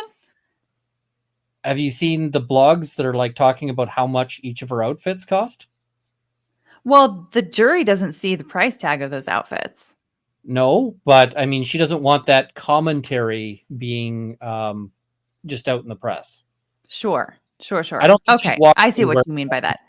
So the actual, yeah, I mean, I can definitely, I would imagine that her outfits are way more expensive than they might just look on their own. Yeah. But yeah, no, I can understand having that commentary out there may not be that helpful. And although keep in mind the jury's not supposed to be reading any of that, so it shouldn't have a bearing on the case. I mean, the thing is I don't think it's relevant, right? I don't think it's a big deal. It is a fact, but I don't think it's relevant, and you're going to get people who want to decide against her because of that. But the similar thing is if she went and picked up something at like Value Village and walked in wearing that, they would judge her for that. If she was not wearing her own Goop brand stuff, people would judge her for that. Mm-hmm. So there's no winning that game. And the only way to win is not to play. And that's what she's trying to do, right? She's trying to not play, right? And I can see it. I mean, and once she's got the order, she's got the order. Yeah. Does everyone have to swear to God when giving court testimony? That will depend on where you are. Where I am, you can give a solemn affirmation, which is as good as a religious oath, but is non-religious. We also have other options, like you can sort of affirm on an eagle feather. You can use a Quran. You can all sorts of options. Yeah. So, Yeah. they'll also have an Old Testament. So, yeah. Yay, love that I found you providing this live. Judge has a very soothing and sexy voice with many X's. It is very soothing. Yeah, I'm not going to comment on the other, although I will say I have seen some thirst for the judge out there. So I have seen it too. also that expert that we had, Dr. Schur, that there's thirst for that guy too. A lot of that. Yeah. And Fruppy Lee, thank you very much for the super sticker. Robbie Freeman, thank you, Runkle. This part of a trial was a must-see. I didn't expect this to be such an interesting day, but it was. I was hoping to see Jenny. Me too. Because Jenny's depot sounds real bad, right? Yeah. Yeah. So I feel like that should have been played, but I mean, the thing is it's hard to second guess them because they got some great stuff out on the experts. So, by the way, Emma Daisy just gifted 50 memberships. Just want to flag that. That's super generous, super kind. Thank you, Emma Daisy. That's amazing because I have trouble seeing those, but thank you very much. And wow, thank you very much. 50 is a lot. that's a lot. So wow, thank you. Tia Nina, is this an Ironman competition you won? I'm not sure what that was referring to there, but that might have been the him on a bike and so forth, him rocking out there. So yeah, like him with all the pictures, right? What did you think of the effectiveness of all of those pictures? I'm not sure that it did much for me to move the needle at this point. I mean, his life was supposedly so awful after the accident. Yeah. And then, I mean, if you're on the jury and you're seeing that his life after the accident is better than my life, period, right? And I've got a pretty good life. I got a pretty good go of things. But I mean, I feel like it's going to do a lot to eliminate sympathy. Sure. I don't doubt that at all. I guess I was just thinking like it really burned through a lot of time that I felt like they could have utilized in other ways, maybe a little bit more effectively to just like blow a giant hole through his credibility. But I don't know, because some people might look at that and be like, he was going on vacations before, so he's allowed to do it again. And he said that he's only going with other people. Yeah. And I mean, the thing is it's difficult, right? Because if you have an accident, that doesn't, even somebody with a TBI shouldn't necessarily have to do anything, but it really illustrates, I think, the dangers of Facebook. Because like if I was hit by a truck tomorrow, and like if it was going to be a $3 million case, I'd be like, sorry, I'm taking a hiatus from YouTube. I'm taking a hiatus from Twitter. I'm taking a hiatus from everything. You will not see me. And, I would just be a ghost because I don't want any of that stuff coming in at trial and be like, sorry. Yeah. Well, I also, I would have liked to have seen if there was a particular timeline, and maybe this just wasn't the case, but after hearing the testimony from the prior two witnesses, I would have liked to have seen if their conclusion that he was better by July 2016, August 2016, if those travels coincided with that. If he said, I'm not traveling, and then suddenly in like August, September, he starts traveling and doing it a lot, then that would have really kind of supported their testimony. Then I would have seen, like, I would have understood more, like hitting those travels a little bit harder. But I mean, they just ran out of time, right? There was so many things that they wanted to hit. Yeah, that's true. But unfortunately, they had Owens doing a lot of direct and cross-examination and so much dead air in between questions. Oh, and Owens just blew so much time on stupid objections sometimes.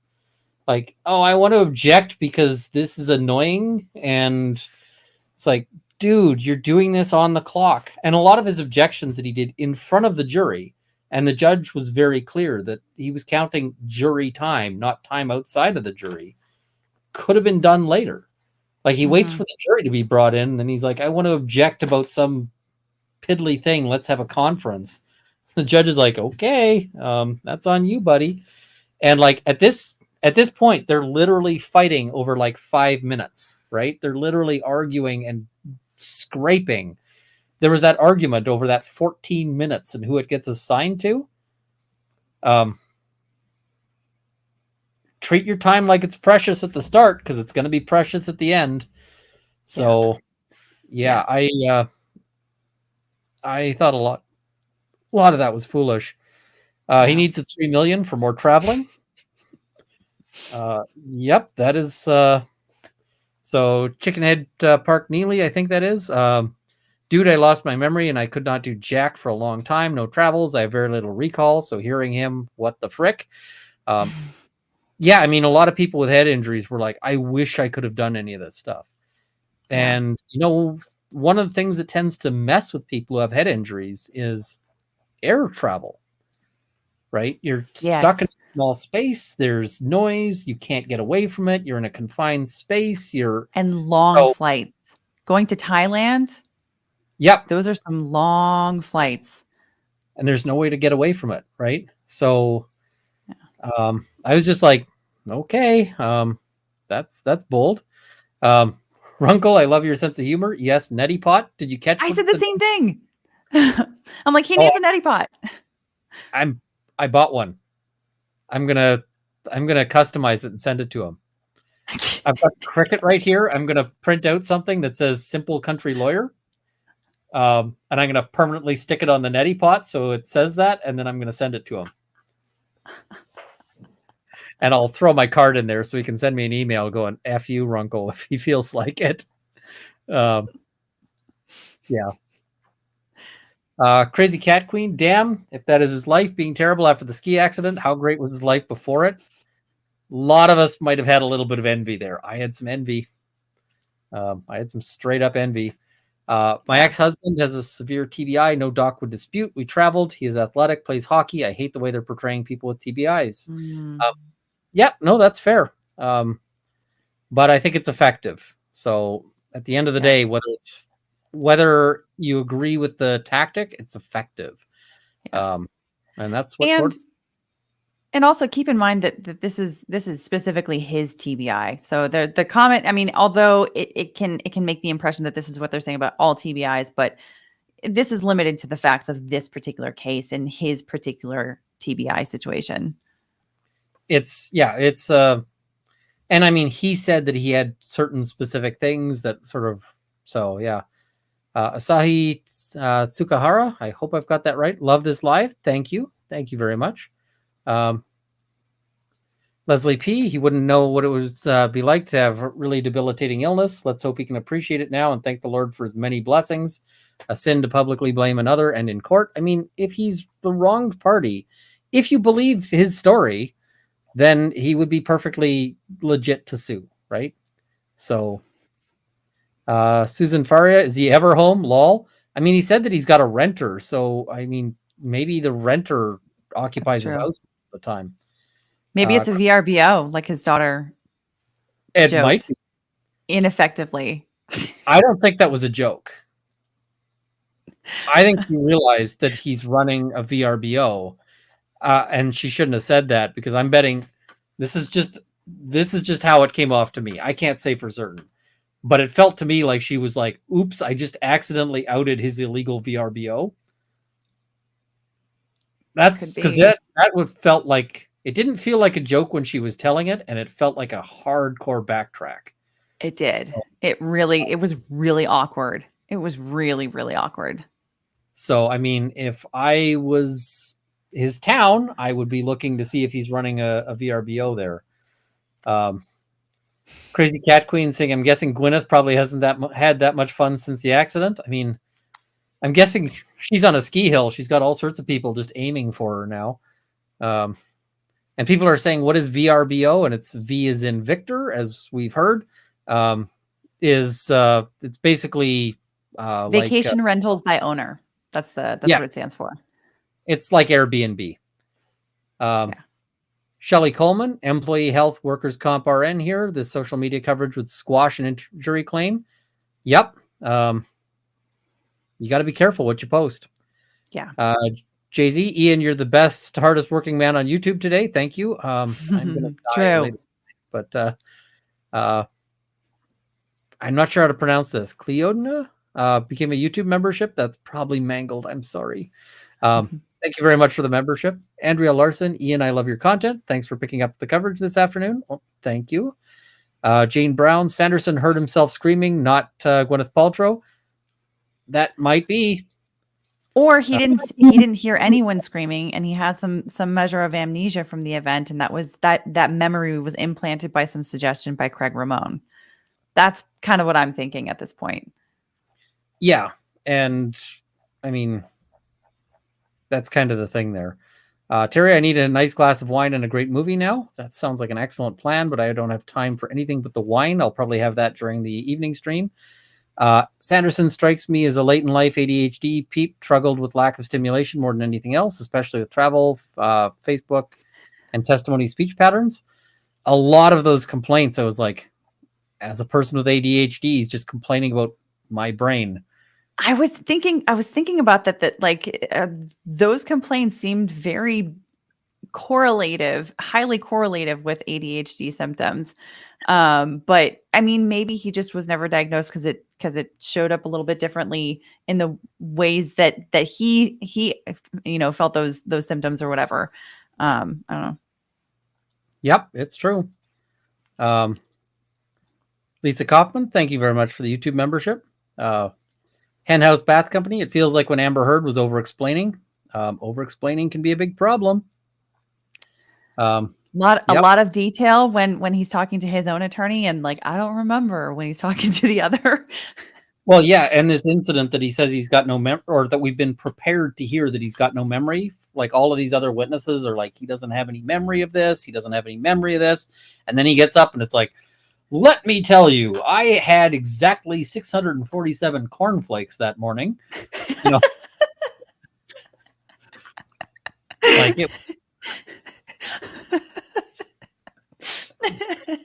Yeah, and meanwhile, you have two kids that were like of the age that they should have like a really clear memory of things, like kids that are now in their teens that should have a really good memory of these things. And they're like, I really don't remember. I really don't remember what happened at this point or at that point. Now, granted, you can have more or less memory based on the significance of the event to you, but I mean, no one remembers that event in that much detail quite like Terry Sanderson does, apparently. I mean, here's the thing. I got a call just recently from an insurance adjuster, and basically I witnessed an accident. I gave my name as a witness, and they called up and they were like, so we just want to know. And I'm like, I don't remember any of this. So I'm like, sorry. You should have called me before 7 years. So yeah, it was quite literally like, yeah. So I'm like, having that kind of perfect recall seems a little weird to me. Leanne Brule is saying, what of Gwen's candles? That was my saying that they should settle this where Terry Sanderson gets one jade egg as his compensation. Jill J, one of the sisters, said during testimony the trip with Jenny was a disaster, whereas Terry said it was a great trip. It was magical. Everybody loved it. I'm pretty sure if we ran the depot, Jenny was going to say that it was a real bad trip. Yeah. That it was real awkward. So it's a shame they're out of time. Tiffany Bernier, I have no doubt that he's exaggerated the eye blindness over the years, and now he's trying to make convenient days where he can see better. Yeah, that testimony about like some days I can see better out of my eye than others. I was like, that's weird. That's weird. Yeah. What do I use my Cricut for? Do you do tooling for leatherwork? I want to try it for tooling. I haven't yet tried it for tooling, but I use it for right now I'm making stencils out of it so that I can use those for airbrushing for leatherwork. Kimberly Stovall, thanks for the hanging in. Appreciate you. Thank you very much. Rocky Top Girl, thank you very much for the very generous super sticker there. Much appreciated. Ian, please let us know what breed Zora is. Zora is a rescue mutt. She is. Those are the best. Oh, she's an amazing pup. I love her to bits, but she does not come with any sort of brand label. That's Zora. I've been using her to cover the logo. That's nice. That's Zora after she was she went to we took her to obedience school, and she had a long day of learning like sit and come here and stand and all of this, and afterwards she was just like laying down there with like a pensive expression, like, what have I gotten myself into? These people are making me learn things. And so this was the I've had a hard day at school picture. That's like Indy right now. She was sleeping on the bed with Mr. Bites, and then she got up to come over here and hang out with me because I'm on a very different time zone. And now I think she regrets her decision because Mr. Bites closed my door after she came in here. Now she's trapped forever. She's just like behind my desk. Oh, nice. Will I be live streaming tomorrow? I'm not planning on live streaming the trial, but I will be doing my 8 p.m. recap every day that this trial goes on. And I mean, who knows? We might get a verdict tomorrow. We've wasted enough time. That last hour was all we needed. I feel like that last hour wouldn't have hit the same unless we'd had all the other time. Will I be streaming tomorrow? 8 p.m. I will, but probably not during the day. Ian, what did you put on Twitter? Why Owen referred to you? So they had this thing of like, we've heard things that we've heard reports that there was a violation of the order. And I had put that on Twitter. So I was like, are they reading my Twitter? Are they reading this to know how they're doing? Well, we've seen from previous trials that our live stream coverage does often get watched by the people that are actually putting these trials on. So I wouldn't doubt it. I mean, if I was running one that was getting national attention, I would watch too, right? So I would watch straight up. Just or actually, I'd probably hire somebody to watch it and then summarize it for me. So just to let me know what was going on there. You are the hero we didn't know we needed. Thanks for taking us in today. Thank you. Bella Brat for you. Ian, do not change your elfin hair. You are amazing. Love when you live stream. Thank you. And thanks to the missus for being flexible. Thank you. And thank you. That's very generous. Much appreciated. Fiona Malone, thanks for streaming in. Was there a reason that Gwyneth Paltrow was sued personally and not an insurance liability policy? You always sue personally, and the insurance company then defends you. So this is one of the reasons why you'll see cases that are like 8-year-old kid sues mom, and it's because the kid was in a car, mom was driving, mom crashes into a pole, and in order for the kid to get insurance coverage, the kid has to sue mom, but it's really the insurance company that's doing, and it's like mom is actually funding the kid's lawsuit against herself, and the insurance company is saying, no, we're not paying anything, which is also part of why it's typically forbidden to say like the insurance company is going to pay it, because the jury gets way more inclined to say, yes, we'll give the money once they hear that it's the insurance company that's opening their checkbook. And in fact, juries may rule against mom because mom looks like like she's greedy or whatever for like in a suit against her kid. And it's like, ooh. So like when you see like last name versus last name, it's probably either like the same last name versus the same last name. It's probably either a family case or a personal injury case. Somebody says, what was up with the breathalyzer in Terry Smith's vehicle? I'm surprised that didn't get objected to, but that tells us he had a DUI. Yeah. Like, yeah. That I think honestly though, I think if there was an objection, that would have gone to the prior testimony about from one of the experts, one of the last experts that testified.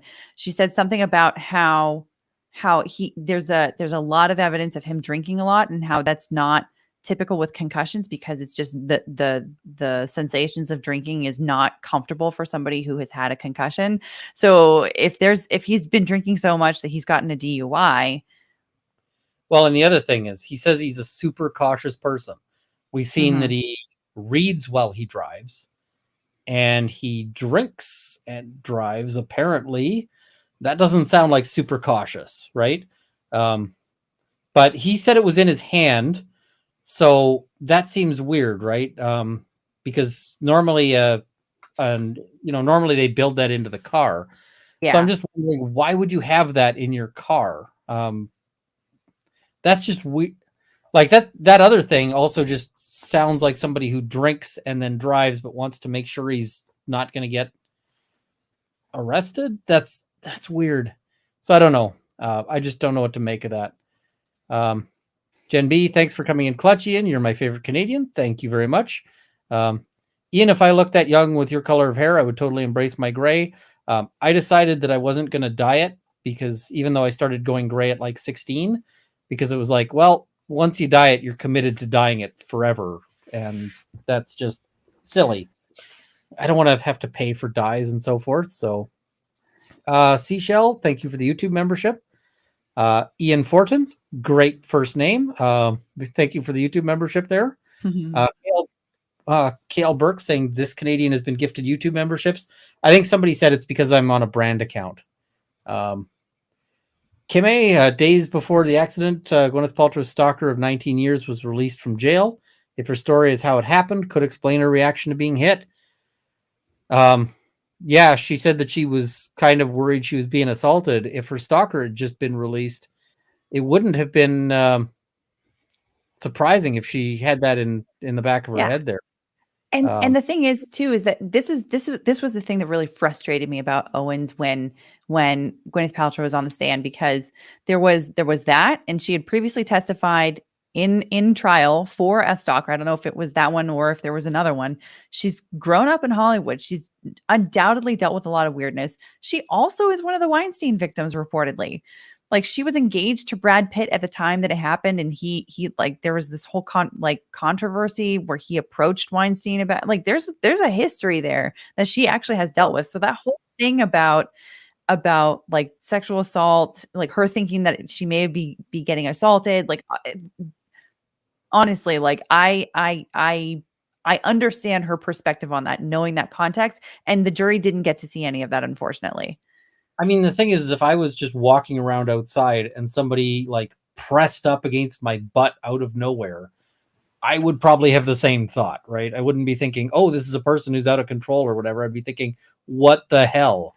So, yeah, that didn't surprise me. Edie often follows prostate cancer because now he's had put on a national stage that he's got ED. So, yeah. Sky Ricky, thank you very much. That's very generous there. Isaac Baruch's wholesome gabagool art. Still one of the best names ever. It is. Base Greg Skordas. The man has represented clients against vexatious litigant Russell Greer before, and is basically a hero in Utah for that. Awesome. I'm looking forward to seeing it in that case. Nina O, thank you very much for the super sticker. Up a Big Tree, thank you for the YouTube membership. Hikariz, the sad thing is that this man will continue to blame Gwyneth Paltrow because she's an actress, and when he loses, he will continue to blame it on her. Sad man. I suspect at some point he's going to end up in a rest home telling everybody there about how bad Gwyneth Paltrow is, and getting upset anytime they put on a Gwyneth Paltrow movie. So that I could see him appealing, like 100%. Blythe Burke, when is Trials of the Century coming back? I don't know. I'm afraid I just don't know. Midnight L 2008, I may not be smart, but I can read. I hated when he said that too. Yeah, he said that repeatedly, and it was just ugly. When you have a phrase like that, it's like, use it once, maybe. Yeah, use it once and then retire it from the trial, right? Exactly. I mean, it sounds too practiced when you've used it more than once, and it sounds Gimmicky. Well, and if you do have somebody who thinks of themselves as country, it sounds insulting at that point, right? It sounds kind of condescending to those folks. So Crazy Cat Queen, use Meetup Weekly. You can like a message or delete. No editing. Delete won't show once it's gone. Not sure about inner software recovery. Interesting. Okay. That's good to know. Yeah, See, straight from and if plaintiff side had brought that up, that would have been like a point for them on the issue of the GoPro. Yep. It would have, but you got to know this stuff, right?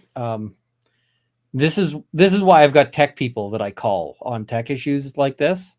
And I've had those tech people be incredibly damaging. So I had one that was able to and this, I know how to do this now. I didn't at the time, but they were able to recover a bunch of this person's Reddit comments. Because we knew what their Reddit account was. And so I looked over their comments. There wasn't anything there, but I sort of passed it along to my tech person and said, hey, can you do anything with this? And he's like, look at all the comments that were deleted. And the comments that were deleted were specifically about my client and how they were going to screw my client over. And I was like, row. Hot damn. So when I sent that to the prosecutor took it to the witness or who was the complainant and said, hey, can you explain this? And the prosecutor came back and was like, we're not taking this to trial. We're cutting your client loose. So it can be a big deal. Daffy9, thank you, Runkle. Who is the dog? That is Zora the dog. Zora is a very sweet dog. Crazy Cat Queen, Gwyneth's clothes versus Sanderson's travel post-ski collision. I think after those picks, no one cares about Gwyneth Paltrow's clothing costs. Lol. Jury hasn't heard of what her clothing costs. And thank goodness, because that would be highly irrelevant. Highly irrelevant, highly prejudicial. They haven't heard what his travel costs, but they can probably do that math in their head.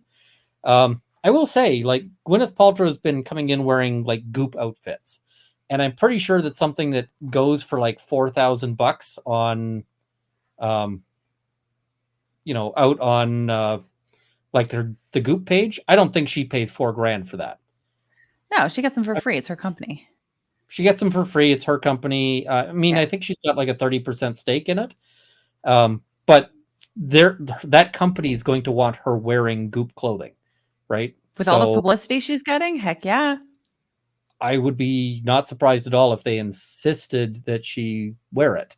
But I mean, as far as the actual style goes, it's been very reasonable, very conservative, and very understanding. No Amber Heard nonsense where she came in like I don't know, some general at one point or some weird stuff. The only thing I thought was a little ostentatious was she came in at one point wearing a gold chain. And when I saw that, I was like, that gold chain is worth more than my car. Just seeing that, right? I was just like, whew, that's an expensive chain. Because I know she's not wearing gold plate, right? I'm like, that is a solid gold chain. That thing is worth more than my car easily. So, and somebody looked it up. It is worth more than my car. It's actually worth more than both of the cars that my wife and I drive put together. So, yep. Just is what it is, right? I can't afford that sort of stuff, but it is what it is. I wouldn't have worn that personally, but I mean, it looked nice, but I still wouldn't have worn it in a trial like. Manoli Galindo, thank you very much for the super sticker. Sharon Tietzel, thank you very much for the YouTube membership. I hope I was pronouncing that right. Lana Kalia, thank you very much. Great job. Much appreciated. Panda, thanks for your coverage of trial. Thank you very much. We're going to be back here at 8. I got to see if I can make it to the airbrush store too, because I want to buy some paint. I want to do some airbrush stenciling, but I don't have any green, and I want to try to airbrush stencil a forest, so I need some green. So Alita, with regards to Sanderson's post-collision activities, my biggest issue was the high altitude stuff. Machu Picchu alone recommends 1 week of acclimation. Yeah. Yeah. Yeah. So there's that. I've never been to Machu Picchu. It's on the list. But I do. It is my understanding that there's like, you can do like the trail, which is super, super tough with the elevation gain, or you can do a much easier version where like you're barely doing anything. But that is a very good point about the elevation acclimation. And he said he hiked the trail. Yeah. So M169, that testimony about restless leg syndrome terrifies me. I have it pretty regularly. It makes me want to get checked. That medical stuff was terrifying, right? Yeah. They're like, if you Get don't good sleep, sleep. well, your brain's going to fall out your ears. And I was like, I don't know when the last time I slept well. Donna, I feel like we were just talking about sleep. Yeah. I told Alita you gave her a shout out. Thank you both so much. Yep. Yeah, absolutely. that was so kind of you. Oh, well, you know, I was kind of feeling bad because I'm like, I know you're streaming, but people are asking me to go on. I'm gonna go on. No. Of course. Well, because not everybody's going to want to watch, my style. You have your style. I have my style. Emily certainly has her style. She's the queen of these live streams, right? Oh, absolutely. That's what I'm saying. Like, hey, if you're not liking my style, check out. There's other styles out there, right? We all have our different takes. We all have our different thoughts. I'm going to be popping on to. I might be, as I do errands, but I'm going to be listening to Peter Tragos, lawyer. He does a recap, and then I do a recap after that. So we're all going to be doing the things. Law 24. I had the 3-word memory test last week. Still remember the words. In real life, I don't remember things 24 hours. Some of these tests are just, they're tests of different things, right? And, short-term memory versus long-term memory, how you commit things. But I mean, the problem was for Sanderson is that he was nailing all of the tests, right? And he was saying just that he was basically saying, I don't have these abilities, but the tests were showing that he does, which is a problem. Crazy Cat Queen saying wine and coke, Ian. I might. I know that horrifies a whole lot of people. I've heard your descriptions of it. I don't know. I mean, I would try it once because I literally had a peanut margarita once. So I would try it. I don't know if I would continue to drink it, but I mean, it's kind of sweet. It's if you ever make it out here to Edmonton, I'll make it happen. And I mean, Kalimoko, I'll hold you to that. I mean, you might actually run into it in and around, if you're in Europe. So it's a drink that's out there. So, and this is sort of the Wayback Machine. Remember watching Runkle way back when he was sleeping outside in line at the Johnny Depp versus Amber Heard trial? Yep. I think my back is still messed up. Oh no. So, yeah. B2, Runkle of the Bailey, it has been my experience that the overall feeling of the chat plays into subs. People that are disrespectful and rude will drive away the subs. I try to keep a friendly chat. Like I try to, and folks, if you like me, be nice to other people in the chat. Like that's a good thing to do. Jack Druger, thank you very much for the YouTube membership here. Kat Yarb, thanks Ian for continuing the live. Well, thank you. Runkle of the Bailey, did you catch Sykes saying to a female expert, did you read Hamlet? She doth protest too much. I found that so off-putting. Yeah. I didn't like that. I wouldn't have gone there. So, yep. It was just too much. Just put your case on, man. Yeah. And eventually the defense was like argumentative, but it took them so long to get there. I think that they were actually feeling like, it was actually making Sykes's cross worse. So they just let him have room until they got tired of it. So, Runkle, you are in Edmonton. I'm in Alberton too. I am in Edmonton. So, Margaret Young, Ian, Fox News just announced that the name Ian was one of the names retired from the hurricane naming list today, never to be used again for a hurricane. That is cool. no more. I get that name now. That's mine. Lynn Dalton, exclusive interview tomorrow with Zach Anderson's brother Solomon, Wisconsin versus Anderson, 2 p.m. Eastern. Attorney David Helm, Michigan Law Show raid, pro Zach. Interesting. Might have to check that out if I can. Jonathan Duncan, thanks Ian for being my GoPro through this trial, mate. Hopefully I don't go missing. That Boppet for pup snacks. Us pups stick together. Aw. I'm gonna make sure that Zora gets her snacks because Aw. she wants the snacks. She's like, I needs the snacks. Same with Indy. Same with Indy. Indy's a human vacuum. She would be so overweight if left to her own devices. Oh, thankfully the pups are not overweight, but they're like, Potter needs to keep his weight down because he had those leg issues. So, so I can't feed him too many. But Zora can eat the snacks. Sandy, my husky's name is Zora. It's a great dog name. Cat Yarb, Nettie Pot, hilarious. Love your stream. Thank you very much. And Dancing Beagle, thank you very much for the YouTube membership. All right. We are all caught up on the super chats here. So I am going to hit the sort of end stream button here, and I will see everyone in a couple of hours. I got to go make dinner. I got to run to the post office. I've got stuff waiting for me there. I got to try to make it to the airbrush store. I'm going to die of exhaustion. Schedule that in there somewhere. So we'll. I don't know how you're going to get all of that done before the stream. Probably attention deficit will kick in, and I will get like one of those things done. Maybe. Hopefully, it's eat.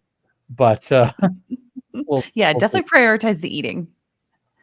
I'm gonna have to check with Mrs. Runkle and see what she wants to do for food. So, all right, thank you everyone, and we'll sort of sign things off here. And make sure you check out Alita at Legal Bites. Great content there. So, well, thanks, you know, it's true.